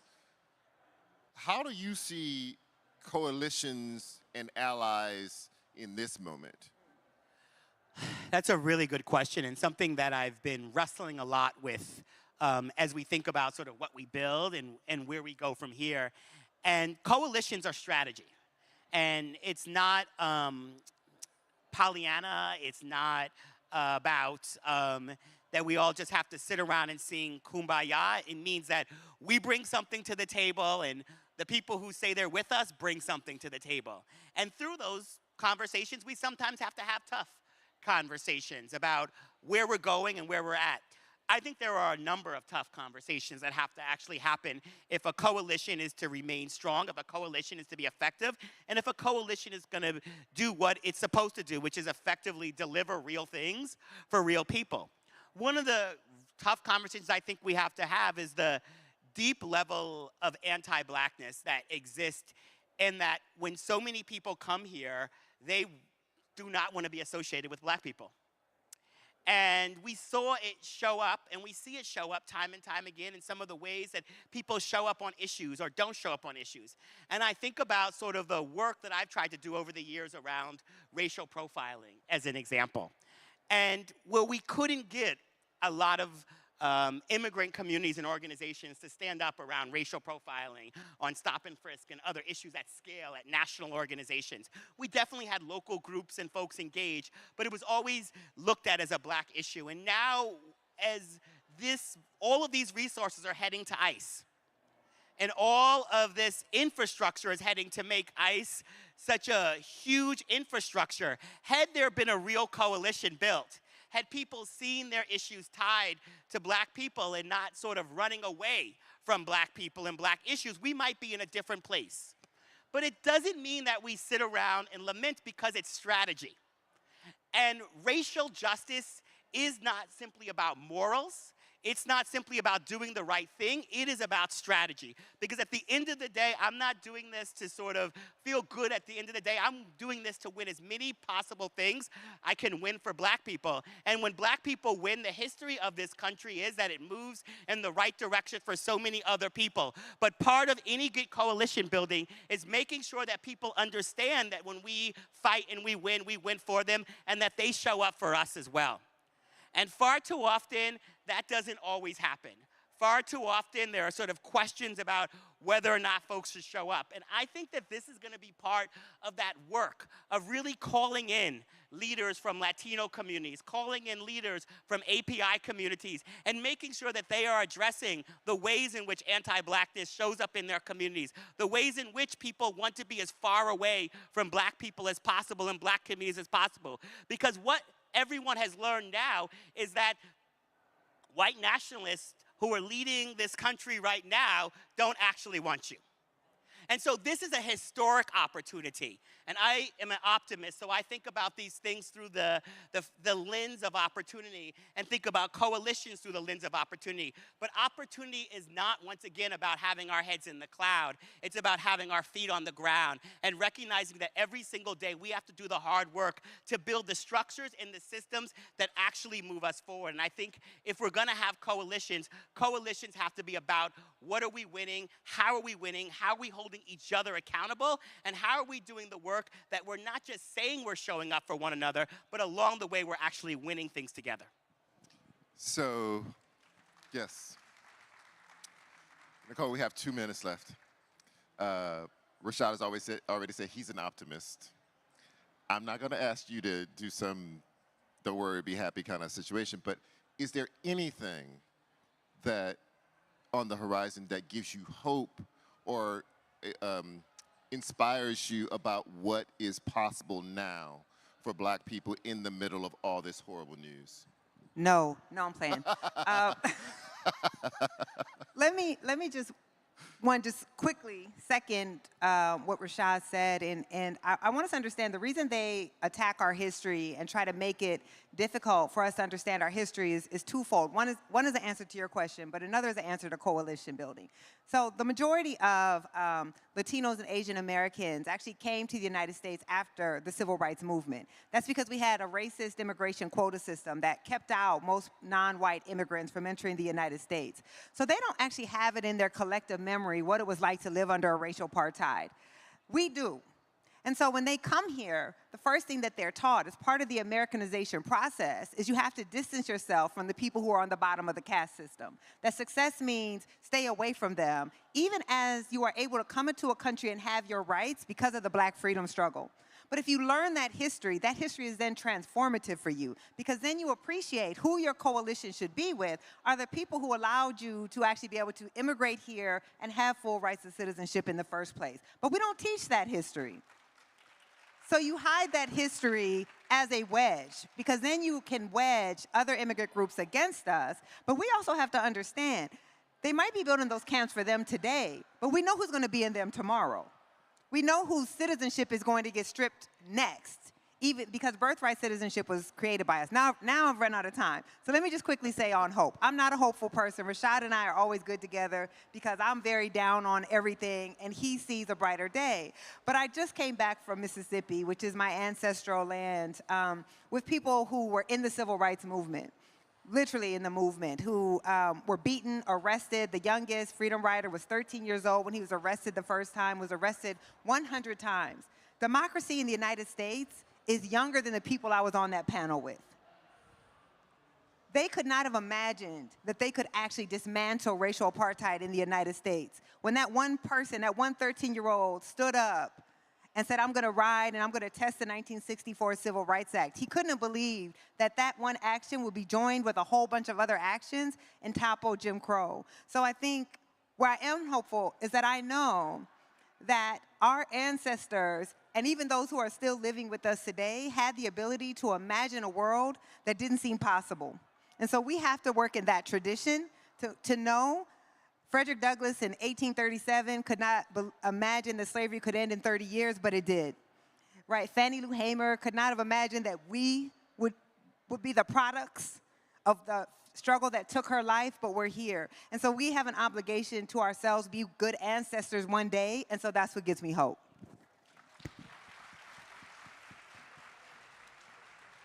Now, I don't know. Where are our handlers? Am I supposed to take questions here? Hello? I don't know. Get a hook. Get me off the stage or else I'm going to keep talking. Can somebody tell me what we're supposed to do now? We're supposed to take questions? I'm about to wrap. No, I'm just joking. Hello? We'll just keep talking. I have a couple more questions. All right, so Rashad, when it comes to like new technology, how should we be thinking about that in terms of activism? How do we fold it in? For instance, is AI good? Or, I mean, it's probably a complex answer, but is it good for our activism, or is the danger in it outweigh whatever good it holds? You know, that's such a good question. You know, I think back to, you know, the early days of social media. And I would go into rooms and people would say, Arab Spring, Obama, it's allowed us to like open up all these new opportunities. And we didn't actually get rules of the road to actually hold it accountable, to make sure it had to be accountable to civil rights laws and all of these other rules. And now we've seen the ways in which social media platforms owned by billionaires have destroyed our press, have destroyed our democracy, have destroyed so many of the ways that we exist in communities. So this is not about whether or not social media is bad or good. This is about we shouldn't have institutions that force us to go beg billionaires for their benevolence. Our cars are not safe because of the benevolence of the auto industry. They are safe because there's accountability, there's oversight, there are rules, and regulation. And there is none of that for social media. So I think about some of the ways in which Black people have fought for a better tomorrow. Voting, legislation and regulation, going on strike, protest. In each of those areas over the next 5 to 7 years, generative AI is going to destroy many of the sort of ways in which we have used our bodies, our innovation, to actually move things forward. And so Bayard Rustin used to have this saying about putting a stick in the spoke to slow down our opponents. And we are going to need new spokes. But sometimes when I show up into rooms of black folks where we're talking about AI, we can sometimes think we're going to be the next Zuckerberg, or that we just need to learn how to use AI better than or as well as the people who have created it and have designed it to actually create more wealth and more opportunity for them. And so I don't think we're going to be better capitalists than the capitalists. I don't think we're going to make these systems work better on their own. We are going to have to, of course, understand how they work. We're going to have to, of course, use them where they can. But they are absolutely not designed with us in mind. They are not absolutely designed with us having more wealth, more health, more opportunity, and more resources in mind. And so this is not about not using AI. This is about recognizing that the technology that has so much potential to bring us into the future can drag us into the past. And we only have to look at the ways in which social media has operated across our elections, across our journalism, and across our economy. And so we have to be able to walk and chew gum at the same times. Where we use it and where we leverage it is incredibly important. And I've innovated some of the most important campaigns, social campaigns, whether it's holding corporations or government accountable, using the newest technology. And at the same time, we have to recognize that we have to hold it accountable as well. We have to make sure our elected officials are better educated, and we have to fight for the type of infrastructure that actually makes sure that these tools don't take us over, don't drag us back, and don't prevent us from being able to use the levers that we've used in the past to be able to move us into the future. So I saw the hook as soon as Rashad started talking, so I want to give a big round of applause for both of my panelists who are amazing. Thank you guys so much for coming out. Appreciate it.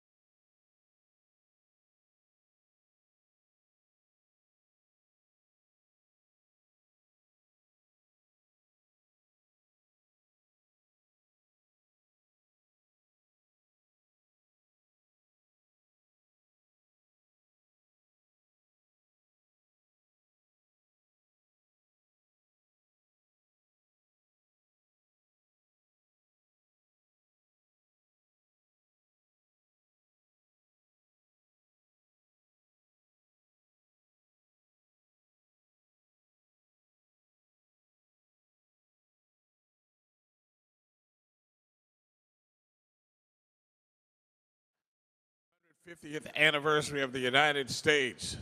Well, what is the true meaning of July 4th? Please welcome our distinguished panelists, Jamal Simmons, president of Dexter Davis Productions, Congresswoman Jasmine Crockett, United States House of Representatives, Professor Kimberly Crenshaw, executive director of the African American Policy Forum, Damon T. Hewitt, president and executive director of the Lawyers Committee for Civil Rights Under Law, and Joteka Edie, CEO and founder of the Full Circle Strategy and founder of Win with Black Women. We will begin with opening remarks by Alfonso David, president and CEO of the Global Black Economic Forum.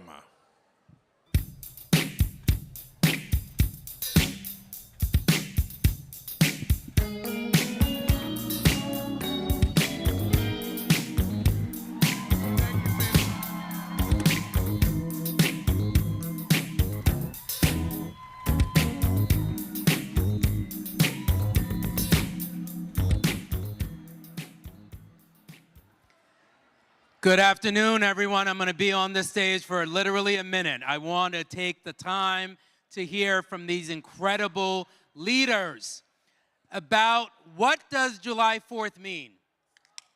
What is the true meaning of July 4th? Today is the 250th anniversary of the United States. And the question that we have to ask ourselves is, how do we define July 4th? What does it mean for us? How do we look at this day through the lens of black people? I'm going to turn it over to our moderator, Jamal Simmons, who's going to lead this extraordinary conversation with leaders from academia, from political world, from advocacy world, and we will be talking about this issue because at this moment, given what happened yesterday, this question couldn't be more important than today. Thank you, Alfonso. A little round of applause for Alfonso David. Thank you very much. I want to thank you all for being here, taking your time out of your day to sit down and talk to us for a minute. You may have seen me a couple times on CNN. So we're going to have this conversation exist a little bit more fluidly than you may see in a 5-minute panel on CNN where everybody gets to talk for 20 seconds. So we're going to have a little bit more fun today and really be able to dive in deep. You know, I got started in politics now, it's like 30 years ago. And at that point, it seemed like there was so much optimism, right? Economic pie was increasing. There was more inclusiveness that was happening. You know, we had people on television. Then Barack Obama became president. And it didn't mean we were going to be post-racial, but it felt like we were on our path to do something that was really going to be transformative for the country. And then Donald Trump came. Yeah. And then not just Donald Trump, but the people who really supported Donald Trump, the people who wore the red hats, right? So what we've seen is America very often goes through these what seem like boom and bust cycles of black progress.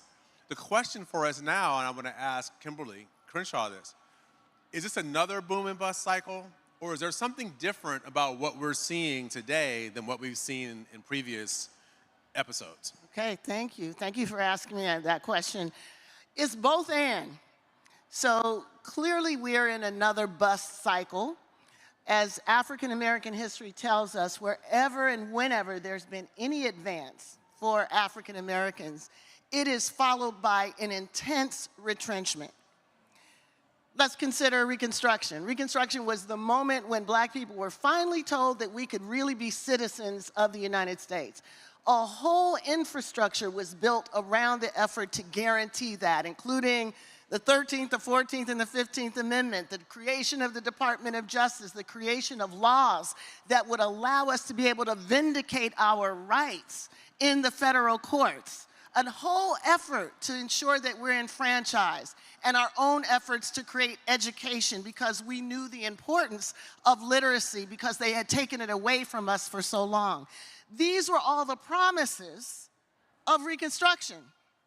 Reconstruction lasted maybe 10 years, maybe 15 years, and we lost it all in an infamous election in which the people who were supposed to be protecting us said, you know what, we'll take black folks off the table. We won't enforce their rights anymore. We'll let the South determine what they want to do with black folk. That was called redemption. Reconstruction, 10 years. Redemption lasted until 1954. We're talking 6, 7 decades in which racial tyranny was the law of the land. So it's a boom-bust cycle. The boom is short. The bust lasts for decades. Now we're in another boom-bust cycle. So if we consider the moment of racial reckoning after George Floyd was killed in 2020, which begat the largest mass mobilization in American history. In every state in the union, people came out and said, this is racism, we're not gonna take it anymore. It was huge. It also lasted about 3 months. And now we're in a cycle of retrenchment that's lasted at least 5 years, and it probably will last another several decades unless we're able to stop it. So your question, what's different this time? I'd say 2 things. First of all, the cycles are quicker. We're talking 3 months, maybe 4 months, with all the promises of resources and commitments that just dissipated in the years after that. So they're real short cycles. And then the retrenchment is deeper. So this thing that goes into effect now, they're basically defunding the entire government. So if we ever get the keys to the kingdom again, there's not going to be anything in there for us to do. You know, when people abandon a house and then people come and strip all the plumbing and take all the steel and take all the appliances, that's what they're doing to the federal government. So our concern now is not just it's a cycle, but it's a deeper cycle. We're further behind, and this is not just for the next election. This is for the entire century. So we really need to grapple with what time it is. It is time for us to recognize what a deep crisis we're in and put everything we've got to trying to reverse it.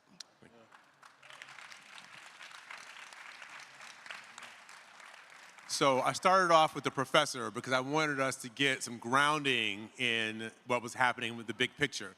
But now, you know, I used to work on Capitol Hill, so I know a little something about seniority. And so we got a member of Congress over here. So we're going to turn to Representative Jasmine Crockett, Texas's own.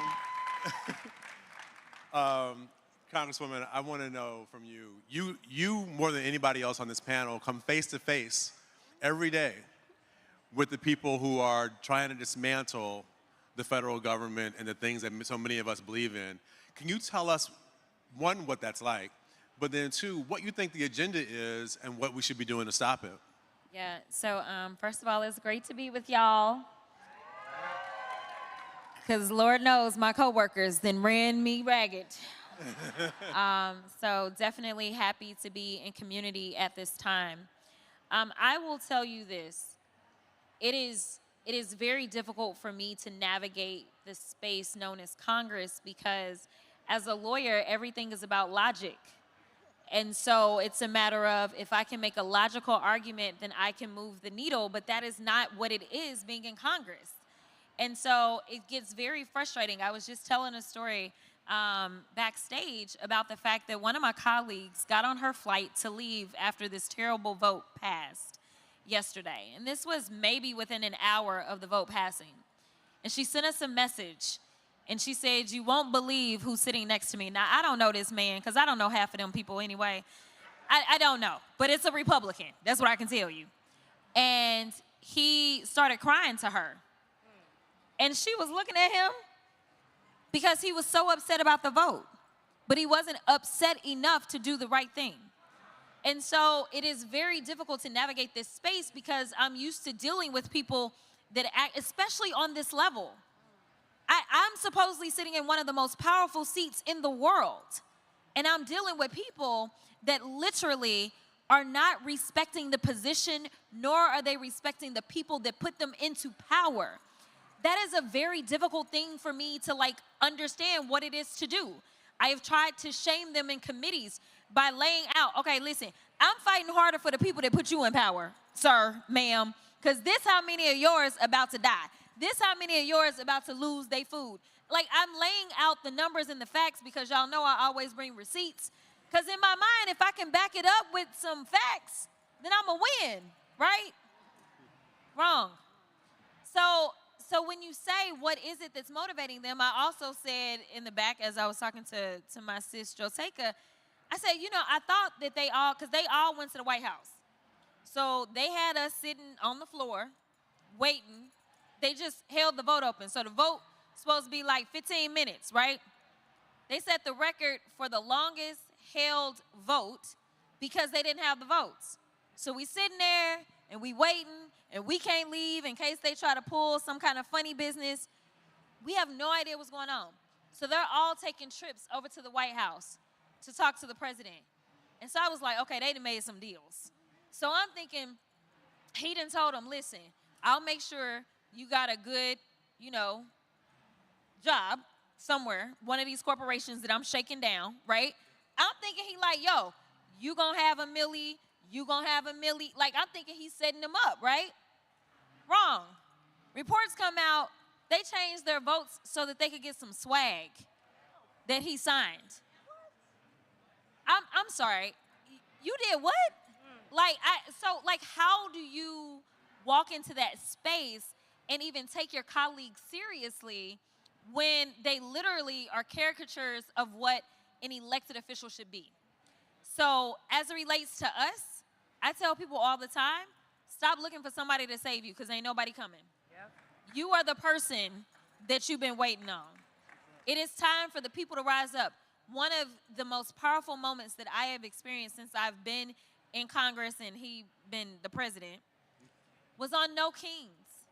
It was such a beautiful rebuke of him and this ridiculousness that we saw on that day. He spent all that money. He spent close to $50 million to have a parade for himself. Wasted our $50 million, to be clear, because that was your money, to have this parade and nobody showed up. But it didn't take all that money for people to come out all across this country and tell them that no kings live here. So long as we have some semblance of a democracy, I need you to harness your power, and what that looks like is it means that you're going to show up at every single election, not just once every 4 years. It means you're going to show up for the school board. It means you're going to show up for city council. It means you're going to finally learn who some of these judges are that are on the ballot before you got to go. This is what it's going to take, because the people that are saving us right now, it's good mayors, it's attorney generals, it's good governors, it is the judiciary sometimes, so long as we can avoid the Supreme Court. I mean, that's what it has to take. And so long as we continue to empower people that will actually listen to us, they will resist. But for right now, it's about to get bad. And I don't even know how else to put it. It's just about to be bad.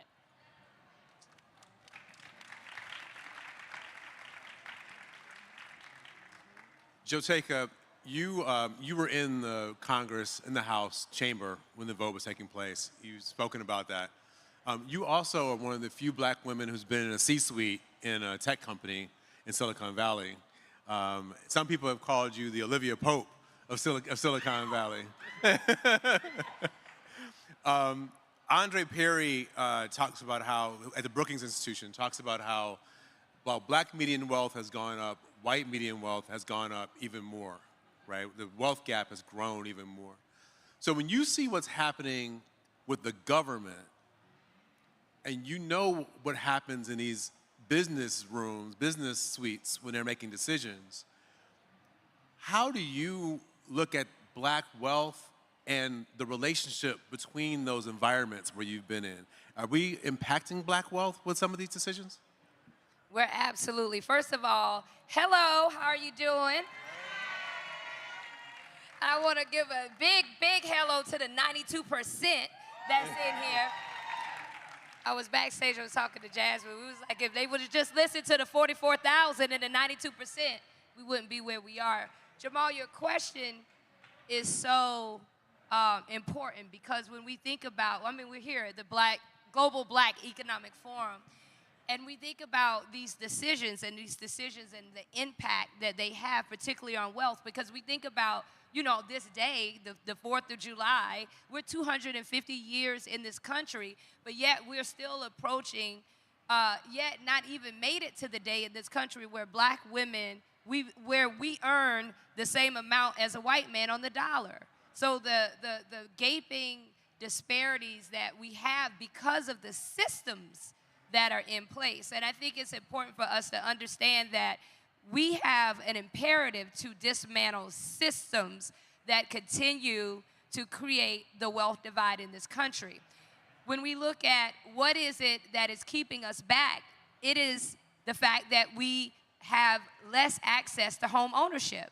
It is the fact that when we look at corporate America and these companies that I've said in the C-suite in Silicon Valley, the type of decisioning that it has made, it has a deep impact on our ability of whether or not we're able to even get an entry, particularly into these jobs. Like when you look at the tech industry, the jobs that will redefine and create wealth, we don't have that access. We're not there. We're not getting those jobs. Black and brown folks, black folks, we make up approximately 2% of the tech force.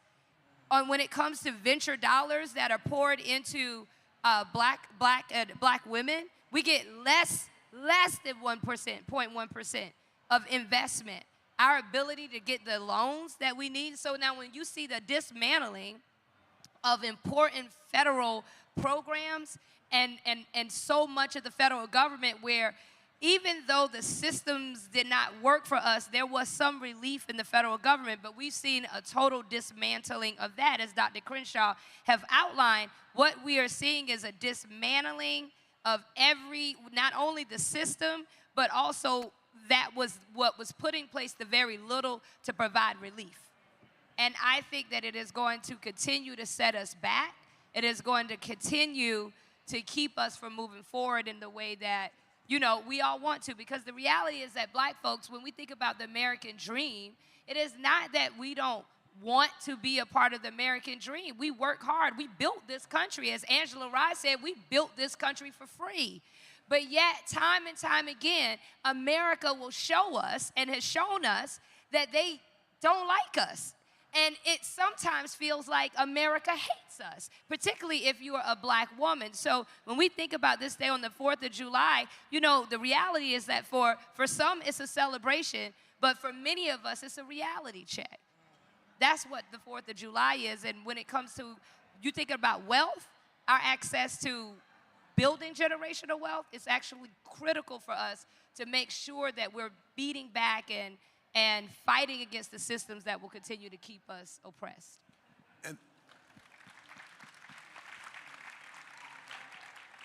And the number that Andre Perry uses from Brookings is for every $100 in white median wealth, black people have $15. Think about that for a minute. $100, $15. In 1852, Damon, Frederick Douglass asked a very similar question to the one we're asking today. What to the slave is the 4th of July? Now, we're not going to call us slaves, but what to black people today is the 4th of July as someone who does the legal work that's trying to make sure we have the rights that we need to succeed in this country? Thank you, Jamal, and Global Black Economic Forum, and welcome New Orleans. It's good to be back home in the city where I grew up, in the city and the state that gave us the New Orleans Four, Ruby Bridges, Leona Tate, Tessier Prevost, Gail Etienne, who integrated New Orleans public schools, the city that gave us Plessy v. Ferguson, the state that gave us the Colfax race massacre, where black people were murdered for simply organizing ourselves and each other and daring to think we could vote. So New Orleans is the kind of gumbo, the state's the gumbo that keeps on giving, the good, the bad, the ugly. And I think that's a microcosm, Jamal, for what our complicated relationship is as black people to this country. See, we as black folks love this country even when it doesn't love us back. Our struggle through chattel slavery, through sharecropping, which people don't think of as struggle, but it was struggle, through Jim Crow, through the new Jim Crow, our struggle and our progress makes this country better. Yet our institutions continue to betray us. Think about the U.S. Supreme Court and the Dred Scott decision. Before the Civil War, the Supreme Court held that black people have no rights which the white man is bound to respect. It feels that way once again. The U.S. Congress has betrayed us. We didn't always have Jasmine Crockett's, but the Congress, as we just saw, continues to betray us. These institutions, especially Congress, it's almost like this is where black people's dreams go to die. Our institutions continue to betray us, yet our struggle continues to make this country better. And so people think about our community, think about all the negative factors about who's in prison, who's in jail, who's killed by police. These are real things, educational, opportunity, entertainment. But people don't talk about the fact of how very patriotic we are. The fact that Fannie Lou Hamer, that Amelia Boynton Robinson, that John Lewis, that Martin Luther King Jr., people sacrifice liberty, safety, and sometimes their lives to make this country better. That is patriotism. People don't talk about the fact that black people disproportionately serve more so in the military than people in other communities. We're more likely to be entrepreneurs. We actually respect authority as long as the authority is not abused. We are patriots. So when you think about our relationship, what the 4th of July means, it means we are, for decades, for centuries, redefining what patriotism actually means. When you think about a patriot, people are going to show you an image probably of a white man. But when you think about a patriot, the next time I want you to think about a black woman. I want you to think about black families, about black people. So what 4th of July? It is a reminder, not a celebration, it is a reminder of what we've endured. And I won't say what we've overcome, what we've accomplished, but also the road we have yet to tread.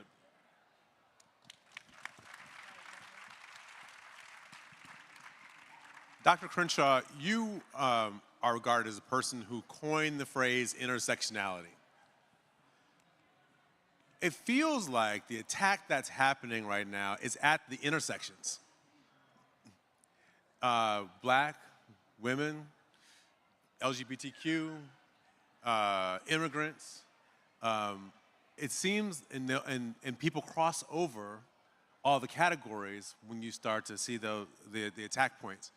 How do you, when you take a look at where we are today, how do you believe we counteract that attack and build, as you said in the beginning, we may not have things left from what existed before. So what is it that we build next that takes care of the folks who are sitting at those intersections? You know, I think when people come after something or things, people who don't want us to thrive and survive, when they come after our ideas, our frameworks, our literacy, our history, it's telling us that they know that in those ideas and concepts is the key to our liberation. So when they want to erase the story of Ruby Bridges that you mentioned, when they want to make it impossible to tell the story of the Colfax massacre, when they want to say that the Tulsa race riot wasn't a race riot and to teach it like it was makes white kids feel bad, when they want to make us and our country illiterate about what our country actually is and has been, they are telling us that the key to our future is understanding how we are living in a country that was produced by this past. So what we have to do is simply reverse what it is they're trying to reverse. So if they're coming after our ideas, we need to dig down further. When they're coming after our history, we need to reinforce it the most. When we have the opportunity to actually get involved at the local level, as Jasmine was just saying, we shouldn't be voting just every 4 years. We shouldn't just be voting for who's going to be in the White House. We need to be voting for what's going to be taught in the schoolhouse. That's where we need to put our energy. And if anyone tells you they only want to see you every 4 years, they don't have your best interests at heart. They're not concerned about how your life is actually going. They're just concerned about who sits in the White House. We can't afford that limited view about our well-being. This is the secret and the story about how voting rights was actually effective at the local level. It's not just about federal policy. Here's the thing about intersectionality. It is absolutely the case that what has allowed this vehicle of destruction to go so far into the center of American politics has been the convergence of all of the things that make white, middle-class, elite people uncomfortable. It is black folks in places that they don't think they should be. It's queer folks having rights they don't think they should have. It's immigrants having a piece of this republic that they don't think they deserve. All of these things are part of the brew, but here is what I think the unspoken part. Anti-blackness is the fuel that is taking our democracy apart. Everything they're doing now, they first tried with us. Remember, we used to have a very robust social net for everyone. How did they take it apart? They attacked black women. They attacked black women. Now, of course, it wasn't black women that were the only ones that suffered, but they knew that if they could attach the idea of entitlement to black people, they could undermine support for something that benefited everyone. So they went after black women, and then everybody lost important entitlements. The same thing with education. How do you build resentment against one of the best public education countries in the world? You attach it to black people. And then you encourage people to say, okay, I don't want that. So you defund public education. This is what has happened over and over and over again. So here's the thing.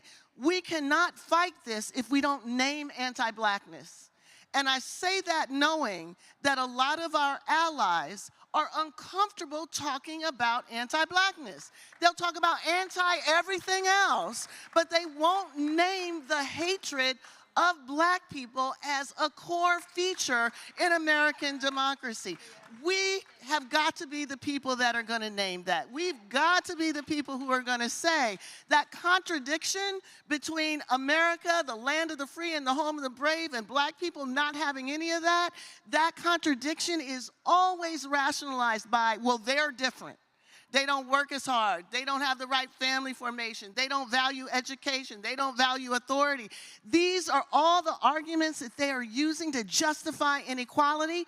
And if you doubt me, look at the last executive order that President Trump signed against the Black Smithsonian. What he said was that this idea that race is socially constructed, the idea that racial inequality is socially constructed, that's an improper idea. What is a proper idea? Mein Kampf, Hitler's book, still on the shelf of the Naval Academy, right? The bell curve, the idea that black people are naturally inferior, still on the shelves of the National Academy. That is what they think proper ideology is. So recognize this is Klan ideology at the highest level. The highest level, right? Along with, I'm gonna end with where Joteka was taking us, along with the plutocrats, the people who want to rob our government blind to get an extra $100,000 off their tax returns. These are the people who basically don't believe in democracy, have said they don't believe in democracy, are trying to control and dismantle our democracy for private gain. So you've got the intersection of racial hatred and greed. And those two things are the foundation of this country. So if you want to ask what this has to do with July the 4th, we're rehearsing it today, right now.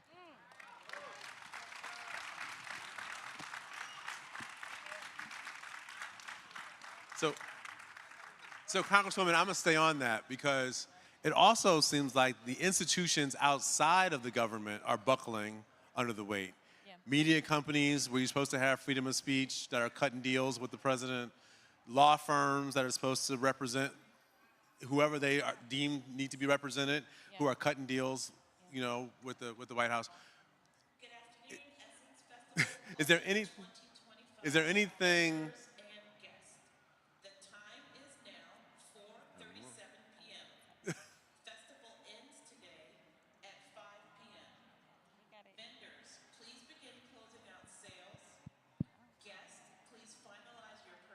Okay. I don't. And get this word before you go. And I don't like battling the voice of God. God might be a woman, so I don't like battling the voice of God. At least in my house.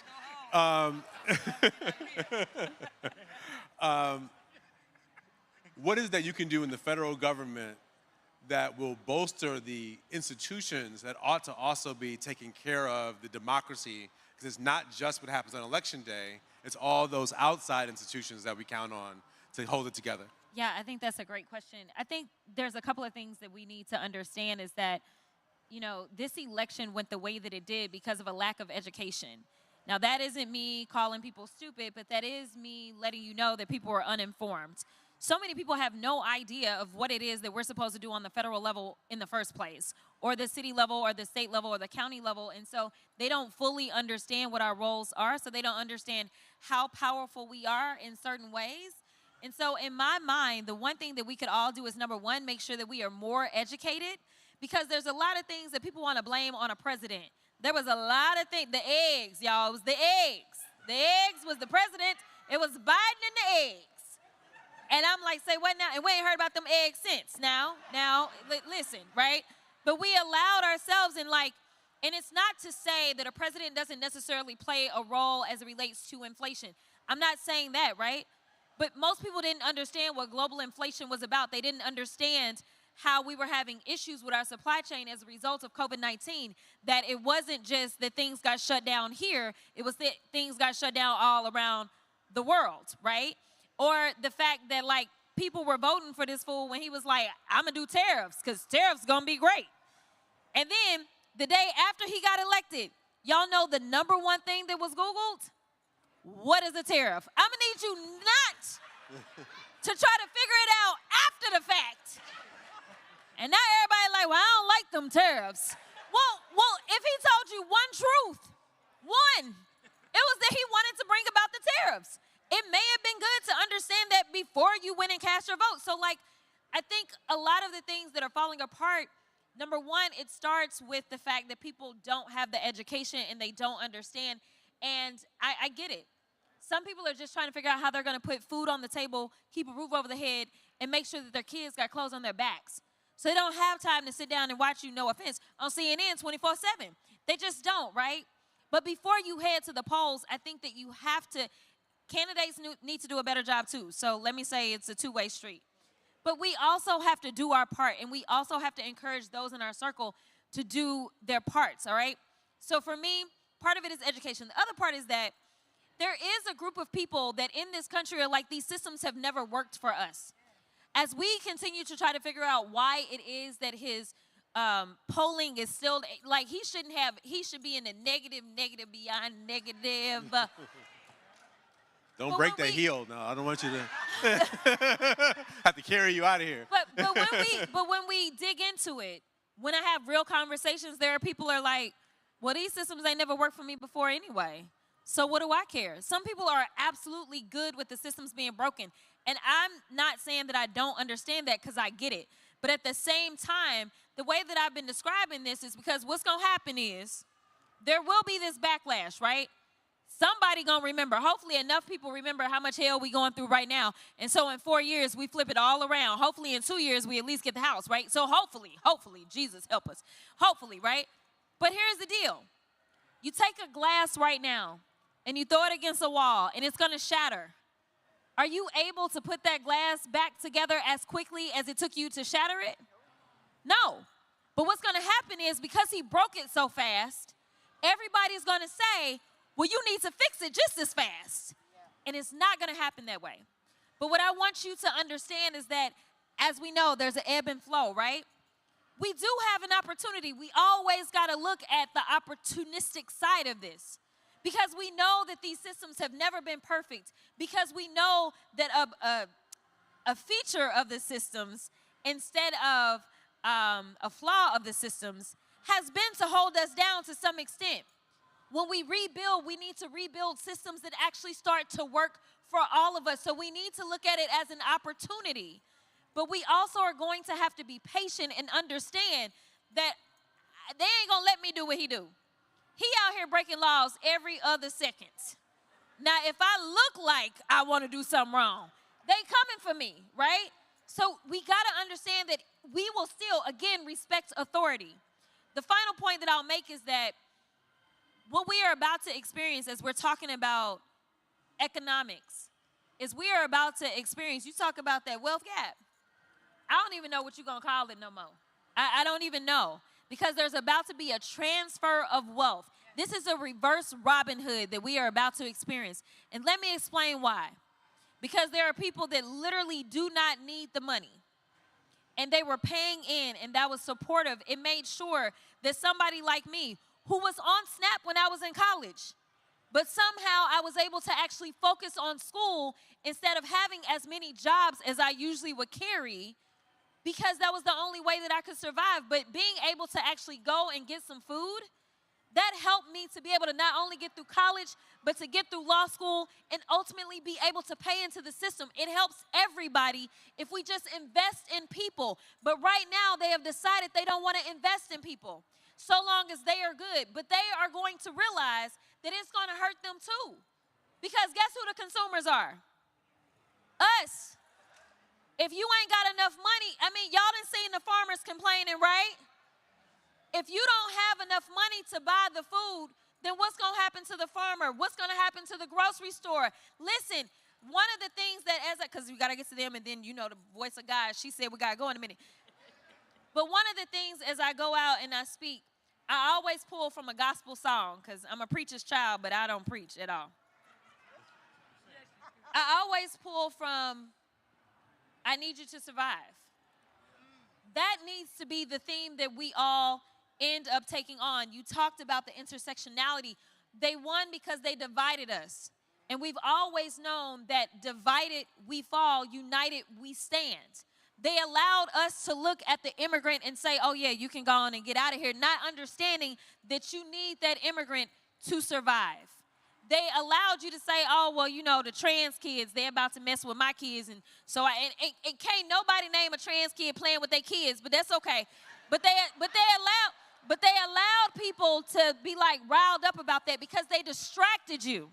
They distracted and they divided, and ultimately they have conquered. So the only message that I give out to people is, I don't really care what your beliefs are. I really don't. I really don't. I know that sounds bad. I'm probably not supposed to say that, but I don't. I don't care if you believe that I should have access to my reproductive rights or not. It ain't your business.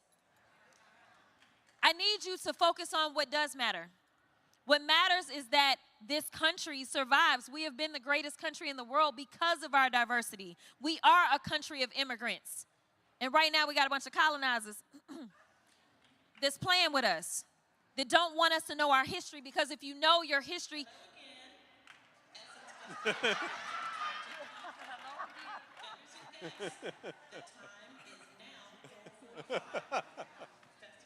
She told you.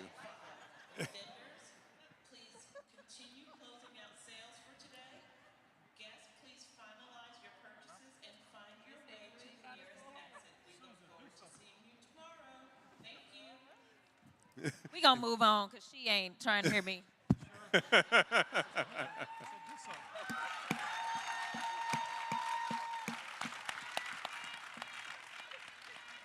I will yield back to the gentlewoman from Texas if she would like to finish her statement.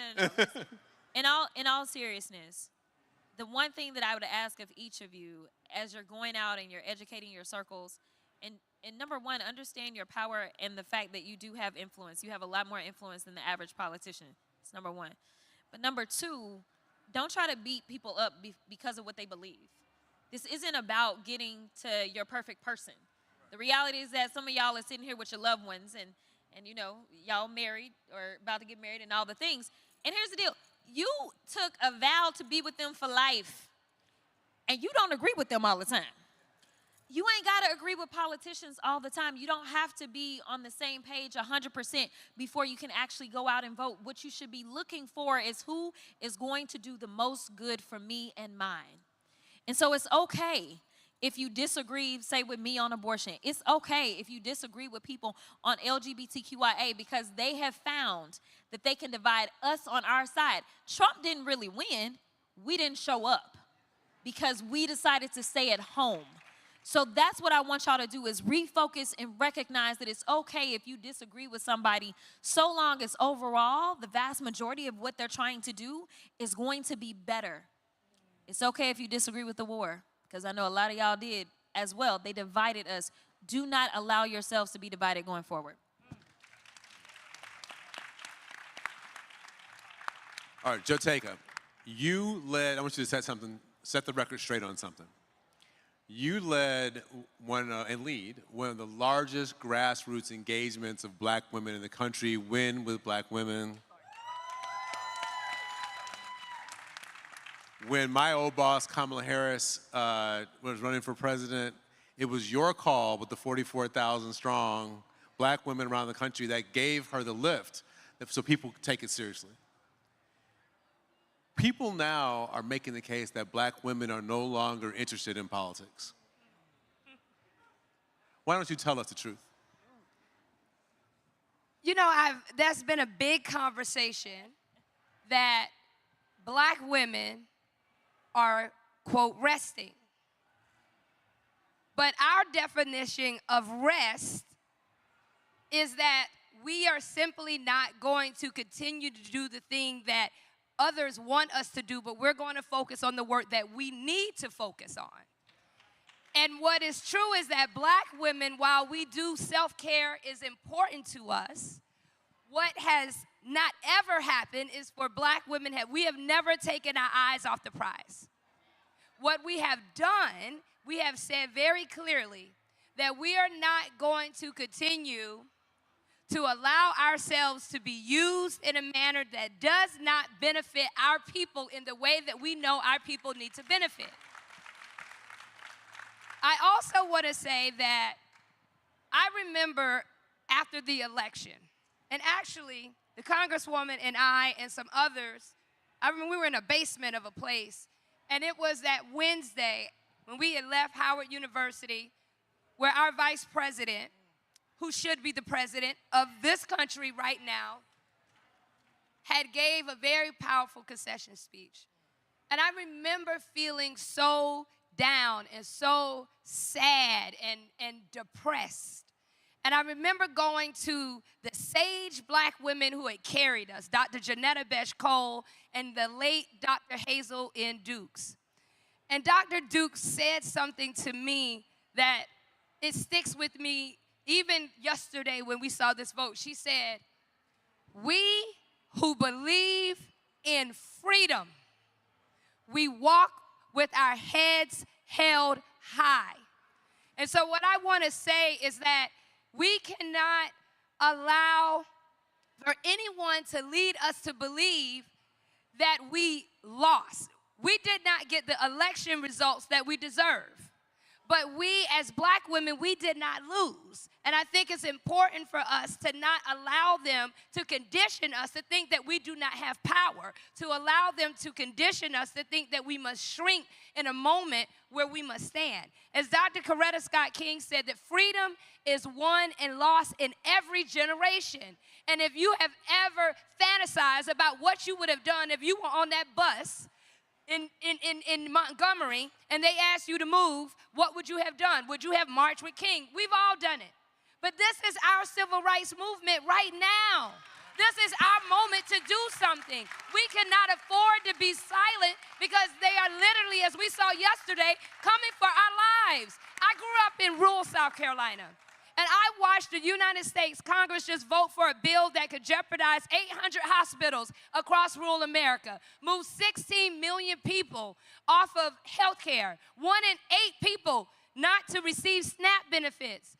That is a life and death, and it's very personal. So in this moment, black women, we have not gone to rest. We're taking care of ourselves, but we have not rest. The final thing that I would say, and I think about the 4th of July, that I leave you with this, and I can speak for myself, right? On this 4th of July, I'm not interested in lighting not one firework, but what I am interested in is putting a fire up under the systems that continue to keep us marginalized in this country.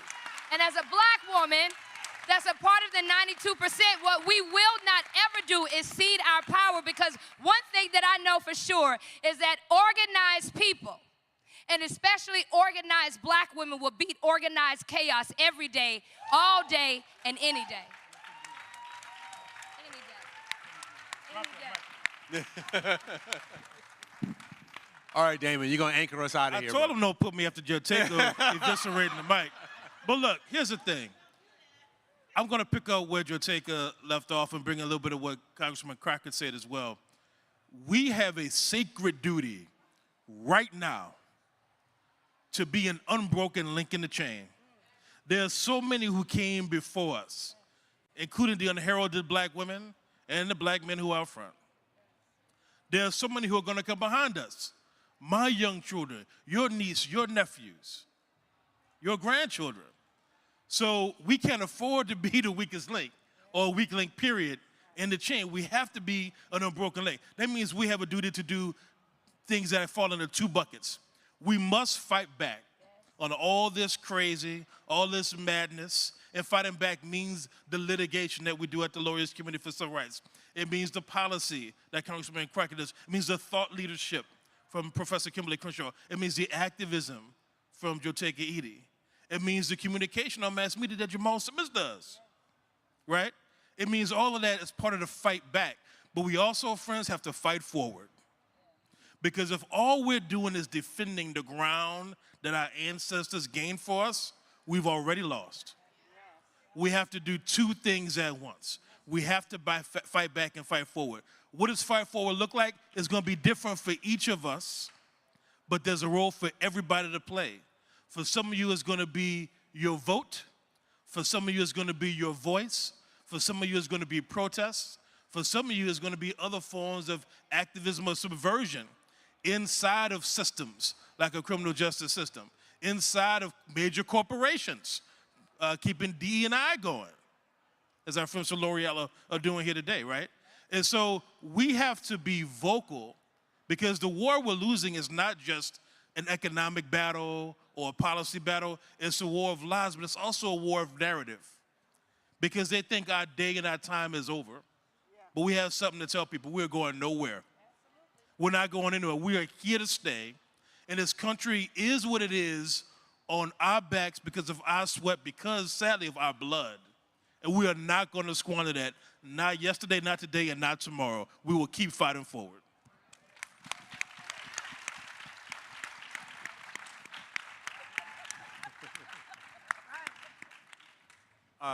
I will admit, there are days that I can get kind of down in a funk about where we are. And then there are days when it's time for me to go. Sorry.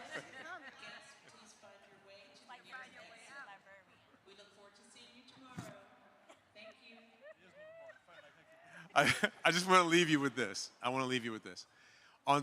I saw Doris Kearns Goodwin, the renowned historian, talk about what it was like during different periods of darkness in American history, when people didn't understand what was going to happen. How were we going to get out of segregation? People did not know. When were women going to get the right to vote? People did not know. But what it took, because when you look backwards, you can say, oh, I can see how all these dots fit together that led us to the thing. But when you were living in it, you couldn't see the dots.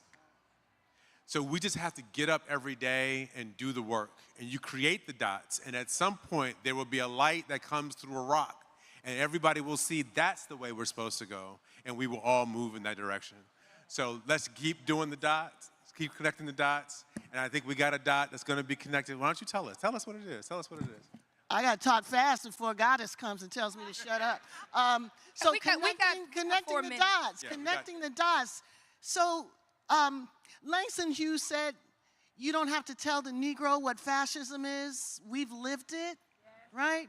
This is our history. This is our story. So Freedom Summer has got to be the opportunity for us to learn from each other, where we've come and where we're going. Everybody's doing something. One thing, if you like this conversation, and I can tell you do, and you want to go deeper, we're having Democracy Defenders Summer Seminar and Summit with Representative Justin Jones in his city, in his state, Tennessee, July 20th to 25th. So if you want to learn more about what we're up against, how to fight back, how to vote, how to educate, how to self-activate, this is the place for you to come. So there will be flyers all around. There's some right there. And maybe I can talk all of my co-panelists into coming through. All right. So keep working, keep banging away at the rocks, look for the light, and we will all see you when we get there. Thank you for having us. Thank you for being here.